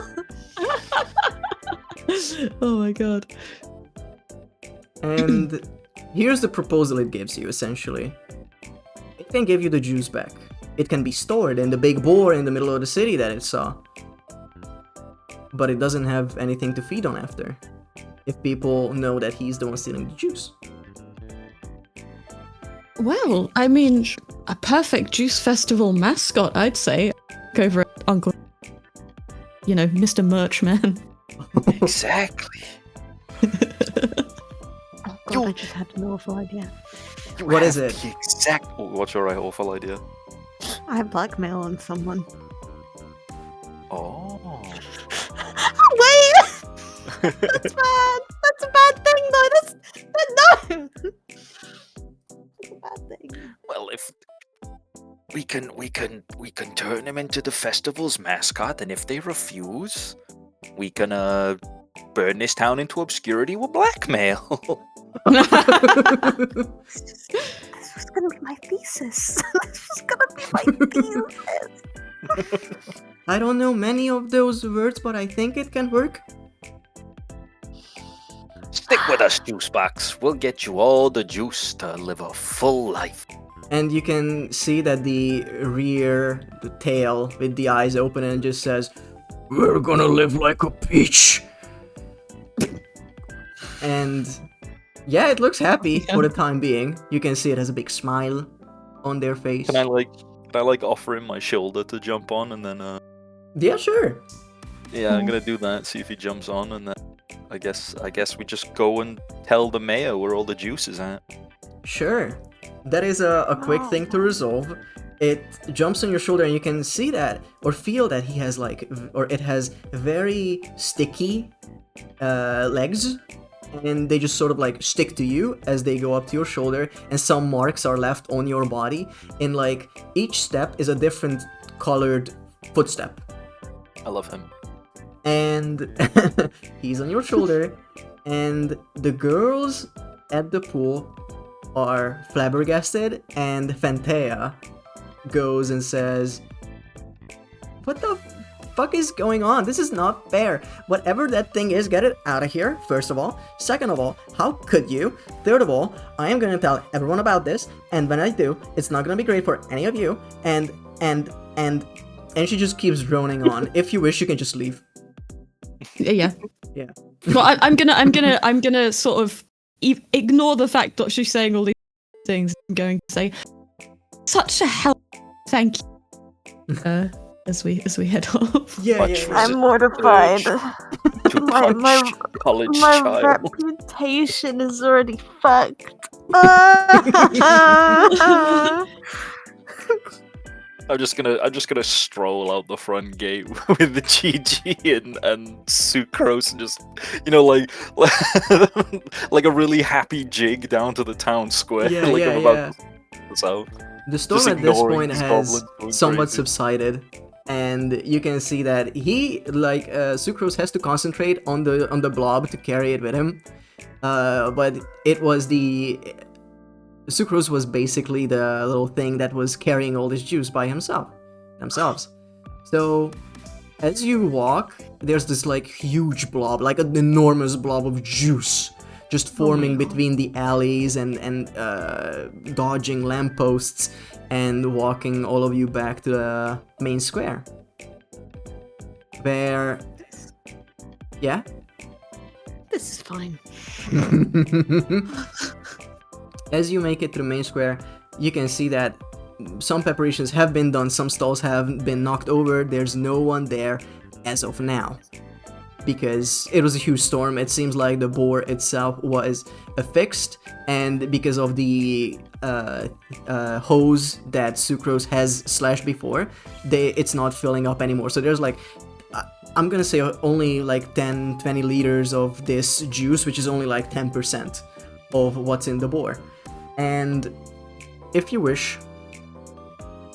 Well, no, actually, if you are there, Sucrose is just going to use his telepathic powers, or whatever he has, the little alien abilities that he possesses now. He's going to move all that juice into the Cranberry, who is now worth a different name, which I don't know just yet. But it's not just Cranberry at this point, it's everything. It is Bahanon Blast, it is Raspberry, it's everything that was stolen so far. And you can see that it fills up almost to the brim. The every berry. The every berry. The every berry. The every berry. Oh my god. Everyone just saying that in awe. Just the every berry. And we end the scene here. As you are here, you can decide how you spend the night. You can go back to Roxanne if you wish. Tell her all what's happened. That's pretty much what you know. You can try to hit up a tavern this late, or not even tavern, a hotel in this town. Whatever you wish to do, we can go ahead with that. And we are going to be wrapping up our adventure at this point with a little bit of an outro.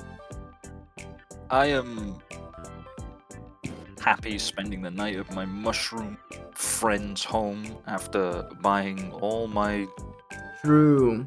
lovely friends a drink and seeing what they want to do. Emily has been spending the time fixing her appearance, so she's mostly back to normal now that the rain has stopped. And she's going to motion to Burst like, "Hey, come here. Oh, I need a picture. Okay, I need a very specific picture." And It's like, Emily is going to That is like, I need a picture, okay. Emily's gonna pose with Sucrose and be like, hurry up, this is all I needed and then I can go home. Fine, yeah, sure, this is all you okay. I make sure it's a really good picture, begrudgingly. If you guys are doing that and Emily is next to Sucrose, getting picture taken. Yeah. I think I'd come over and be, oh, this is wonderful. This is exactly. Imagine we'd be stars. Sucrose, Emily dear, do you think I could maybe ask? And then she sort of looks at Emily, who's probably already doubtful, and goes, and pay you to do a quick interview. My gosh. You'll have to arrange that with my daddy's secretary. Oh, it would jet launch your career, my dear. You could be a movie star. This is the first interview with a cryptid that anyone's ever seen. Well, when you twist my fingers like that, I suppose I could do one interview. Your fingers. I'm like, that's not how the saying goes. Horrifying. Okay, yeah. So I think I would, yeah, the evening would spend the evening, setting that up and filming that. Maybe to like sweeten the deal, I could offer to take everybody to like a I don't know, a nice tavern or a nice restaurant. Man, you can stay wherever you wish, as we have talked before. But the next morning is when the festival kicks off. The Juice Festival of Pieplesburg is a very special occasion that happens once a year. Only started last year. This year it was... It only becomes annual if you do it twice in a row. And... That's exactly how it works. They have been very hopeless since the juice has gone missing. But after you talk to the mayor, to the people involved in this kerfuffle, some of them are understanding, some of them are curious. Florence is a bit iffy on the whole thing because her house did burn down. But what you can see is that the creature itself is very docile and tries to be normal to everyone. However, most of the time the communication is head to head and it rarely talks out loud. So it freaks some people out when it doesn't switch at the opportune time. And as the festival begins, a lot of people get to Pieplesburg. Cars on cars, leading down the road, and many people perusing the stalls around the festival itself, and people who were out to sell their own juice now are proud contributors to the big Everyberry in the middle. The Everyberry.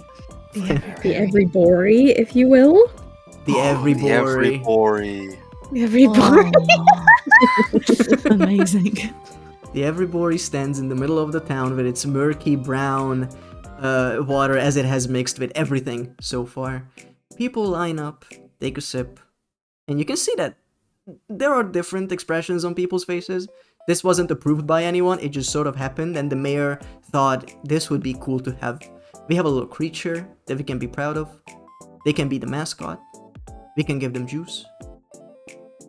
And the people who made this all happen is a bunch of strangers who decided to make a film.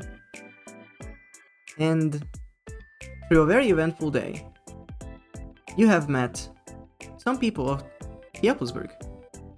Some people that wanted to hunt information that you managed to come across. And now, we are all at this festival. I would like each of you to give me one thing that you do at this festival, and this can be something you completely made up, alright? Something you think would be fun to have at a festival that people can enjoy, like carnival games, or maybe some celebrity shows up that you wanted to see for a while, or anything you wish. You already know what mine is. Of course, tell me. It's juice box merch. Of course. Tell me, what kind of It's merch? my boy. T-shirts. I went to the Pieplesburg Juice Festival and met Juice Box. And it's got art of him doing a really big smile, and there's a rainbow of juice in a splash behind him. Alright. Anyone else?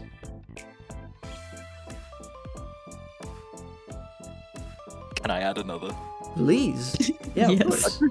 A dunk tank with Agent 4 and Agent 9. Yes! Oh What does that mean? So like, do you know what a dunk tank is? No. Is it the one with the apples? No, it's the one where like, so basically someone sits on like a wooden board almost suspended over a active like tank of water, and people my have to God. throw a Yes. ball at a target, and if they hit it dead on, then the board comes away and the person falls into the water.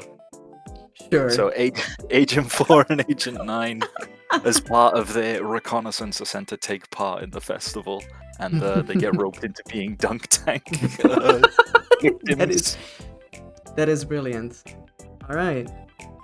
You can see Anthea and the family rock up, and you can see that their mother is trying some of the juice and goes, "This is quite delectable, dear. Why won't you try some?" And Fantea knows that you are around in this area, Emily, and she takes several quick glances to take a sip, And when she tries it, she doesn't notice you, but you see her. She enjoys it, but she would never admit it to you. However, throughout this adventure, I feel like everyone got a little bit of something they wanted. We got the merch, a little creature. We got beautiful shots of whatever the hell was going on in the past day, with the camera work of Burst and the direction of Gigi. And Emily, you got clouts. Hell Get yeah, clout. I got clout. You got the little interview going. You are gonna be the coolest gobbo on campus. And you can almost guarantee that. Can you all tell me one thing, yet again, that is the immediate aftermath of this adventure? Where do you people go? This is in the next month, for example, not years down the line. Let's start with you, Uncle Shroom. Uncle Shroom makes enough money not to like hit the big time like he wanted, but it's enough money to fund his next few expeditions into hitting his next few crazy expeditions into hitting the big time. And it's also not going to be on his own, because if a festival only takes place once per year, I suppose its mascot needs somewhere to stay for the few Oh my other god. for 11 to 10 other months of the year. So I'm just picturing him riding in his box on his shoulder or the back of his neck as he's like Yeah. cruising down the highway. if the other players are okay with me adopting Sucrose. Yeah. Absolutely. No, it's very fitting. Gigi, after all of this ordeal, you have a beautiful movie on your hand. What do you do with it? Well, yeah. I mean, if it's sort of like with thing, I feel like that would have been enough to have it edited and ready to so I definitely premiere it at a very prestigious documentary festival. And of course, I invite everybody if they would like to come along. Yeah. Including obviously Juicebox, Like, who I know has been, living with Uncle Shroom, so that they get the opportunity. And also, get their flowers. Could invite them up at the end of the screening, and hand them all flowers, Aw. and This is so including cool. Juicebox. So much. It's very important that Juicebox get them, and I would say that goes very. All right.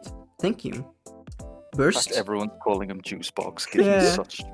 His name is Juicebox now. It's sucrose, but it's still sucrose. Burst. A month passes and you go back to school. How does life change for you? I don't know. I feel like my reputation went through this shit. But I think due to I did have to lose certain blackmail on P. Applesburg to keep Juicebox safe. But I think now I've got some glowing recommendations from the mayor of that city Oh, for sure. to keep that footage quiet, unfortunately. So at least I think I'm look there's a good film school that's really looking forward to accepting me. Good documentary coming out, Alright. but Hell still pretty bad. Emily, how has college life changed for you after you've gone back? Now fully accepted into your sorority. Well, obviously, the sorority was her big thing. But the little interview and getting to go to like this premiere has given her a taste of the life of an idol. So Emily is certainly dipping her toes into that, and by that I mean her daddy is making it happen. However, she does she's a little bit nicer to Burst on campus because of the picture getting her into the sorority. So she keeps it on the down low, but she buys Burst a new camera. Aww. Wait. Nice. That is so nice. Just crying. Just cries. This is so sweet. Oh my gosh. I want to invite you all to one last thing. This is a very good idea. You are all at the premiere of this documentary. Would you guys like to give it a name? The documentary itself. Oh, jeez. You can Oh, workshop no. it out. That is something we can Rocks use and later. Gravel 3. Rocks and gravel fight. Fuck's sake. Wait. What if it's Juice on the Loose? Oh my That's god. perfect. Juice on the loose. Perfect. Juice on the loose. I would like to add a Piaplesberg tale. Yes, Yeah, absolutely. To the, like a certain Actually, yeah. subtitle. As every documentary should have. Yeah. As you all are on the red carpet for this minor event in a backwater town in Piaplesberg, Good Yeah. God. many people respect you. Some are questioning what you have done. It is such a strange happenstance. And in the crowd, you can see several people just in awe of what this little project came to be. Everyone is here for the little creature that Uncle Shroom has brought with themselves. In the Has a bow crowd, tie on. of course. In the crowd, you do spot two gentlemen. One of them is Alvin with piercing blue eyes, and the Furbolg, who eyes the entire show or the screening. And when it ends, they clap. They enjoy it. They wish not to do anything with you from that point on. I will say, after 5 minutes towards the end, like the end of the Marvel film, there is a small cut of the fucking fight footage going down. Oh my god. And Oh my when the god. screening is over, you are all lined up looking at this crowd. And you can see that Juicebox crawls onto your mushroom hat. Sorry, Uncle Shroom. And he goes, I can offer you a song? And just talking to everyone in the crowd. Oh. He's going to sing. I'm crying 1 second. So, he's on top of your head, doing his little dancey dance. He's gearing up and says, I want to sing a song of water, of juice, of a lake where I was born, or larger water, things I have heard from the skyrock as it passed through the, what did it call it? 1 second. And it looks back towards the tail, and the tail says, Stratosphere. And then Juicebox goes, yes, the stratosphere. Song of water, of a creature, a song of invitation to the great blue. It starts tapping its feet. And he goes, Ocean, man, take me to the land. And as he sings, we pan out above Piaplesberg. Go, little guy, go. And we finish the adventure. Oh, shit, man. Oh, Dawn. Yay. That's so good. That was such fun. That's so good. It's a perfect ending. Yeah. Oh, Sorry you guys, okay, I buddy? just love these adventures and I thank you for Aw. joining me for it. This means a lot to me. No, you Thank put you so so much much. effort into There's this. so Thank much you. effort into this, yeah. Loved every Wait, second. you're gonna make of me it. cry. Yeah. But yeah, I think I'm going to thank you all again, say our goodbyes, and who knows, maybe in the future we will see this odd gang back together. Right? Yeah. Thank you so much, Dawn. And thank you. Thank everyone you, else. Dawn. This So was much. really, Thank really you, cool. Dawn. I had so much fun. Very fun. And it Everyone- turned out to be such a great story as well. Thank Oh you, my thank Yeah, you. lovely. Everything about it. For everyone in the audience, this was KitaArias, V4Velcrow, RattonMoon, DragonheartCafe, also known as Dawn. It was me, the GM, Myrmidon. I hope to see you in the future. Have a good rest of morning, afternoon, or evening. And we are signing off from this beach, and maybe see you in the future. Good night. Ocean Man. Ocean Man. Man.